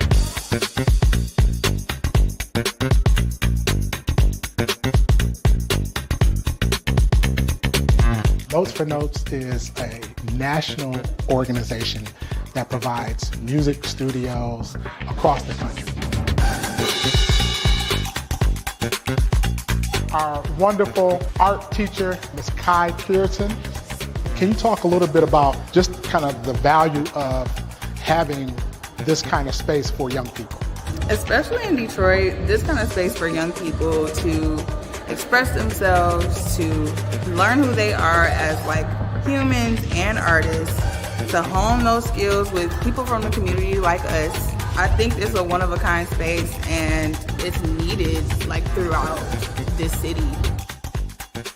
As we leave the creative arts room, you may hear some music in the background, and that's because right next door is our dance studio.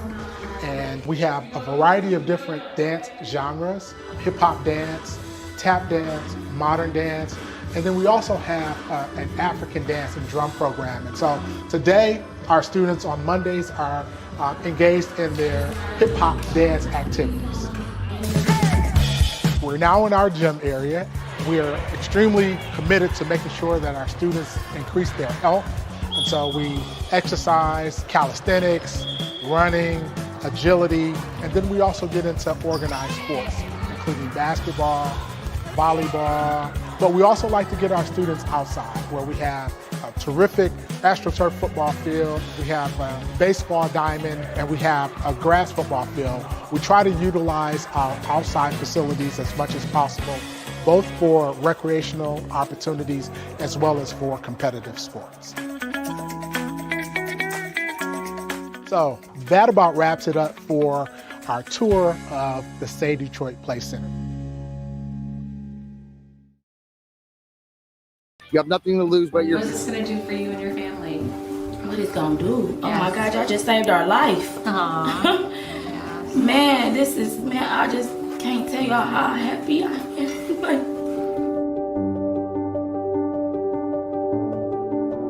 Say Detroit has been changing lives for the better since 2006, when I wrote about how our city was providing homeless people 3-day shelter parties to get them off the street.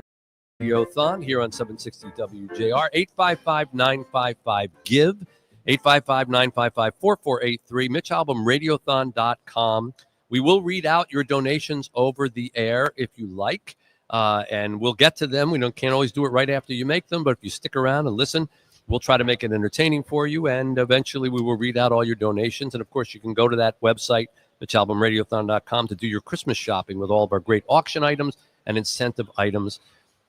It's great to have celebrities like Jeff Daniels, but what's most important is that you hear from some of the people who are benefiting from Say Detroit. One of our programs, we operate many of them, is with the College for Creative Studies, our Dream Scholarship. The Say Detroit Dream Scholarship Program was started in 2011. Last year, $50,000 was given to the College for Creative Studies scholars so they could study in the field of art education. Many families have limited resources, which makes college a difficult dream to obtain. We are committed through this to secure scholarships for students' education at CCS, where they get an amazing, rigorous, innovative education to prepare them for a career, not just a job. Don Tusky is the president. Don, always great to see you. Thank you. Great to see you, Mitch, and thank you so much for your great support and for all the donors for Say Detroit support, because it really does provide a great opportunity for our students to study art and design, and it's really important to have a lot of great artists and designers in Michigan. And J.C. Williams is with you, who is a first-year illustration student, a Detroit-based digital artist. His goal is to cultivate beauty in Detroit via muralism and explore art therapy as a practice. J.C., thanks for coming out. Yes, of course. Thank you for having me, sir. How old are you, JC? 18. 18. Okay. And would you have been able to go to the College for Creative Studies without being one of our scholars? It's a 50-50. I'm not going to lie. If you don't mind, I can tell you the story on how Sure. I actually found out about it. Yeah, tell us. Yeah, no. So I was woke up one day, checked my email, checked the primary. I saw, oh yeah, it's a scholarship offer. I was like, scholarship offer for Mitch Albom. It's way too good to be true. Head over to my counselor, and I sat down with her. She was like, oh, well, looking at financial options, there's actually a dream scholarship. I was like, dream scholarship? And then I checked my email. I was like, yeah, there's something I want you to listen to. I want you to see. And then I show her the scholarship. It's like, JC, this is the dream scholarship, bro. So I jumped for joy. It happened, and now I'm here, and I'm studying. I'm feeling very great. I've improved already, even within the 2 months that I've been here. So thank you so much for actually allowing me this opportunity. Well, that's a great story to how you found out about it. And it's a great lesson to remind everyone, always check your email because you never know what might be in there. But, this was actually one of the first charities I began when I got here. My relationship with CCS goes back to actually the mid-'90s. Because when I started out, I wanted to be a musician, and there was nobody offering me any scholarships to study music. I had to do it on my own. And I thought, well, if there's any artists out there who need some help here in Detroit, that would be a great thing to do. And we've now put through. Don, how many kids have come through the I program? think about 25 or 30 at least. Yeah. So it's been really just a great program for so many students, and we want to make sure that we keep doing it and making sure that we keep CCS really affordable in a lot of different ways, and we couldn't do it without your help and the great donors that are giving to the program. And JC, I love your idea of beautifying Detroit with muralism. You maybe get some of those whales off the buildings, and you can have something done more by a Detroit artist. What would be your dream? Well, man, my dream. Have you ever heard of Backpack Durden? I have not. Backpack Durden, he's a really cool muralist. He did a thing last year, I believe, for Blackout Walls Detroit, mural festival ran by Cindy James. But who's an alum of CCS, by the way. Okay. Yes, they have a big mural just of their face on a huge building. I can't remember exactly where, but it is very impressive. Yeah. I'm not saying that I want my face on a building per se, but I want to be given the opportunity to place a symbol or a landmark or something that represents the community that they can say, yeah, I'm actually proud to be from Detroit. Yeah. Well, we're proud to be from Detroit. We're proud to help you. I hope you take this opportunity and turn it into something that will help other people. That would be the best thing that we could accomplish. So thank you for coming out here. God bless you, and best of luck as we'll continue to follow your career. Absolutely. And Don, it's always a pleasure to see you, and meeting with your graduates every year and coming down there is one of the best days of my year because I get to see where our things go. So we'll continue to do the Dream Scholarship for many years to come. And this is just part of what you're helping out with, folks, here at 855-955-GIVE, 855-955-4483, to help young people amongst many, many other groups, seniors and veterans and children without medical care and all the rest. That's what Say Detroit does. Mitch Albom, Radiothon.com is the website, or text Mitch13 to 59925 to make that donation that you've been talking about making at Christmas time. Now's the day to do it. We'll be back with many, many more guests joining us right after this. What is this going to do for you and your family? What it's gonna do? Oh Yes. my God, y'all just saved our life. Aww. Man, I just can't tell y'all how happy I am. Say Detroit has been changing lives for the better since 2006, when I wrote about how our city was providing homeless people 3-day shelter parties to get them off the street while tourists were in town for the Super Bowl. A city that is super just for a weekend isn't very special come Monday. So we put out a call to raise enough to at least help all year long. The idea of Say Detroit is in its letters, super all year. You answered our call, and to amazing results. Say Detroit has grown into a charity that offers help where it's needed the most. And we need your help as we meet the increasing needs of people at risk. We thought it was all said and done with. There was nothing else we could do. We had almost given up. And then Say Detroit came in our life. We're providing pathways to success for Detroiters in need. And we're doing it with a focus on solving learning, healthcare, and housing challenges. That's why our programs, like the Say Detroit Family Health Clinic, are so important. Not only is it free to all patients, it now has a pharmacy on site. The clinic is also now hosting Wellness Wednesdays, monthly support groups for women, and providing one-on-one coaching and resources for mothers during their baby's first year. It's very important for us to think about how can we remove barriers to care so that people have real opportunities to be healthy. Their whole concern in this clinic is to take care of you when you come in that door. The Say Detroit Play Center is about a lot more than play. It's really about learning. We partner with the city's top sports teams to turn an abandoned recreation center at Lipke Park into a first-rate after-school program where students have a safe place to study, play, and socialize. Every time I come here, it just feels like home. It brings me hope.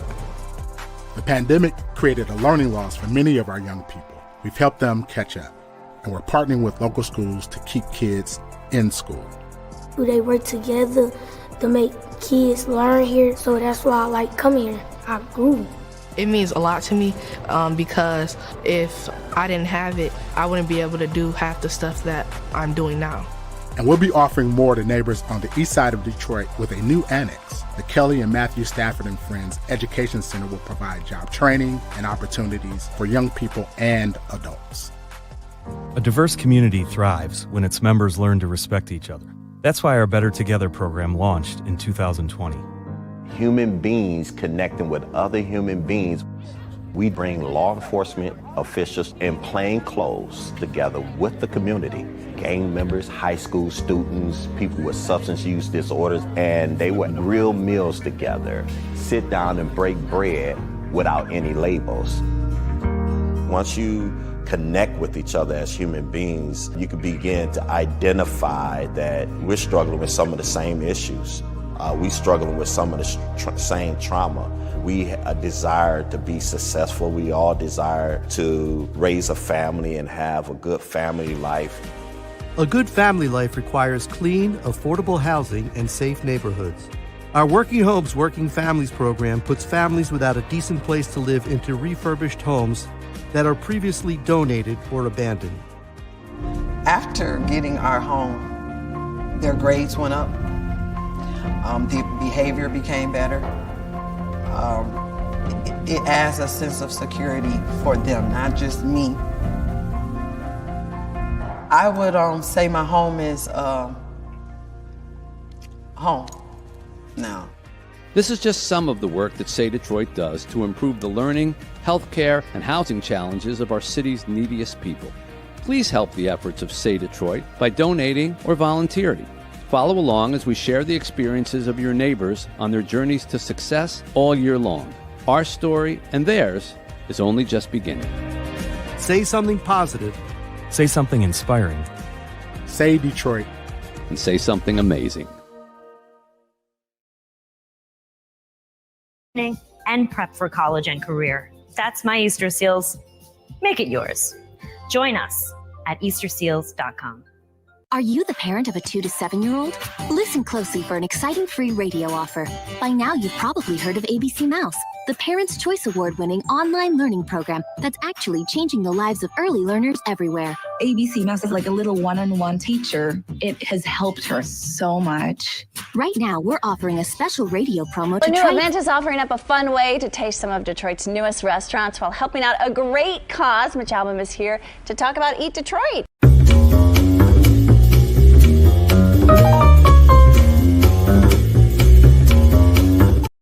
Street fees you're being charged. It's not the size of your nest egg that matters, but rather the income it can produce. Hi, I'm Mitch Lyons, best-selling author and star in a brand new Hollywood documentary called The Retirement Deception. In this film, we traveled over 20,000 miles interviewing real Americans who have retired successfully with a great lifestyle and peace of mind. They share their stories on how they get more retirement income with the same dollar saved, and the money is never at risk if the market crashes. That's right. If the market crashes 30%, you lose nothing. Even the super wealthy are shifting money into this new strategy because it increases their retirement income or can allow them to stop working years sooner. So if you're over 50 and want a bigger, better, stress-free retirement, call today to speak to a specialist and get a free copy of this brand new movie, The Retirement Deception.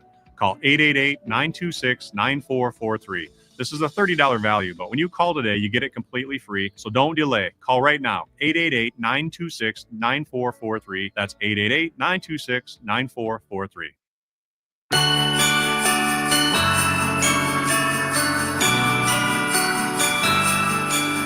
Welcome to the 13th annual Mitch Albom Say Detroit Radiothon on News Talk 760 WJR. This hour is generously brought to you by Cooper Standard. Call 855-955-GIVE to help. Now, live from the North Side Grand Court of the Somerset Collection in Troy, here's Mitch Albom.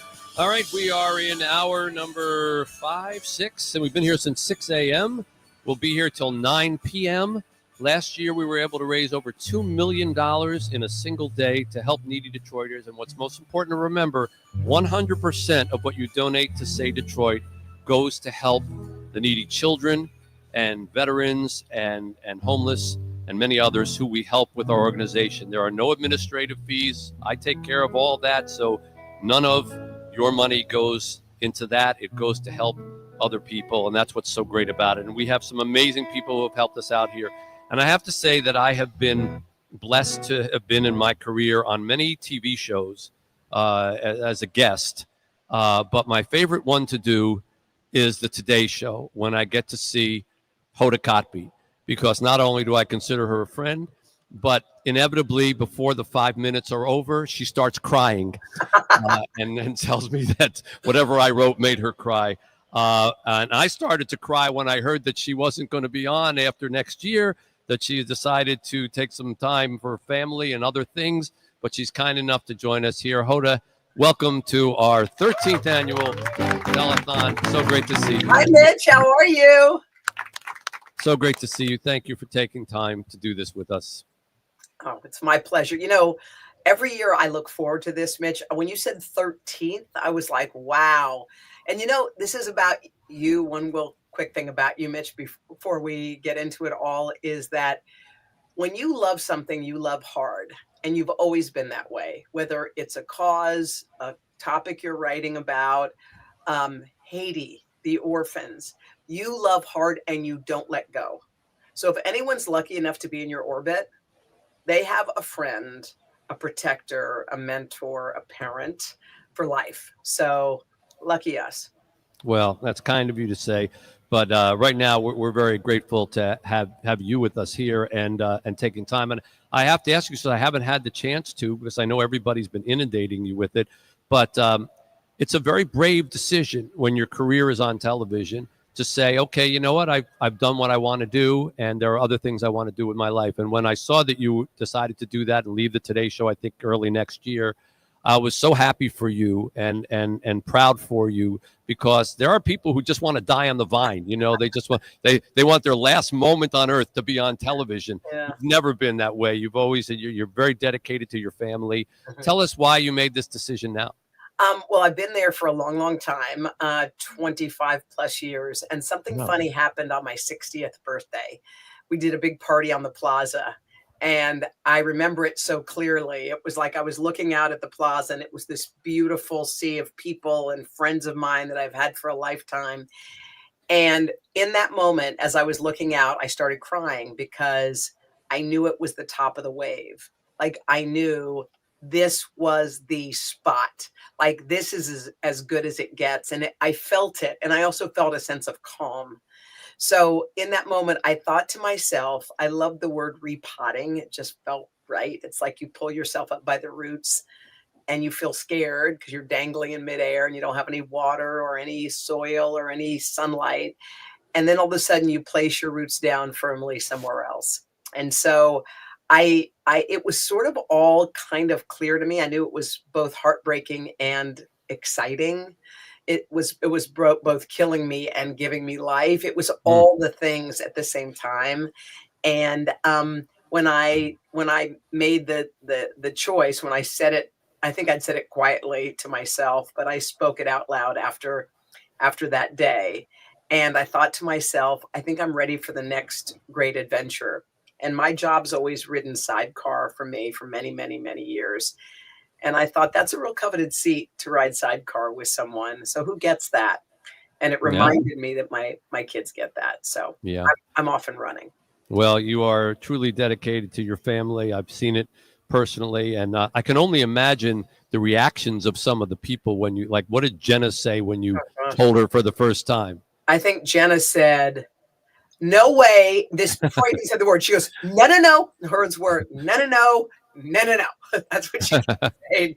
And she kept going, a week or so after it, she kept going, are we sure? And then now we kind of laugh about it for both of us. Like, we're both going through the stages of grief, and she laughed. And, but at the end of the day, I think it was surprising to Jenna too.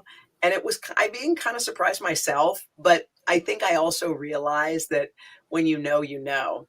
When I told Savannah, it's funny because she said, I want to say something, and I think this is okay to say. She goes, you got balls. And I go, what? She goes, you got moxie. She goes, there'll be time for us to, mourn the show, and I'll mourn myself, but not today. She said today is about celebrating something that is pretty cool. So anyway. Well, you do. I don't want to say you got balls, but you got moxie. I don't want to be the one who says that to Hoda Kotb, but Savannah could say it. But it is moxie, and I salute you for it. And I know whatever it is you're going to do, it's going to be fantastic and rewarding. And I only hope it includes that trip to our orphanage in Haiti that we keep talking about, although it gets harder and harder to imagine with all the terrible things that have gone on down there. And it's it's awful. But our kids continue to thrive down there at the orphanage, and amazingly, but we have to sneak in now with armored cars and land in little airports that nobody knows about and try to get our kids snuck out. It's all like espionage stuff. But one day you and I will get there together in safer times, I hope. I definitely want to do that, Mitch. I hope so. And as you know, our little tradition here, John Pizzarelli, the wonderful jazz guitarist and musician and singer, prepares a little ditty to thank you for coming on with us. And John is here from New York. He flew up from your town. He's over here. He's got a little song for you. Go ahead, John. Hoda Kotb, I will miss you with my coffee. You're the feast that greets my early morning light. You have joy in your heart, Hoda Kotb. It's so early, I'd be surly when you wake in the dark, Hoda Kotb. Please know you always make our dreary mornings bright, Hoda Kotb. Hoda Kotb. Oh, wow. That was beautiful. That was absolutely beautiful. Thank you so much. Wow. Wow. You don't get that everywhere. You don't get that on every telethon, do you? That's top drawer right there. How's the money raising going? How's the fundraising going? We're good. We're hanging on to our pace of last year. We got a long way to go because we had a great year last year, but we're hoping. People are really generous. Okay. I'd like to, I always like to chip in too. So I'd like to chip in, if it would be okay with you guys, for 15,000. Oh, well, that's fantastic. Yes, that's okay with us. That's by all the right. way. Yes. Thank you. Thank you.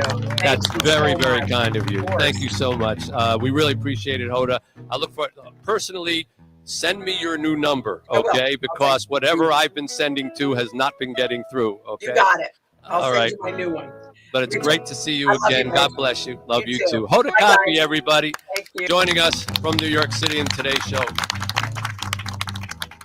That's just fantastic. I didn't even hear what she said. My ears are so clogged. What did she donate? $15,000. $15,000? Okay, that's pretty damn good. Okay. Charlie Rothstein joins us here, the founder and senior partner of Beringia. I should know that since you're a board member. But your ears are plugged. I just know you as Charlie. He's a member of our board and an integral part of what makes Say Detroit great. And he sat down with us. And Bruce Kornblatt, I keep seeing him on the screen, our dear friend from New York City. You can bring him up here. Poor Bruce. I didn't have a chance to introduce him, and his little box with him with his head down was up. There's Hoda Kotb talking, and there's Bruce at the top of Bruce's head while he's writing something. Sorry about that, Bruce. I don't think Can you bring Bruce up? It's all good. I Yeah. appreciate you bringing me on after Hoda was. Can you hear me okay? Yeah, we can hear you. Yeah, we can hear you. It's like he's stuck now. No, now Bruce is sitting. He's like a All right. like a Netflix. For special. Bruce's sake, please take that picture Hello? off because he's going to kill me. Yeah, we can hear you now, Bruce. You there? I appreciate you bringing me on after Hoda contributed. Not I'm a great talking. singer. I don't know whether anybody's hearing me, but it's never. Yeah, it sounds good. Yeah, well, you're popping in and out, Yeah. so that's what the problem is. We'll try to get that attenuated. Meanwhile, let me go back to you, Charlie, and thank you for the guidance and the leadership that you have given us with Say Detroit. And you're a guy who's been very, very successful in the financial world. You could have chosen a lot of charities to get involved with. I'm sure you get asked to be on boards pretty much on a daily basis. Was there anything about Say Detroit that attracted you particularly? Well, yeah. I mean, it started when we met, and you were describing the breadth of what we do as an organization and how we just help Detroiters in need. And it's not just a random thought; it's a really deep strategy, like at the Say Play Center, where we do everything. The kids come in from school. We've got these beautiful facilities for them to play on, whether it's the field, the football field from Matthew Stafford, or the basketball court from the Pistons. But before they get to go on that, they're going to sit down with a tutor. So an hour of tutor time gets them an hour of play time. It's just the whole organization thinks like that. it's a a really impressive strategy to transform and help these kids go from young kids to successful adults. And it's that kind of message that just inspired me to ask if I could help out in some way. So Yeah. I'm really honored that you had a spot for me. Well, I mean, it's nice to hear you were honored, but we needed you. And so thank you for coming along. And Bruce is joining us via the audio. So Bruce, finish the thought. I apologize. Believe me, I can usually screw things up. This one I didn't, but I'm happy to be on phone, and I wanted to thank you for bringing me on after Hoda contributed $15,000. That's really great. Well, that was just to set the bar for you. So you're gonna go to 20, right? I was thinking about it. First, I looked up the word attenuated, and it appears to be that you fix things. So now I'm good. I'm good. Well, thank you for taking some time to talk to us, and you make a great. Bruce, for those people who don't know, Bruce is a big part of our the Mitch Albom show. Has been for many years. Bruce, for many years, probably more than he cares to remember, has been Bob Costas's sort of #1 producer for all the programs that Costas did over the years, and all the different sports programs, and worked with Thursday night NFL football, and has done the Olympics and all the rest of the stuff. But mostly we just count him as our friend and a guy that we can put on with a New York Boston accent. Yeah. You know what? I want to say one thing. Speaking of television, I've been lucky enough to do a bunch of Super Bowls, and I've been in story meetings, and I was watching while I was in the green room. The pastry is delicious, by the way. I was in the green room and watching the intro and reminding myself of what you did in 2006 when the Super Bowl was in Detroit. And I can tell everybody, I've been in story meetings for Super Bowl, at least 5 or 6 stories of Super Bowls. That topic has never been brought up, what the community is dealing with and all that. And the notion that Mitch, who's a great sports writer, great, not good, great, came and understood that there's something more here, and that you did it is so admirable. And I'm telling you, the networks want to know the next big story that everybody can have fun with. And you put your head down and went to work. And I'm proud to call you my friend. Well, that's nice of you, Bruce. Thank you for that. We'll lower it from 15,000 to like 12. You bought yourself. Well, you have me here then. Okay. Now I want to make $3,000. I want to make a contribution. Now it's because I don't know whether anybody knows, but I have a grandson. And actually last year I was on this, and Maria Shriver was with me. And it was the first time you learn stuff from you, Mitch. I always do. And I learned that there are other people that have grandchildren besides me. I heard that. It was eye-opening, really eye-opening. So anyway, I wanted to contribute in the name of my dear grandson, Ryder. And I want to contribute. I know now it seems small, but I want to contribute $5,000 to this Well, there's great. nothing small about that, Bruce. No. That's really kind of you. I was just teasing you. You really didn't have to give anything, but I believe me, I called the accountant 15,000 and he hung up on me. So 5,000 is the best I could do. But I want to say one other thing while I'm here, is that this is always one of my favorite days of the year. And if for everybody out there, I'm born in Boston, now New York, so I can see from afar. And I can see that in the world right now, there's 2 kind of things that everybody sort of agrees on. Nobody agrees on anything, and nothing works. Those are the 2 things that kind of people at least agree with. This today, what you're doing today is putting a lie to both of those. Okay. Number 1, nobody agrees on anything. Who could not agree with the good deeds that are being done? Much more importantly, not as importantly, is things are getting done. I see the testimony in the green room. Real people. This is not some theoretical conversation. Okay. It's nothing to do with that. It has to do with real people and real solutions. And Mitch, one of my dearest and closest friends, I always admire that, but I was brought in anew today, watching how real people, the look on their faces, something's getting done here, folks. So anybody that can give anything to this, know that it's going directly to that. And in this world right now, to contribute something and know you're getting it back in deeds rather than theory is so important. So please, everybody do what they can here, because it's an unusual task that my friend Mitch is doing. That's nice of you, Bruce. Well said. And I agree. That's the two things that people can agree on. Nothing works. Yeah. Or what's that? Somebody, I don't know, it was a book or a record album. Nothing matters, and what if it did? You know, the hopeless and the helpless.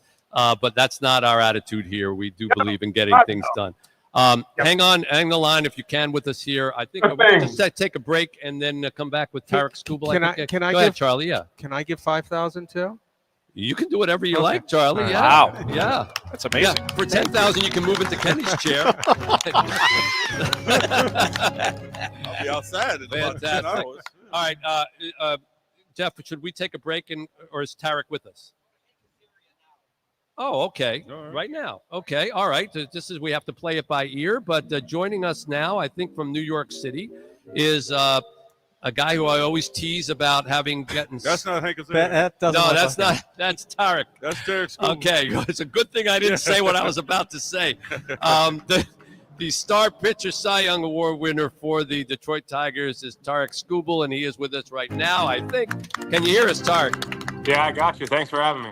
Oh, yeah. Thanks for coming on. First of all, congratulations on just an amazing season and a well-deserved award that nobody seemed to have any doubt. You know, it's one thing to win that award. It's another thing to come close, and maybe you were tied with somebody. You were just overwhelmingly it. I mean, you had the year of years. So congratulations. Tell us how that felt. Yeah, I appreciate it. It was it was a great run. You know, what I was able to accomplish individually and what we were able to kind of set, as a team, making that playoff run, that was a ton of fun to be a part of, and look forward to getting back in spring and doing it again. Do you have any sense when the season started, like, oh, I'm going to have a great year this year? I think, at the beginning of the year, I was healthy. My arm felt good. My body felt good. And when those two things are kind of in line, I can put my head down and go to work and be the best version of myself. So I always have a ton of confidence, whether, the results are there or not. But, I was healthy to start the year, and that's what matters. When you pitch as well as you did this year, when you finish a game, are you like ready to go out and pitch? Like, I just want to do the next one, like tomorrow. And then you got that 4-day wait, to just think about it. No, I think, when I go and throw, it's pretty much empty the tank. So that next day I'm pretty run down. I don't think I could throw a baseball, probably over 85 miles an hour the next day. And I don't think an 85 mile an hour heater would work in the big leagues. So, yeah, I need some time off. That next day I'm pretty tired and just, focused on recovering and getting my body ready to go again. Yeah. Only a professional Cy Young Award winner can say, I can only throw at 85 miles an hour. Yeah. How useless that must be. Yeah. Well, here I don't know how much you know about Say Detroit, but we've been in operation for many years, and we help everybody from children 5 days old all the way over to senior citizens and veterans. And so your presence here and support here helps us raise money. And I know you've seen the spirit of Detroit here, and it's probably unique in how the people rally. The way they rallied for the Tigers, they rally to help other people. Yeah, no, I think that, it's as fortunate of a position that I'm in, it's important to give back and understand the people that support you and take care of those people. I think that's what it's all about in my eyes. Well, thank you for doing that. And you got to be on vacation right now. I see you by the shirt you're wearing. You look and nice the tan. and relaxed. I know you're not in Michigan right now. I'm actually at the gym right now, so I paused my workout a little bit, and then I'm going to go finish it up after this. But you don't need to be at the gym. You're in the off season. Yeah, let's relax. I got to get my body ready to go again. It's a long year. If you can hang on for 1 second, we're going to be joined by Hank Azaria, my good friend, who, of course, is the star of many, many movies, and also did Brockman, which he played a baseball announcer, and he's with us on the phone. Hi, Hank. It's Brockmeyer. Look, hello, it's Brockmeyer. Come on, Mitch Albom. Yes. You want to call something for Tarek Skubal while he's on the line with us here? Not unless you pay me. No. I will accept payment in whiskey or other substances, but I will need something in return. All right. Well, we'll try to do that. Tarek, thank you for spending time with us. I want to say bye to you, so I want to hold up your workout. Really appreciate it. Everybody give him a round of applause. Tarek Skubal, the Cy Young Award winner for the Tigers, joining us. I appreciate it. And meanwhile, Hank, I wasn't expecting you this early, so sorry we weren't. I'm so sorry. I'm in sort of planes, trains, automobiles hell today. So yes, thank you for having me on a little early. Well, it might be early for you. We started at 6 a.m., so we're going to 15 hours here, trying to raise money to help needy Detroiters. Craig Gass, yes, is here with us right now. Your celebrity stalker who tracked you down, and, yes, and he's stalking you again. By the way, he wasn't here until he found out that you were on, and then he crawled up onto the stage. Huge fan. I'm a huge fan of Hank's. Thank you, Craig. Thanks a lot. And John Pizzarelli is here as well. And I have to say, for John, who of course is a professional musician, Hank's major deal right now is traveling around with the Easy Street Band, in which Hank is the lead singer in an unbelievable Bruce Springsteen tribute band, which I happened to see at his 60th birthday party, which was also a concert. And I thought that was like a one-off, but then I found out you took the whole show on the road, and that's basically, you're a rock star now, right? It's basically correct. I've been imitating Bruce since I was a teenager. And now I learned to sing as Bruce. It's very addictive. I recommend it. Anybody turning 60, this will cheer you right up. Just sing like Bruce. It's all for charity, Mitch, which I know you appreciate and endorse and enjoy. Yes. And it was so much fun. And I really kind of got obsessed with perfecting. Like we're way better even than what you saw that night. That first night was just like my first nervous shot at it, and I've gotten totally obsessed. In fact, I'm on my way to LA for a Simpsons Christmas premiere party that Disney's throwing, and the band's going to play 4 or 5 songs. Wow. And do fans like react to you?